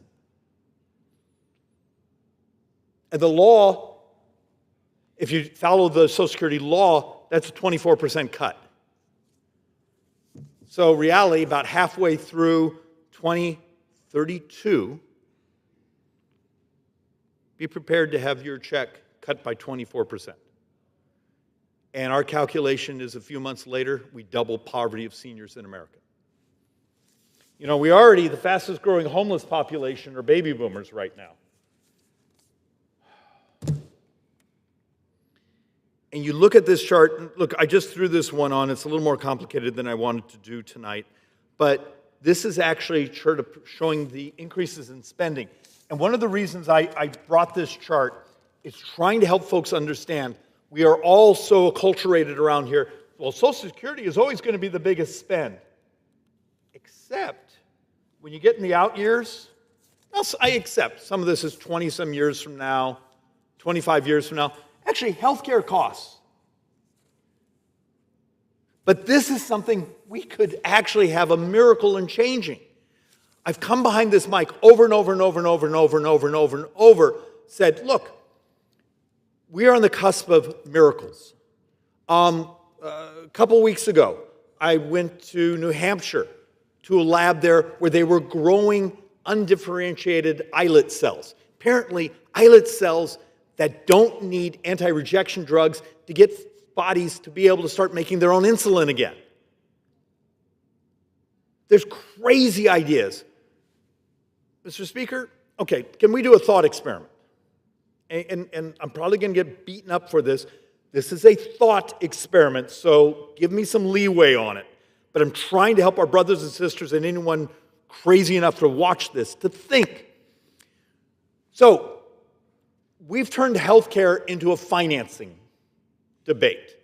The ACA, Obamacare, was a financing bill. It's who gets subsidized, who has to pay. Mostly borrowed money. The Republican alternative was a financing bill, a little better actuarial curve, but it was a financing bill. Medicare for All is a financing bill. I'm begging us, could we have a revolutionary thought between Democrats and Republicans, maybe if we actually talk about what we pay and what we get for what we pay. So the debate is right now, a number of the expanded subsidies on the ACA expire. Now, there's parts of the country, high medical costs, high income, you can make up to $600,000 a year and get $4,000 plus in subsidies paid to the insurance company. Now, here's the perversity. These subsidies, the $33 billion it would take for 1 year, $40 billion if you made it permanent, are paid to insurance companies. So, Mr. Speaker, here's just a crazy thought experiment. Ozempic goes off patent in Canada in January. States like Florida and Colorado already have gotten the FDA to approve reimportation. We actually have a chart that's looking at the potential of generic manufacturers producing it from $60 to $120 a month. What would happen? This is a crazy, crazy, crazy thought. We know Milken researchers a couple years ago said obesity is 47% of U.S. healthcare. Diabetes is 33% of U.S. healthcare. It is 31% of Medicare. How many lives are being lost right now because of multi-chronic conditions? Because what would happen if you took a portion of that money and said, for our brothers and sisters who are in Medicaid, Indian Health Services, VA, other government subsidized programs, we actually said, screw it. We're going to allow the reimportation. We're going to buy it. It's off patent. We can actually get an incredible deal. Yay! What would the actual cost of health care, what would be the health statistics of our brothers and sisters? What would the effect on labor force participation, family formation, all the other crazy things we've seen in this data? What would it look like a year from now, 2 years from now, 3 years from now? That's actually the thought experiment. Do we want to hand $33 billion of subsidy to insurance companies, or do we want to affect the actual cost of delivering services and maybe have our brothers and sisters live healthier and longer? Why can't we think this way? Is that Republican or Democrat? I would argue it's just moral. It's trying to be creative with the limited resources we have, because every dollar of that is borrowed. Why wouldn't you want a society that's actually getting healthier? I'm just trying to come up with solutions. And there'll be an army of lobbyists outside my office tomorrow beating the crap out of me because it turns out sick people are a business model. It's cruel to say that. It's just really cruel to say that. We've got to change it. The morality of cures, the morality of, and also really good economics. So look, two last boards. I want to make a point, and we updated this as of a couple hours ago. We're actually remarkably lucky. Because there's other industrialized countries that the debt is starting to scare the hell out of bond markets, a bunch of our longer term, our 10 years and out, actually have been operating very efficient. But does it bother anyone that France, right here, France. They just took down their government because they were trying to do some fiscal consolidation. They won't let them deal with their debt, but they can sell a bond for about 50 basis points cheaper than we can.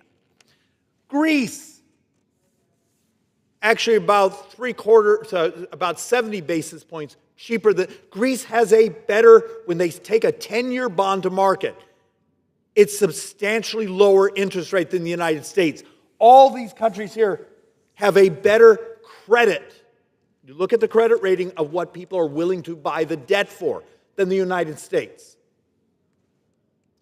You realize there's 18 states that actually have a better credit rating than the federal government.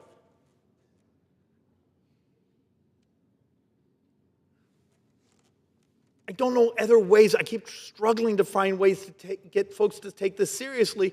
And once again, Mr. Speaker, the hallways will be full of people knocking on our doors saying, but we want more money. They don't show up to say, hey, we have an idea how to do it better, faster, cheaper, and we want a free market. We believe in creative destruction. Look, I never liked the CHIPS Act because direct cash subsidies, often subsidizing last generation technology, leads to what's going on right now. So should Intel give up 10% of its ownership, what would happen if Intel were forced to break up? You might end up with 4 or 5 creative, efficient, cutting-edge companies that this one's doing design, this one's doing. Do you remember your high school economics class? Creative destruction is what brings you to that next level of productivity, which raises wages. For working people in my district, if you're not making about 27, 28% more than the first year of the Biden administration, you are poor today. We had some of the highest inflation. I think at the end we came in number 2. Yet I see some numbers in Arizona that are making me very nervous on the growth of unemployment, the stagnation of wages.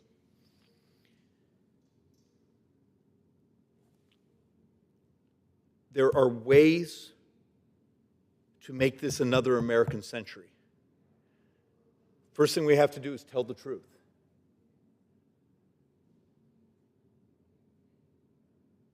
You have a country that's borrowing $70,000, $72,000 a second. How long do you think we can keep that up? Yet if we would get our tax system, our regulatory system, and legalize once again creativity, legalize the productivity, instead of the barrier after barrier after barrier. Those barriers may be great politics. We get help. They show up at our fundraisers and help us. Maybe you can get a union to vote for you. But it's crap economics. Mr. Speaker, look, I'm incredibly optimistic of the future. I am 63. My wife is 63. I've said this a few times and people think I'm insane. I have a 3-year-old we've adopted. We have a 9-year-old we've adopted. We are the luckiest family on earth. My little boy, when he's about 21, 22 years old, every tax in America needs to be doubled just to maintain baseline services. My kids will be part of the first generation to be poor because of our unwillingness to tell the truth.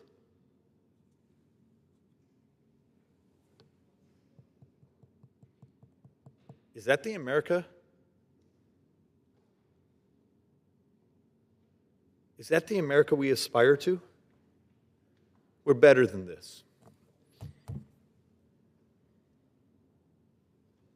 And I'm sick and tired of having the leadership and others say, but David, we'll do it after the next election. You know, guess what? There's always another election.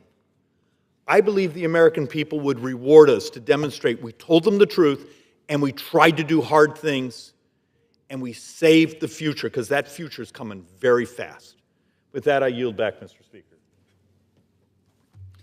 The gentleman yields back. Under the Speaker's announced policy of January 3rd, 2025, the gentlewoman from New Jersey, Ms. McIver, is recognized for 60 minutes as the designee of the Minority Leader. Thank you, Mr. Speaker. Mr. Speaker, I rise today on behalf of our nation's workers to give voice to their fear, their concern, their anger. While the American people are focusing on putting food on their tables, the Labor Department has quietly dismantled decades of hard-fought protections for our communities. These rollbacks are not just isolated attempts. They are part of a broader calculated effort to weaken the rights, safety, and dignity of Americans' workers in the hopes that no one would notice. But guess what? We have noticed. We will not let them get away with it. My colleagues and I have demanded the Labor Secretary in these attacks on working people and their families be addressed. If the Secretary will not act, we will take matters into our own hands. And that is why we are here tonight, to bring these actions to light and to show the American people exactly what's at stake. Tonight, you will hear from my colleagues about the impact of each of these rollbacks, about the way that our friends, our neighbors, our coworkers will be hurt by something the administration is trying to do in the shadows. You will hear about the specific rules that this administration has rolled back, rules that put home care aides, farm hands, construction workers, workers with disabilities, minors, and so many more at risk. As you hear about these rules, ones that don't always get a lot of attention, but that matter so much to the people they protect, you will come to the same conclusion that we have. If you work in America today, you are less safe than you were a year ago. You are more likely to be underpaid, exploited, and ignored. You are more likely to be hurt on the job, underrepresented, and left to fend for yourself. That is unacceptable. I'm proud to have led my colleagues in urging the Secretary of Labor to immediately reverse course on these actions.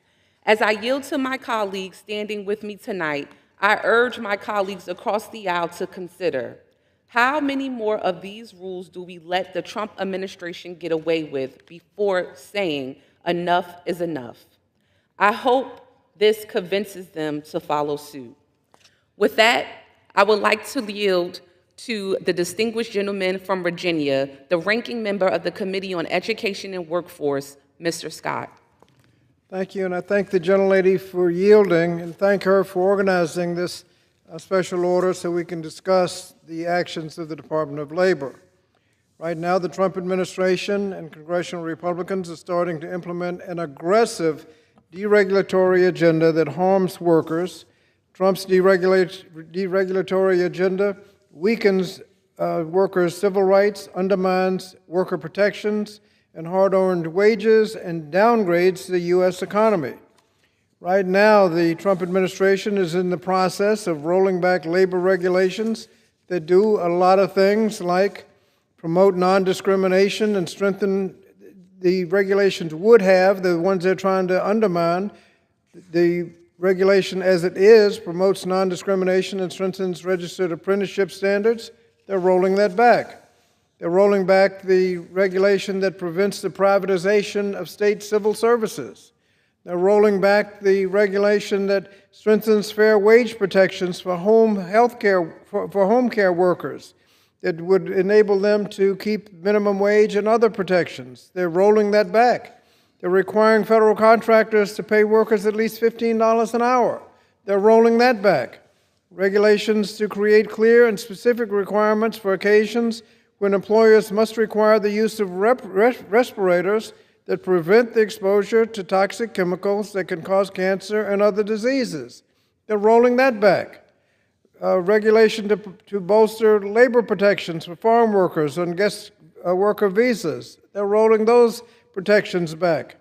Implement federal law requiring affirmative action for employees and applicants with disabilities, ensuring that they're hired, retained, and promoted by federal contractors. They're rolling that back.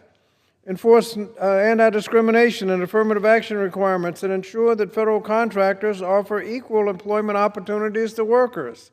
They're rolling that back. And there are more rollbacks waiting in the wings. For in fact, the Labor Department just sent a draft rule sitting on the White House Regulatory Office right now that would likely weaken the rules that prohibit children from working in particularly dangerous jobs. All workers deserve to be paid fairly, earn good benefits, and come home safely at the end of the day. If we truly want to prioritize workers, we must strengthen the laws, including regulations that protect workers' health and safety on the job and empower workers' ability to form unions and bargain for their rights. The Trump administration instead is rolling back regulations that protect workers, and we should be doing better. And so I thank the gentlelady for organizing this special order and giving us the opportunity to discuss what is going on at the Department of Labor. Thank you, and I yield back. Thank you so much to the ranking member, the fine gentleman of Virginia, for your remarks and for coming here this evening to talk with us. Thank you so much. Mr. Speaker, home health aides are some of the most essential workers in our economy, taking care of our parents and grandparents as they age, and ensuring that sick and disabled people can live with dignity. It is downright despicable that this administration has proposed to reverse the rule requiring that these vital workers be paid the federal minimum wage. This reckless rollback threatens the dignity, wages, and basic rights of nearly 4 million of our lowest paid and most essential workers, the majority of whom are women and women of color. These care workers are certified nursing assistants, home health aides, personal care attendants, and direct support professionals. They provide skilled, often medically necessary care from administering medication to helping with daily activities like bathing, dressing, and eating. Their work is both physically and emotionally demanding. It is essential to the health, safety, and independence of nearly 10 million older adults and people with disabilities who rely on these services to remain in their homes and communities. For some, it's the care they receive from these aides that actually helps them enter or remain in the workforce. It's difficult to capture the profound impact they have on not only families, but our economy. While they wait for that proposal to go through, the administration has already announced that they will no longer enforce the care worker rule, effectively stripping these workers of basic wage protections without notice, without public comment, and without regard for the devastating impact this will have on families, caregivers, and our long-term care system. Mr. Speaker, I just can't wrap my head around some of these changes. Home care workers are too valuable. They are already underpaid and underprotected. 2 in 5 already living at or near the poverty line. Nearly half relying on public assistance to make it. Now Trump wants to give the green light to pay these folks less than $7.25. Yes, I said it, $7.25 an hour. It's just wrong. It's completely unsustainable. We are already in the midst of a staffing crisis in the care economy.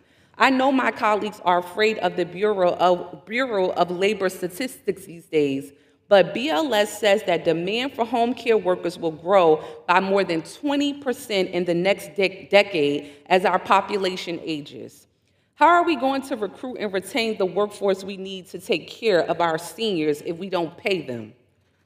Surely they can't make it if we don't pay them, or they can't stay employed if we don't pay them.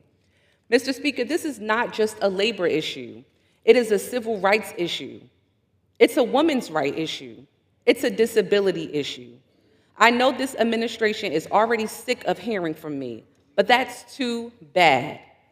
In August, I wrote to the Secretary of Labor urging her to stop these rollbacks. Today, I want to again call on the Department of Labor to withdraw this dangerous, disgusting proposed rule immediately, to reinstate full enforcement of the 2013 rule, and to focus its efforts where they belong, on improving wages, training, and conditions for our home care workers.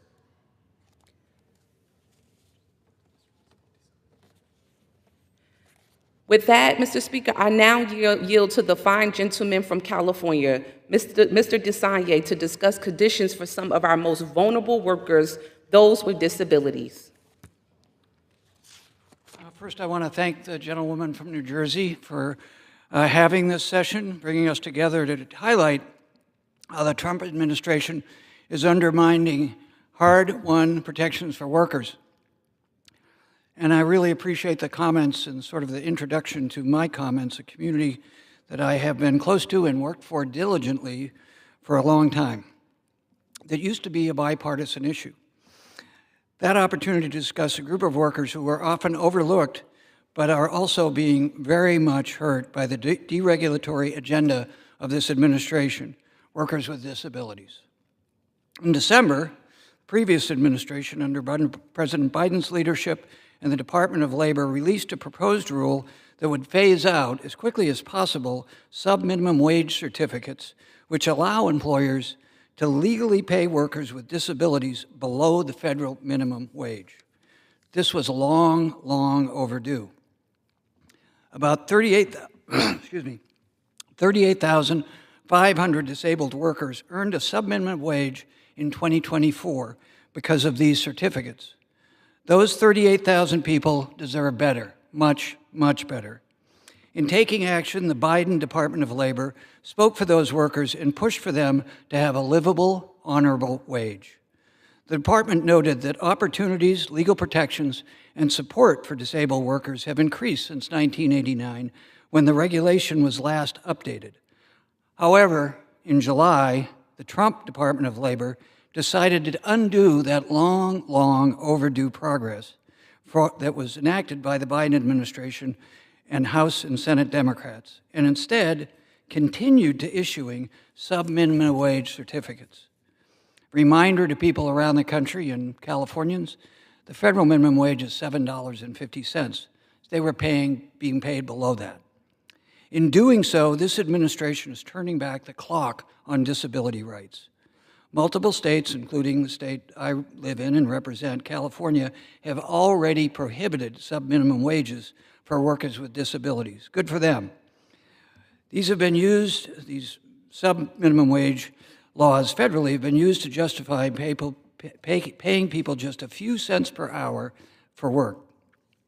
The U.S. Commission on Civil Rights and the National Council on Disabilities have called for an end to the practice by paying disabled workers less and paying them what they deserve, at least a minimum adjustment.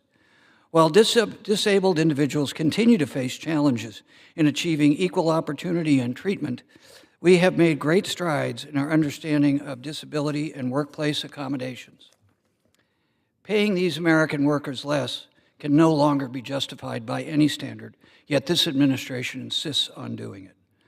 Rather than allow employers to continue underpaying disabled workers, this administration must and should reverse course and respect the dignity and contributions of these workers. Again, I want to thank Representative McIver for coming here and bringing this to the attention of the American public. Thank you. Thank you, gentlemen of California, for your remarks and for joining me this evening. At this very moment, Mr. Speaker, the Department of Labor is working to rescind the Farm Worker Protection Rule, a Biden-era standard that gave farm workers, many of them seasonal workers here under the H-2A visa program, the basic right to speak up about unsafe working conditions without fear of being fired or deported. Let's be clear, this rule that the administration is attacking wasn't about politics. It wasn't about gangs or drugs or any of the disgusting tropes the other side will paint against hardworking immigrants. It was about seatbelts in vans, safety on the job, and the simple human dignity of not being punished for demanding better conditions. And what has this administration done? They've proposed to strip those protections, both for transportation safety and for organizing on farms. And while they wait for that change to take effect, they've announced they will not enforce the 2024 Farm Worker Rule at all. So what does that mean in practice? It means workers, including the 300,000 seasonal workers that come to our country to do vital work supporting our nation's agriculture industry, are once again forced to choose between their safety and their survival. It means transportation will remain the leading cause of death for farm workers. And it means that the worst of the worst employers get a free pass. It doesn't stop there. The Trump's Department of Labor also wants to stop coordination between the Department of Labor's Wage and Hour Division, OSHA, and the Employment and Training Administration on enforcement of farm worker protections. These agencies are supposed to work together to stop abuse. Corrupt recruiters have infiltrated the H-2A program, charging workers illegal fees and taking advantage of the most desperate migrant workers, and actually facilitating human trafficking. And the administration's answer? Make it harder to investigate them. Make it harder to kick these abusive recruiters out of the H-2A system. To against their own promises, let the trafficking continue. Let's be clear again, the H-2A program is one of the largest sources of labor trafficking in the United States. The safety regulations the Labor Department is going after were designed to keep workers safe. But Trump's regulatory changes send a clear message to employers. Retaliate against your workers, is what the administration is saying. Trump says, silence them all you want. No one's coming to stop you. This doesn't just hurt migrant farm workers. It drags down the working conditions and wages of all agricultural workers in America. Every time protections are stripped away from one group, it undercuts the baseline for everyone else. This is all by design. And while this administration is gutting legal protections, they're slashing transparency too. The National Agricultural Statistics Service just announced it will eliminate the Farm Labor Survey, the very tool we use to understand what farm workers are paid and how they're treated. This survey informs wages for H-2A jobs. Eliminating it makes exploitation easier and accountability harder. Mr. Speaker, the cruelty here is not accidental, it's deliberate. It's rooted in a despicable framework that sees farm workers, particularly those from other countries and those that are black and brown, as disposable. These workers feed America. They feed you every night. They do the work most people can't and won't. And instead of protecting them, this administration wants to strip away their voice and hand power to the very people who exploit them. With that, Mr. Speaker, I would like to yield to the gentlewoman from Minnesota, Mrs. Omar, to discuss the tools available to OSHA to keep Americans safe at work. Thank you so much. Mr. Speaker, as the ranking member of the Subcommittee on Workforce Protection, I rise today to speak about the sweeping set of proposals from Trump's Department of Labor that threatens worker safety, fair pay, and basic protections for millions of Americans. The department is moving to rewrite or repeal more than 60 workplace regulations.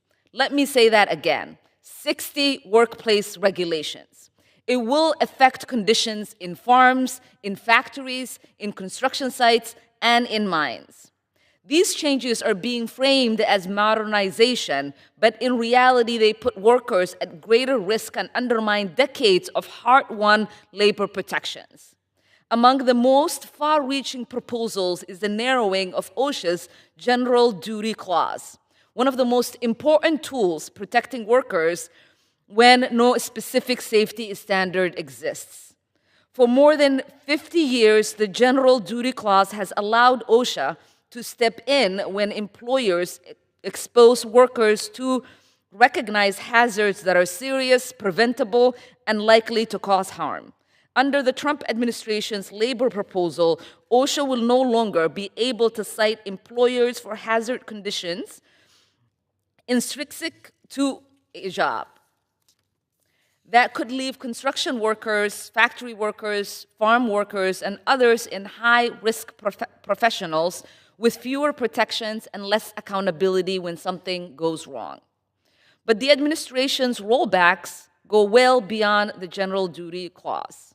Millions of home healthcare workers could be paid below minimum wage and denied overtime protection, leaving them vulnerable to long hours and financial insecurity. Migrant farm workers could lose critical safeguards, including seatbelt requirements on employee-provided transportation and protections against retaliation for reporting unsafe conditions. Construction workers could see basic requirements for adequate lighting eliminated, and miners could lose critical oversight on ventilation, roof safety, and training. Even respiratory and chemical safety standards in hazardous workplaces are being rolled back. These changes represent a fundamental shift in priorities of putting corporate convenience over worker safety. Eliminating all of these rules is a clear signal from the Trump administration that they view workers' lives as expendable. When protection for the most vulnerable workers are stripped away, the consequences will be severe and immediate. American workers are not disposable. They deserve workplaces that are safe, fair, and accountable. They deserve the dignity of protection that ensures they can return home from work alive and uninjured. Congress must reject efforts that roll back the clock on worker safety and labor rights. So, Mr. Speaker, I want to thank Representative LaMonica McIver for hosting tonight and for her leadership on this issue. I yield back. Thank you so much to the gentlewoman from Minnesota for joining tonight and for your remarks. Mr. Speaker, when it comes to Trump's attacks on diversity of our workforce, the Department of Labor is his biggest cheerleader and superfan. Matter of fact, they're president of the fan club.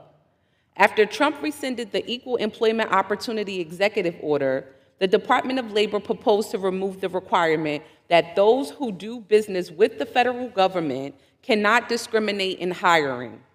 On top of that, Trump is demanding that companies send proof that they're eliminating their anti-discrimination programs and show proof that they've abandoned affirmative action plans. Federal contractors may sound to some people like a narrow, far-off group.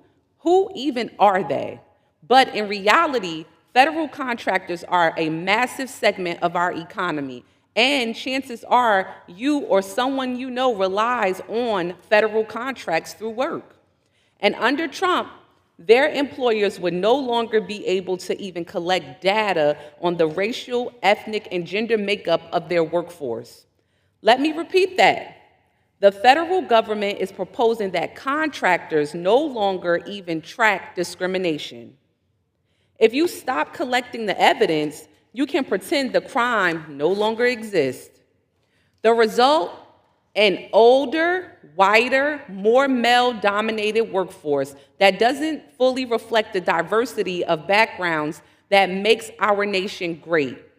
Let's call it what it is: a calculated, careless, cowardly rollback of hard-won protections carried out under false pretense and driven by an agenda that wants to take us back to 1964. And if that weren't enough, just weeks after the Trump administration announced its plans to eliminate the Office of Federal Contract Compliance Programs, the agency charged with enforcing anti-discrimination in federal contracting, the Department of Labor has now launched a full-scale attack on workers with disabilities. Shameful. Trump's DOL is dismantling the requirement that federal contractors take steps to employ qualified individuals with disabilities. At a time when disabled Americans face historic employment gaps, this administration wants to turn back the clock and undo the progress we've made over decades of disability work. And as my colleagues have mentioned, they even want to bring back the cruel, outdated policy of allowing employers to pay disabled workers less than minimum wage. Often pennies on the dollar. How disgusting. for someone who is doing the same work as everyone else each and every day. My colleagues across the aisle want you to be afraid of federal DEIA programs, maybe even to think they're stopping you from getting a job. In reality, these are things like paid internships, so you don't have to come from a well-off family to work a federal job. Basic disability accommodations in the office, making sure the office coffee pot is in reach of someone in a wheelchair. Are these destroying our workforce like the president says? These moves are not about fairness. They are about power, about stripping protections from the most marginalized so the powerful can operate without accountability. We need to be open and honest about the truth. These actions will increase discrimination in the workforce. They will make us less productive, not more productive, and they will focus and they will turn the focus of federal hiring away from merit. Some of these rollbacks, Mr. Speaker, are awful, terribly awful.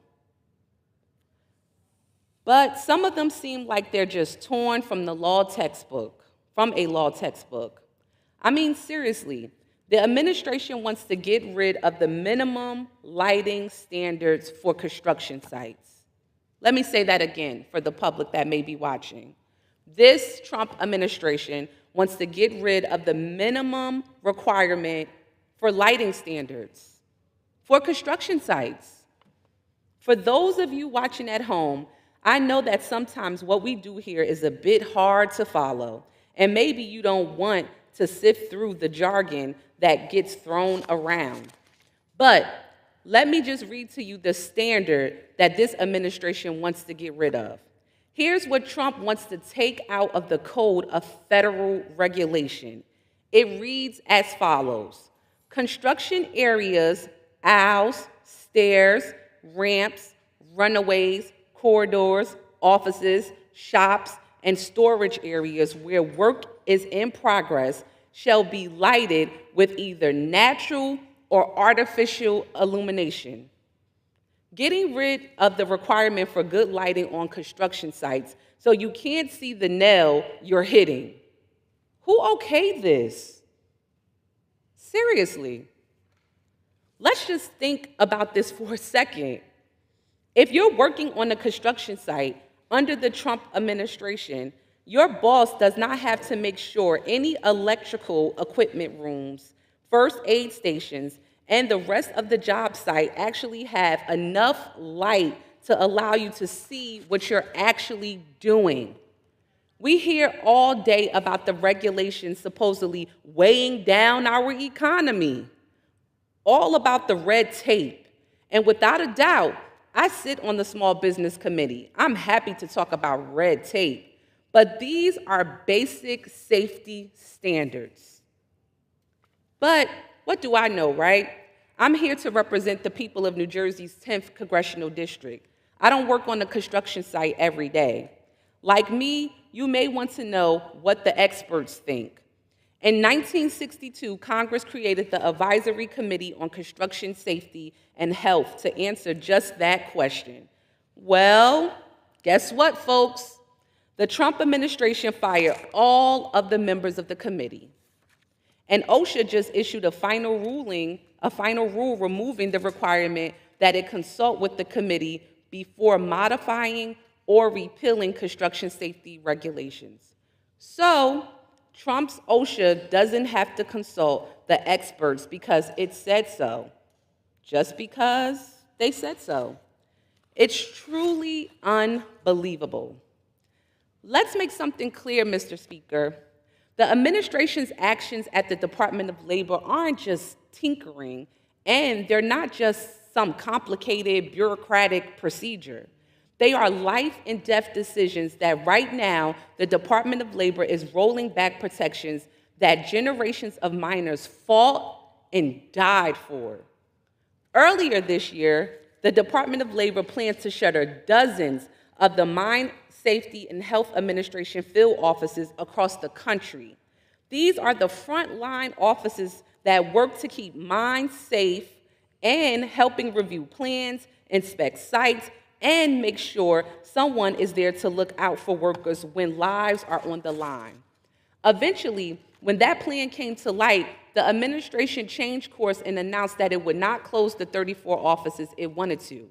But now, Mr. Speaker, they're trying to shutter the offices another way by gutting the rules that give the Mine Safety and Health Administration the power to act, even if the offices stay open. Let me walk you through just how dangerous these rollbacks are. One repeal removes the requirement to inspect drilling areas for hazards before operations begin and gets rid of the need to repair dangerous drilling equipment. Another rollback narrows the training protocols that the Mine Safety and Health Administration district managers can require before approving mining operations. In fact, Trump wants to limit what can be required in a roof control and ventilation plan, which would help protect miners from roof collapses and toxic dust in the air. He wants to deregulate roofing and necessary ventilation. Mine operators are no longer required to give workers hard copies of hazard communications or HAZCOM. Historically, employers are required to inform their employees in a mine of what chemicals or hazards they may face to help prevent injury and illness. Trump and his cronies are even going after the tools used to measure lighting and visibility underground, as I've mentioned about the construction sites as well. As we speak, Trump is working to give more control to mine operators about their safety and health plans, even when we know the injuries and death will follow. We know what keeps miners safe, but this administration doesn't think we should let the Mine Safety and Health Administration require it. Maybe the most unbelievable decision in the delay of the toxic silica rule, a rule 40 years in the making. The science is crystal clear. Silica exposure causes lung cancer, chronic respiratory disease, black lung, and even death. Something older than me. The Mine Safety and Health Administration itself had estimated this rule would prevent more than 1,000 deaths and 3,700 cases of silica-related illness. But the Trump administration says it's on hold. What are we talking about here? Weakening or removing respiratory requirements, fit testing, medical evaluations, and training for exposure to some of the most dangerous substances like asbestos, lead, vinyl chloride, and more. But look, colleagues and Americans watching at home, the administration says it's too prescriptive to ensure workers don't inhale poisons that actually kill them. It's too much of a burden to make sure a respirator actually fits. It's too much red tape to make sure a worker's lungs can survive the shift. What do you say? Let's be clear.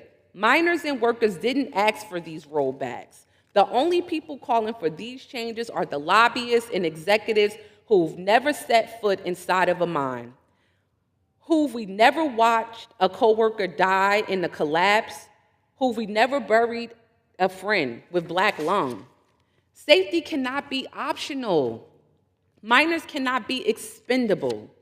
Congress cannot stand idly by while the Labor Department turns on the people it was created to protect. With that, Mr. Speaker, I would like to yield to the gentlewoman of New Mexico, Ms. Stansbury. Thank you, Mr. Speaker. And I'm here tonight to stand union strong with our workers across America in solidarity with my sister from New Jersey, Representative McIver. We stand union strong, labor strong, America strong, and worker strong. And Mr. Speaker, I think it's notable as we stand on this floor tonight, I want to be honest, there's not a single Republican here to stand with our workers.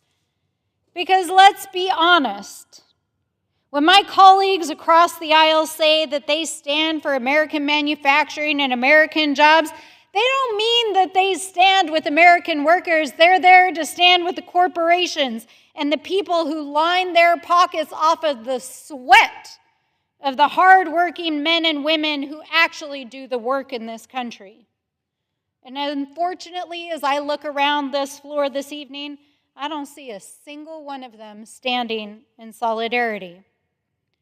Under this administration, we have seen an unprecedented attack on our unions and worker protections.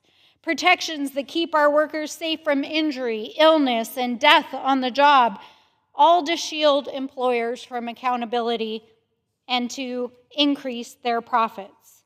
Instead of standing with workers, they've weakened rules on overtime, rolled back safety standards, and gutted protections for wage theft.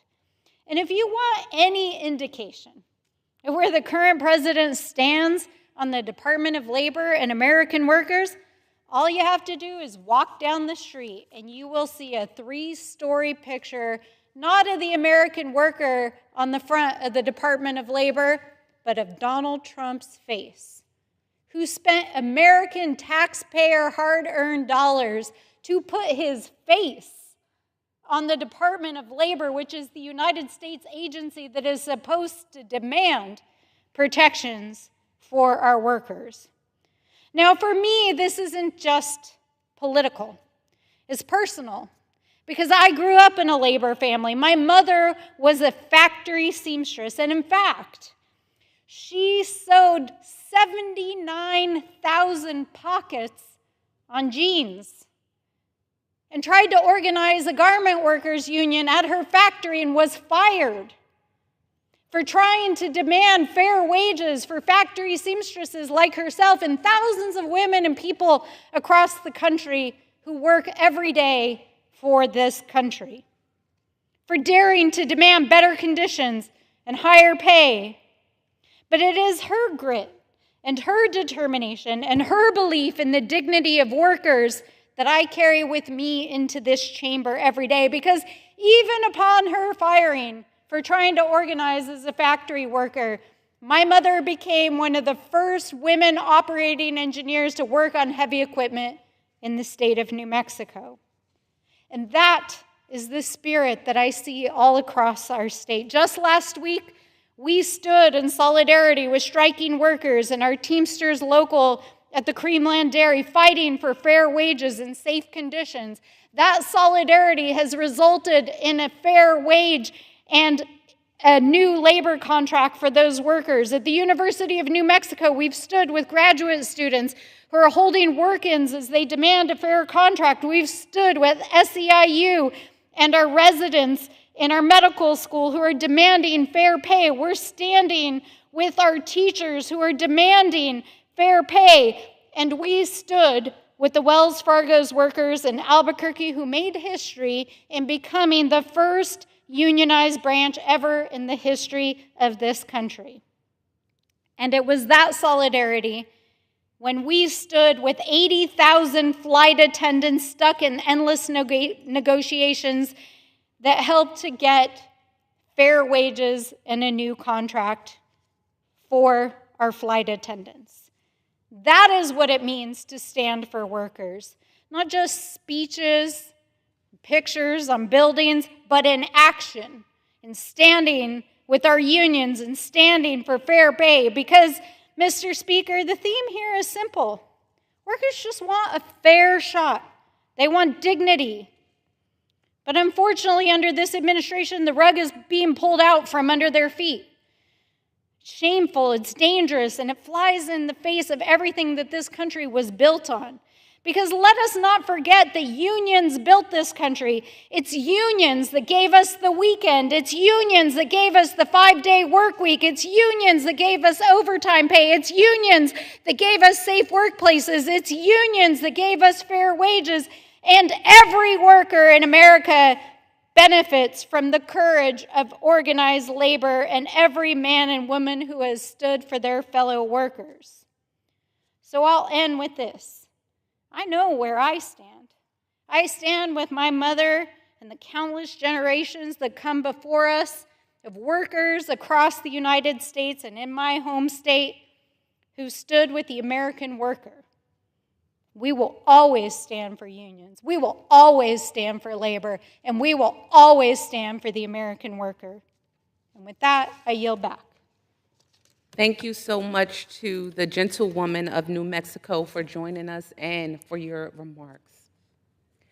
Mr. Speaker, tonight we have heard about the increased discrimination in the workplace, the repealing of protections for those with disabilities, and the dangerous construction sites our neighbors are forced to show up to.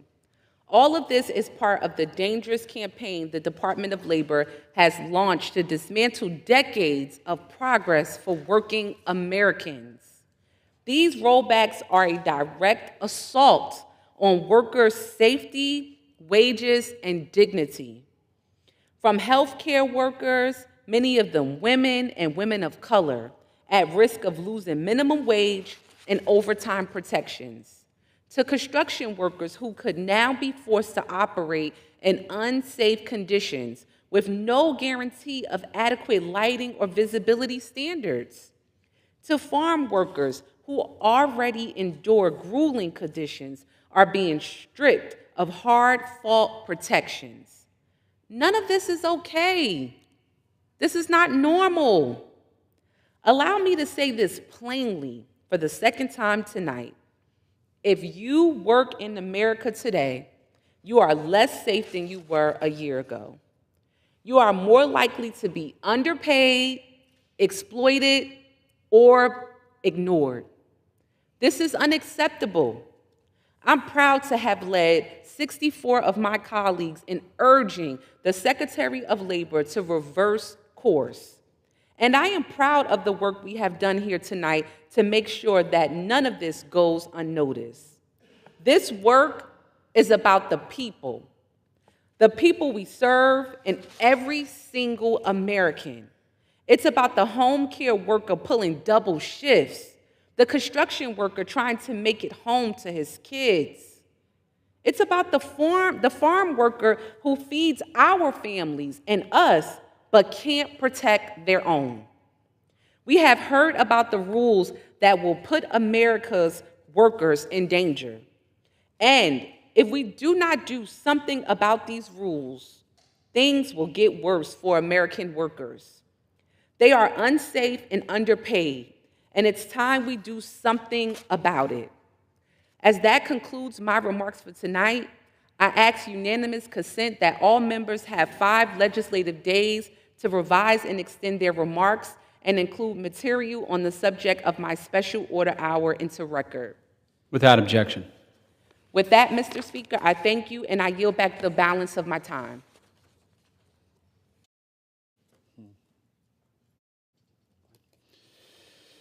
Members are reminded to address their remarks to the chair. Under the Speaker's announced policy of January 3rd, 2025, the chair recognizes the gentleman from Georgia, Mr. Carter, for 30 minutes. Thank you, Mr. Speaker. Mr. Speaker, I rise today in honor of a true American patriot, Charlie Kirk. Charlie Kirk was a beacon of conservative politics, a patriotic American who engaged young people on issues that mattered and encouraged critical thinking. At just 18 years old, he founded Turning Point USA, which brought an entirely new generation of young, enthusiastic minds to the Republican Party. Charlie was never afraid to defend his values, speak out for the voiceless, and do what was right, even when it was unpopular. He truly inspired thousands of voters to join the MAGA movement, attracting people with his unwavering conviction and ability to cut through the noise to get to what we are all searching for, that is the truth. No one worked harder than Charlie Kirk. He is irreplaceable and already sorely missed. To quote President Trump, Charlie was great and even legendary. He was loved and admired by all. Today, with a broken heart, I echo the President's words. This senseless political assassination must be met with the fullest extent of the law. Political violence of any kind must be condemned. It is un-American, and we will not stand for it. Please join me in prayers for Charlie's wife, Erica, his young children, and the entire family. May we take comfort in knowing that he was a man of faith and is being embraced by his Lord and Savior, Jesus Christ.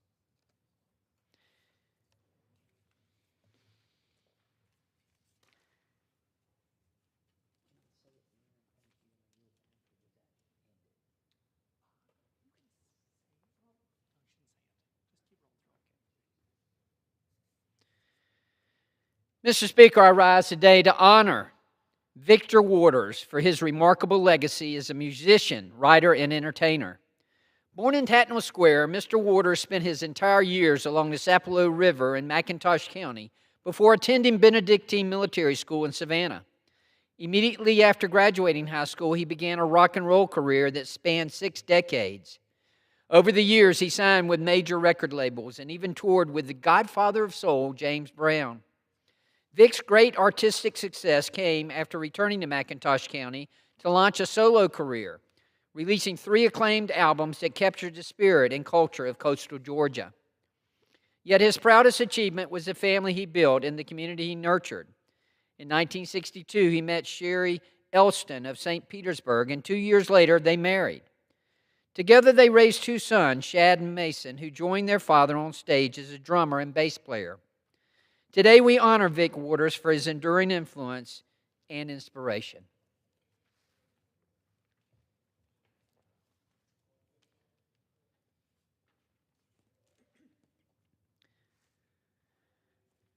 Mr. Speaker, I rise today to honor Jeff Hewitt for his dedication to the city of Savannah and to congratulate him on his retirement.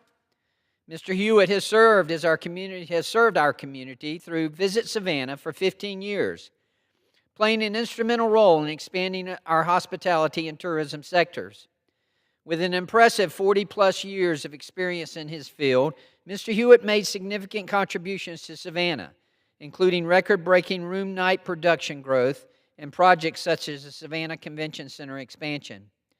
In addition to his impressive achievements, he has greatly expanded Visit Savannah's national and international sales reach through his relationship-building expertise. The city of Savannah is grateful for the impact that Mr. Hewitt has made during his career, and we will continue to benefit from the legacy that he leaves behind. I wish the best to Mr. Hewitt as he begins his retirement at the end of this year.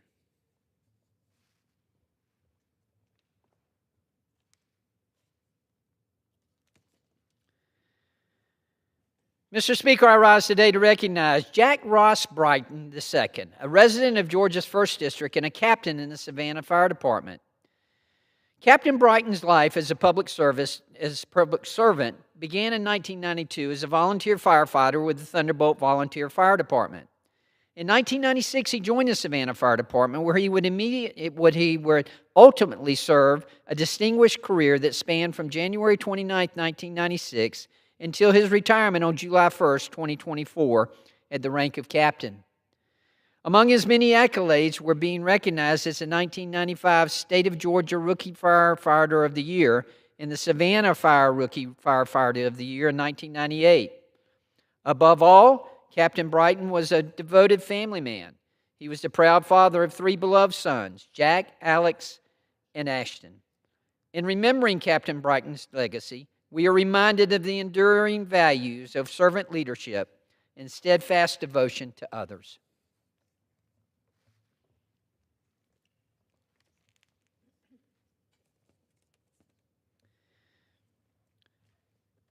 Mr. Speaker, today I'm proud to recognize Georgia's public schools for their remarkable achievements in the latest round of standardized test results. Despite the challenges and setbacks brought on by the pandemic, our students and educators have shown incredible perseverance.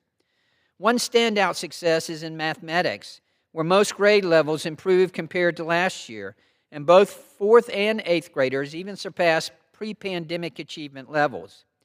Reading levels also rose across much of the state, showing that the investments in literacy, support, and tutoring are paying off.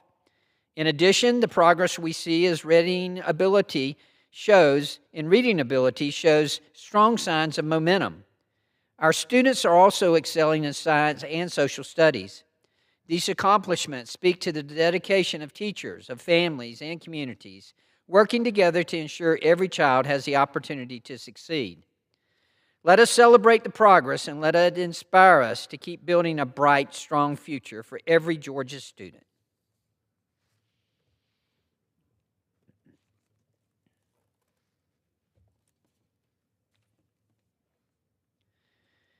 Mr. Speaker, I rise today to honor Georgia's colleges and universities that have earned national recognition by being named the Princeton Review's Best 391 Colleges. 7 institutions in our state received this distinction, each offering students a unique and powerful educational experience.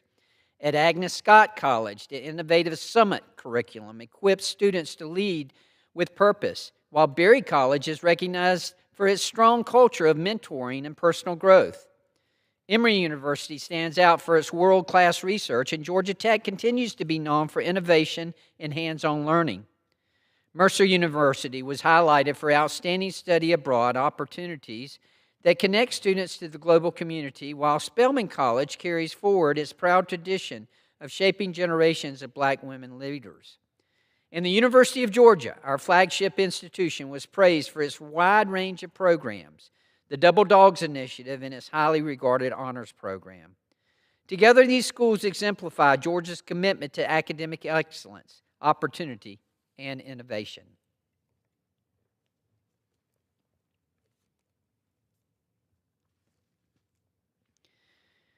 Mr. Speaker, I rise today to congratulate one of Georgia's finest educational institutions, the Tybee Island Maritime Academy, for being recognized by the Association for Middle-Level Education as a 2025 School of Distinction. This honor did not come easily. It was earned through a rigorous review process that included comprehensive school-wide assessment, continuous improvement planning, and interviews with staff, students, and families. After this intense evaluation, the panel decided to award the school the distinction due to their STEAM culture, place-based interdisciplinary learning, and strong community partnerships. Tybee Island Maritime Academy has demonstrated their commitment to excellence in the classroom while fostering a thriving middle school community. As Georgians, we take great pride in our educators, and it is wonderful to see the fruits of their labor receive appreciation. We are so grateful for the staff, the administrators, teachers, parents, and families in our state that realize the importance of a well-rounded education and invest in our younger generations. Tybee Island Maritime Academy has impressed us all, and we hope to share their story with educators around the world.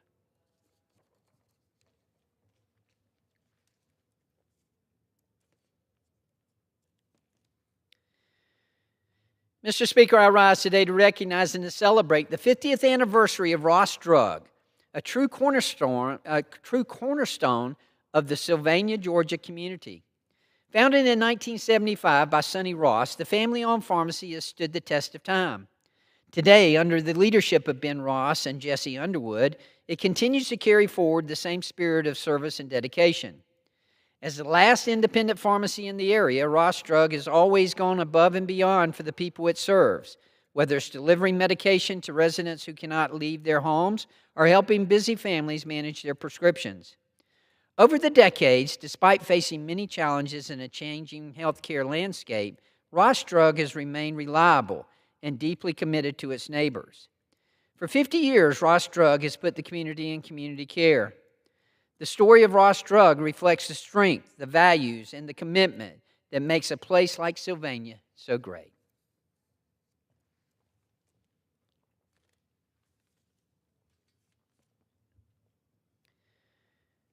Mr. Speaker, I rise today to honor the mothers who carry the weight of the loss of a child and yet continue to stand with strength and dignity.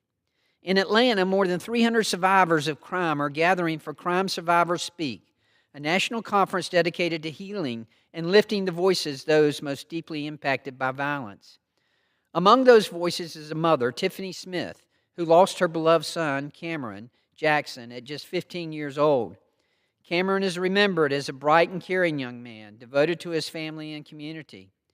In his memory, Tiffany founded the Angel Moms Collective, which now unites more than 300 mothers who shared this heartbreaking loss.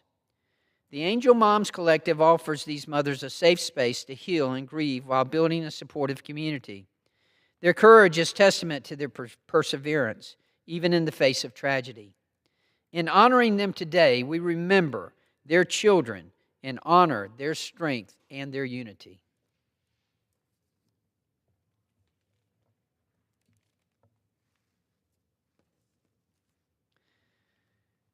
Mr. Speaker, I rise today to recognize an exceptional young Georgian, Kendall Ray Johnson. At only 6 years old, Kendall became the youngest certified farmer in the United States, an achievement earned through her passion and hard work in her pursuits. Today, at the age of 10, Kendall has been awarded a full scholarship to South Carolina State University, where she plans to study agriculture.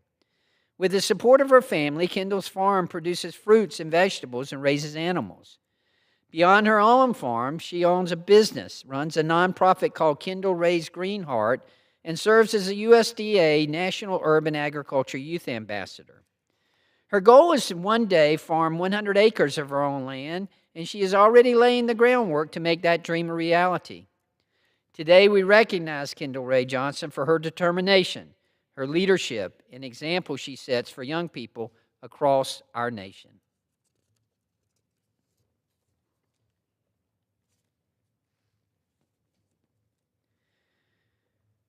Mr. Speaker, I rise today to recognize Jarvis Jones, a Georgia native, a former All-American and NFL player who has returned home to lead and give back to his community. As a student athlete, Jarvis helped lead Carver High School to its first state football championship in 2007. He went on to star at the University of Georgia and play in the NFL before returning to complete his degree and serve on Georgia's coaching staff. In 2025, Jarvis became the head coach of Carver High School in Columbus, his alma mater. Carver is the reigning Class 2A state champion, and Jones is building on that tradition with a vision rooted in discipline and community. He is committed to uplifting the next generation of student athletes, instilling values of hard work and perseverance. We thank Mr. Jones for his service and the example he sets for young people across his community and across our state.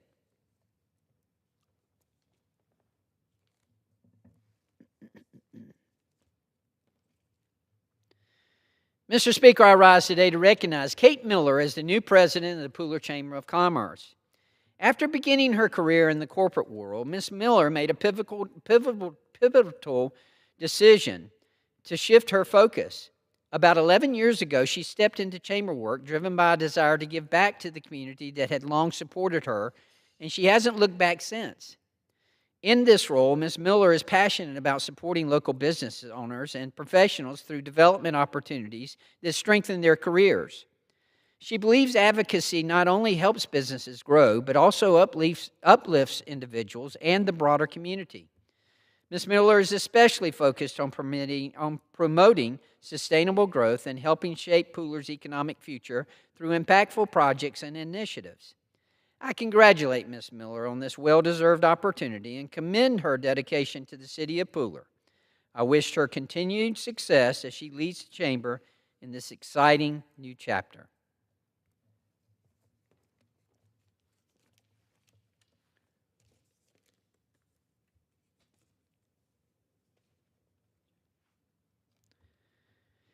Mr. Speaker, I rise today to recognize one of Georgia's own, Paige Ewing. On August 27, 2025, Miss Paige Ewing of Tattnall County was crowned Miss America 2025.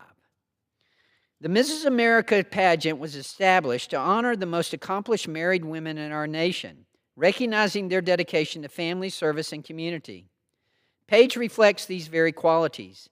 A graduate of Pinewood Christian Academy, she has brought pride not only to her hometown, but to the entire state of Georgia. She has carried herself with grace and conviction, demonstrating a steadfast commitment to her faith, her family, and the values that define us as Americans. In January of 2026, she will represent the United States at the Miss World competition, where we know she will shine as an example of Georgia's spirit and America's strength.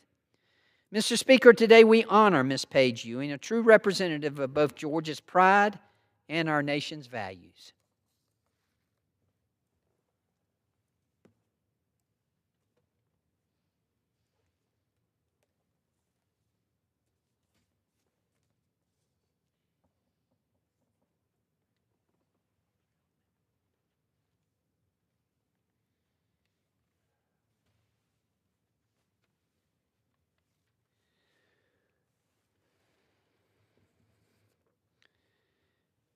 Mr. Speaker, I rise today to honor the life and the legacy of Nelson Price. For 35 years, Price faithfully served as pastor of Roswell Street Baptist Church in Marietta, guiding the congregation through a season of remarkable growth. Under his leadership, the church expanded its campus and became the second largest sanctuary in the Southeast at the time of its completion. Membership grew from a few hundred to nearly 10,000, a testament to his vision and his unwavering commitment to building a strong, faith-centered community. Price's influence reached far beyond his church. He preached before President Jimmy Carter and his cabinet, and he served as vice president of the Southern Baptist Convention. To colleagues and parishioners alike, he was not only a pastor, but also a mentor, known for his passion for preaching and his ability to guide others with wisdom and humility. For decades, Nelson Price loved and was deeply loved by his community. His leadership will continue to inspire generations.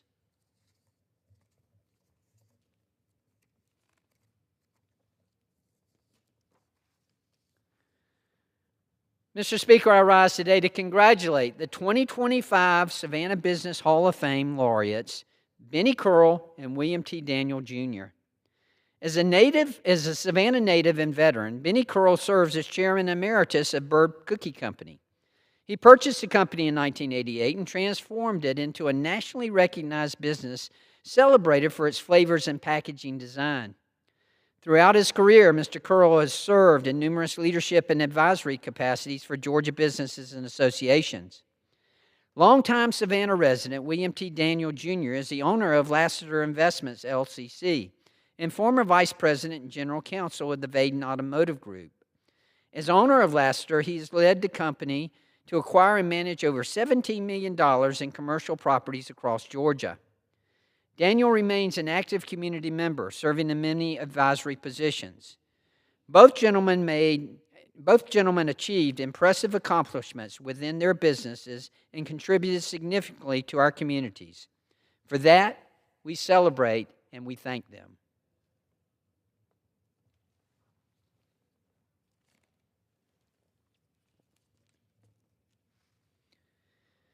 Mr. Speaker, I rise today to honor the life of Linton Brown.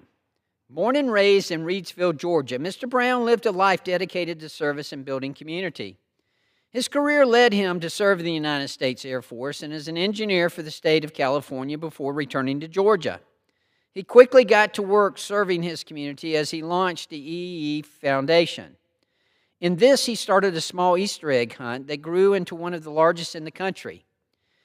The hunt grew to 90,000 eggs a year and raised money to provide food, clothes, back-to-school supplies, and toys for community members. This became so popular that donations continued year-round. Mr. Brown was known as a jack of all trades. He used his talents to help those around him as best he could. Mr. Brown gave his all for those around him, and for that, we celebrate his legacy.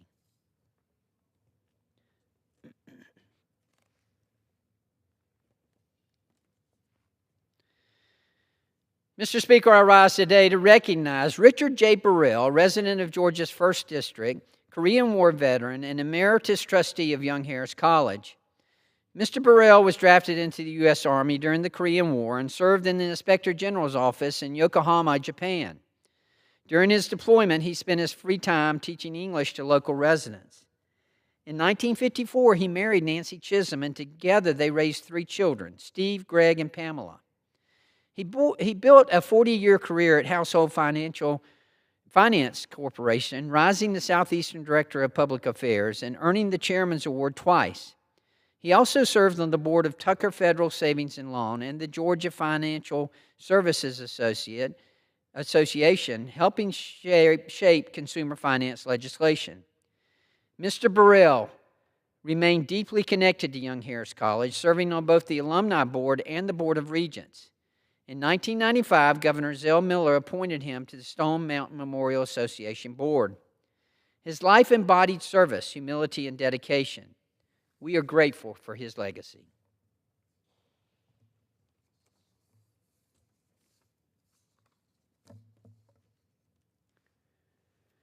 Mr. Speaker, I rise today to honor the work of the low country radio legend Mark Robertson. Mark has been working in radio for 50 years, 48 of which have been with 98.7 The River, based out of Savannah, Georgia.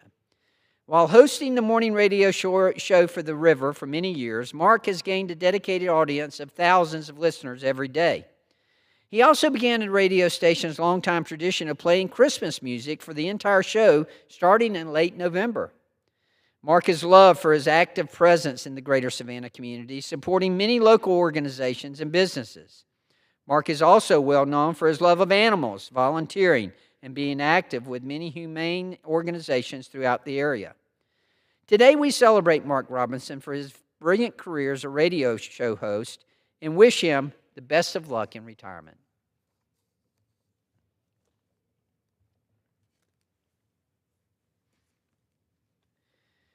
Mr. Speaker, I rise today to honor Cecilia Tran Arango for being selected for the second time to the list of top 100 influential women.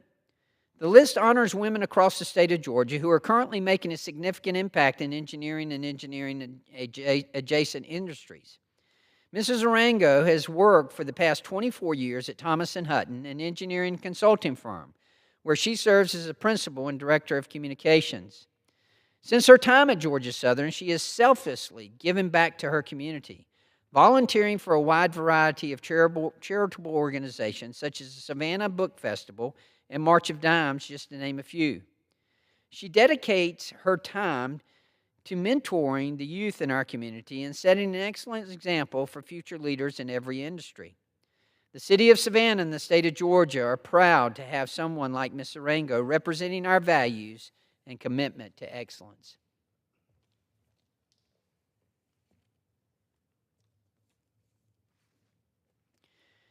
Mr. Speaker, I rise today to honor and remember the life of Tracy Dale Sands. Born in Savannah and raised in Glenville, Tracy was beloved by his family and profession and local community.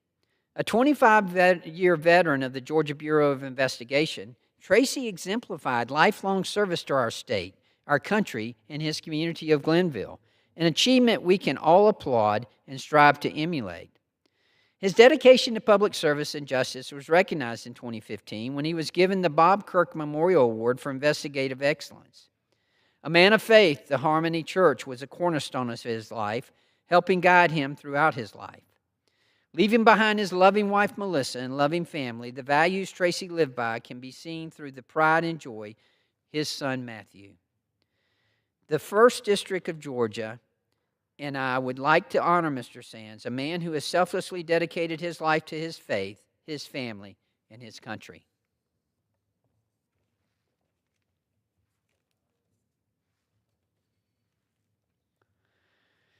Mr. Speaker, today I rise to honor and to recognize the life of my friend Harvey John Gilbert. Born and raised in Savannah, Georgia, Harvey made it a priority in life to set a great example for his family and community around him. Serving in a variety of civic and charitable organizations, Harvey gave his time and effort to anyone in need. An example of this was when he shared a sustainable development organization with his business partner, Stephen Azell, and his son, John. But the one thing Harvey loved most in this world was family. Marrying to the love of his life and college sweetheart, Cindy, together raising 2 wonderful children, Mary and John. Hosting friendly family competitions dubbed Lock Competition, he would bring everyone together to connect and have a good time, even if at times that could get a little competitive. A man who dedicated his life to his family, his friends, and hometown of Savannah, Georgia, Harvey Gilbert led a legacy for all of us to follow.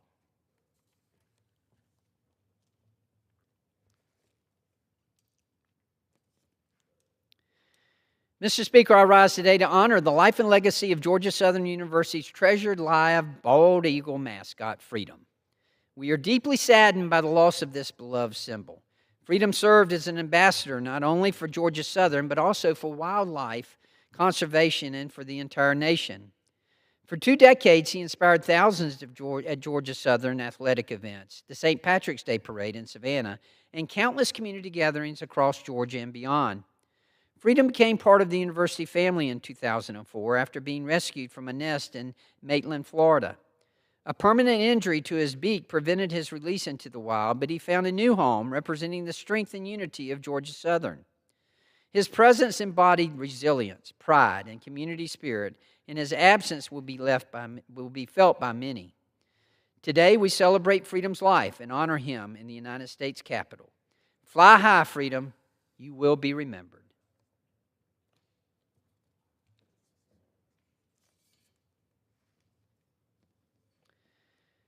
Mr. Speaker, I rise today to recognize an extraordinary group of warfighters from Georgia's 1st Congressional District, our very own squad from the 1st Ranger Battalion at Hunter Army Airfield.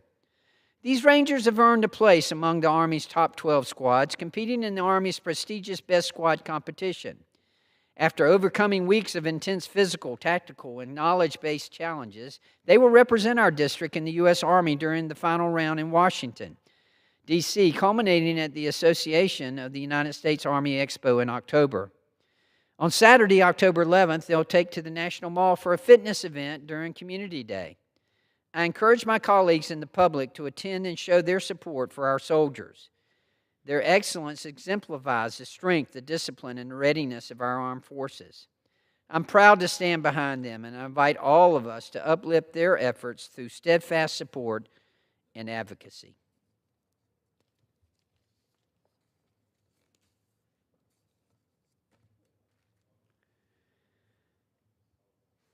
Mr. Speaker, I rise today to congratulate Leandria Michael on her appointment as Assistant Vice President for Government and Community Relations by Savannah State University. As an accomplished alumna of SSU, Ms. Michael will bring her expertise in government relations, strategic communication, community engagement, economic development, and higher education to this role. Thus far in her service to the university, her leadership has played a critical role in securing nearly $20 million in funding and coordinating high-profile events such as the historic visit of the Dutch royal couple. She has been an invaluable member of the SSU community as she has brought strategic insight and unwavering commitment to their mission. From her broad memberships to her recognition as an emerging leader of the year, she exemplifies the values of dedication and community stewardship. The work she accomplishes in her new role will play a key role in advancing SSU's mission, fostering relationships, and enhancing the university's impact. Congratulations, Leandria.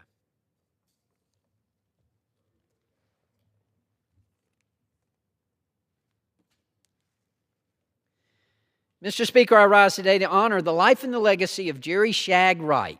Jerry was a proud descendant of the Wright family who came to Pierce County as part of the Gilmer migration in the early 1900s.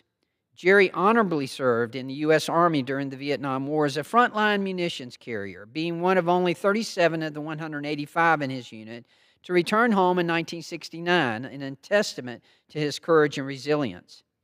Following his service, he began a long career at Rayonier, from which he later retired. Mr. Wright was deeply committed to public service, serving 10 years on the Scriven City Council before being elected as a representative on the Wayne County Board of Commissioners, a position he held for 25 years. Jerry was truly a man of the people, representing his community with pride and helping everyone he could, whether they were his constituent or not.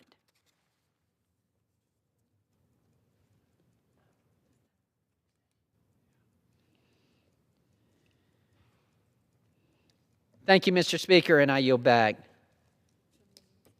Gentleman yields back. Does the gentleman have a motion? Mr. Speaker, I move that the House do now adjourn. To adjourn, those in favor say aye. Those opposed say no. The ayes have it, and the motion is adopted.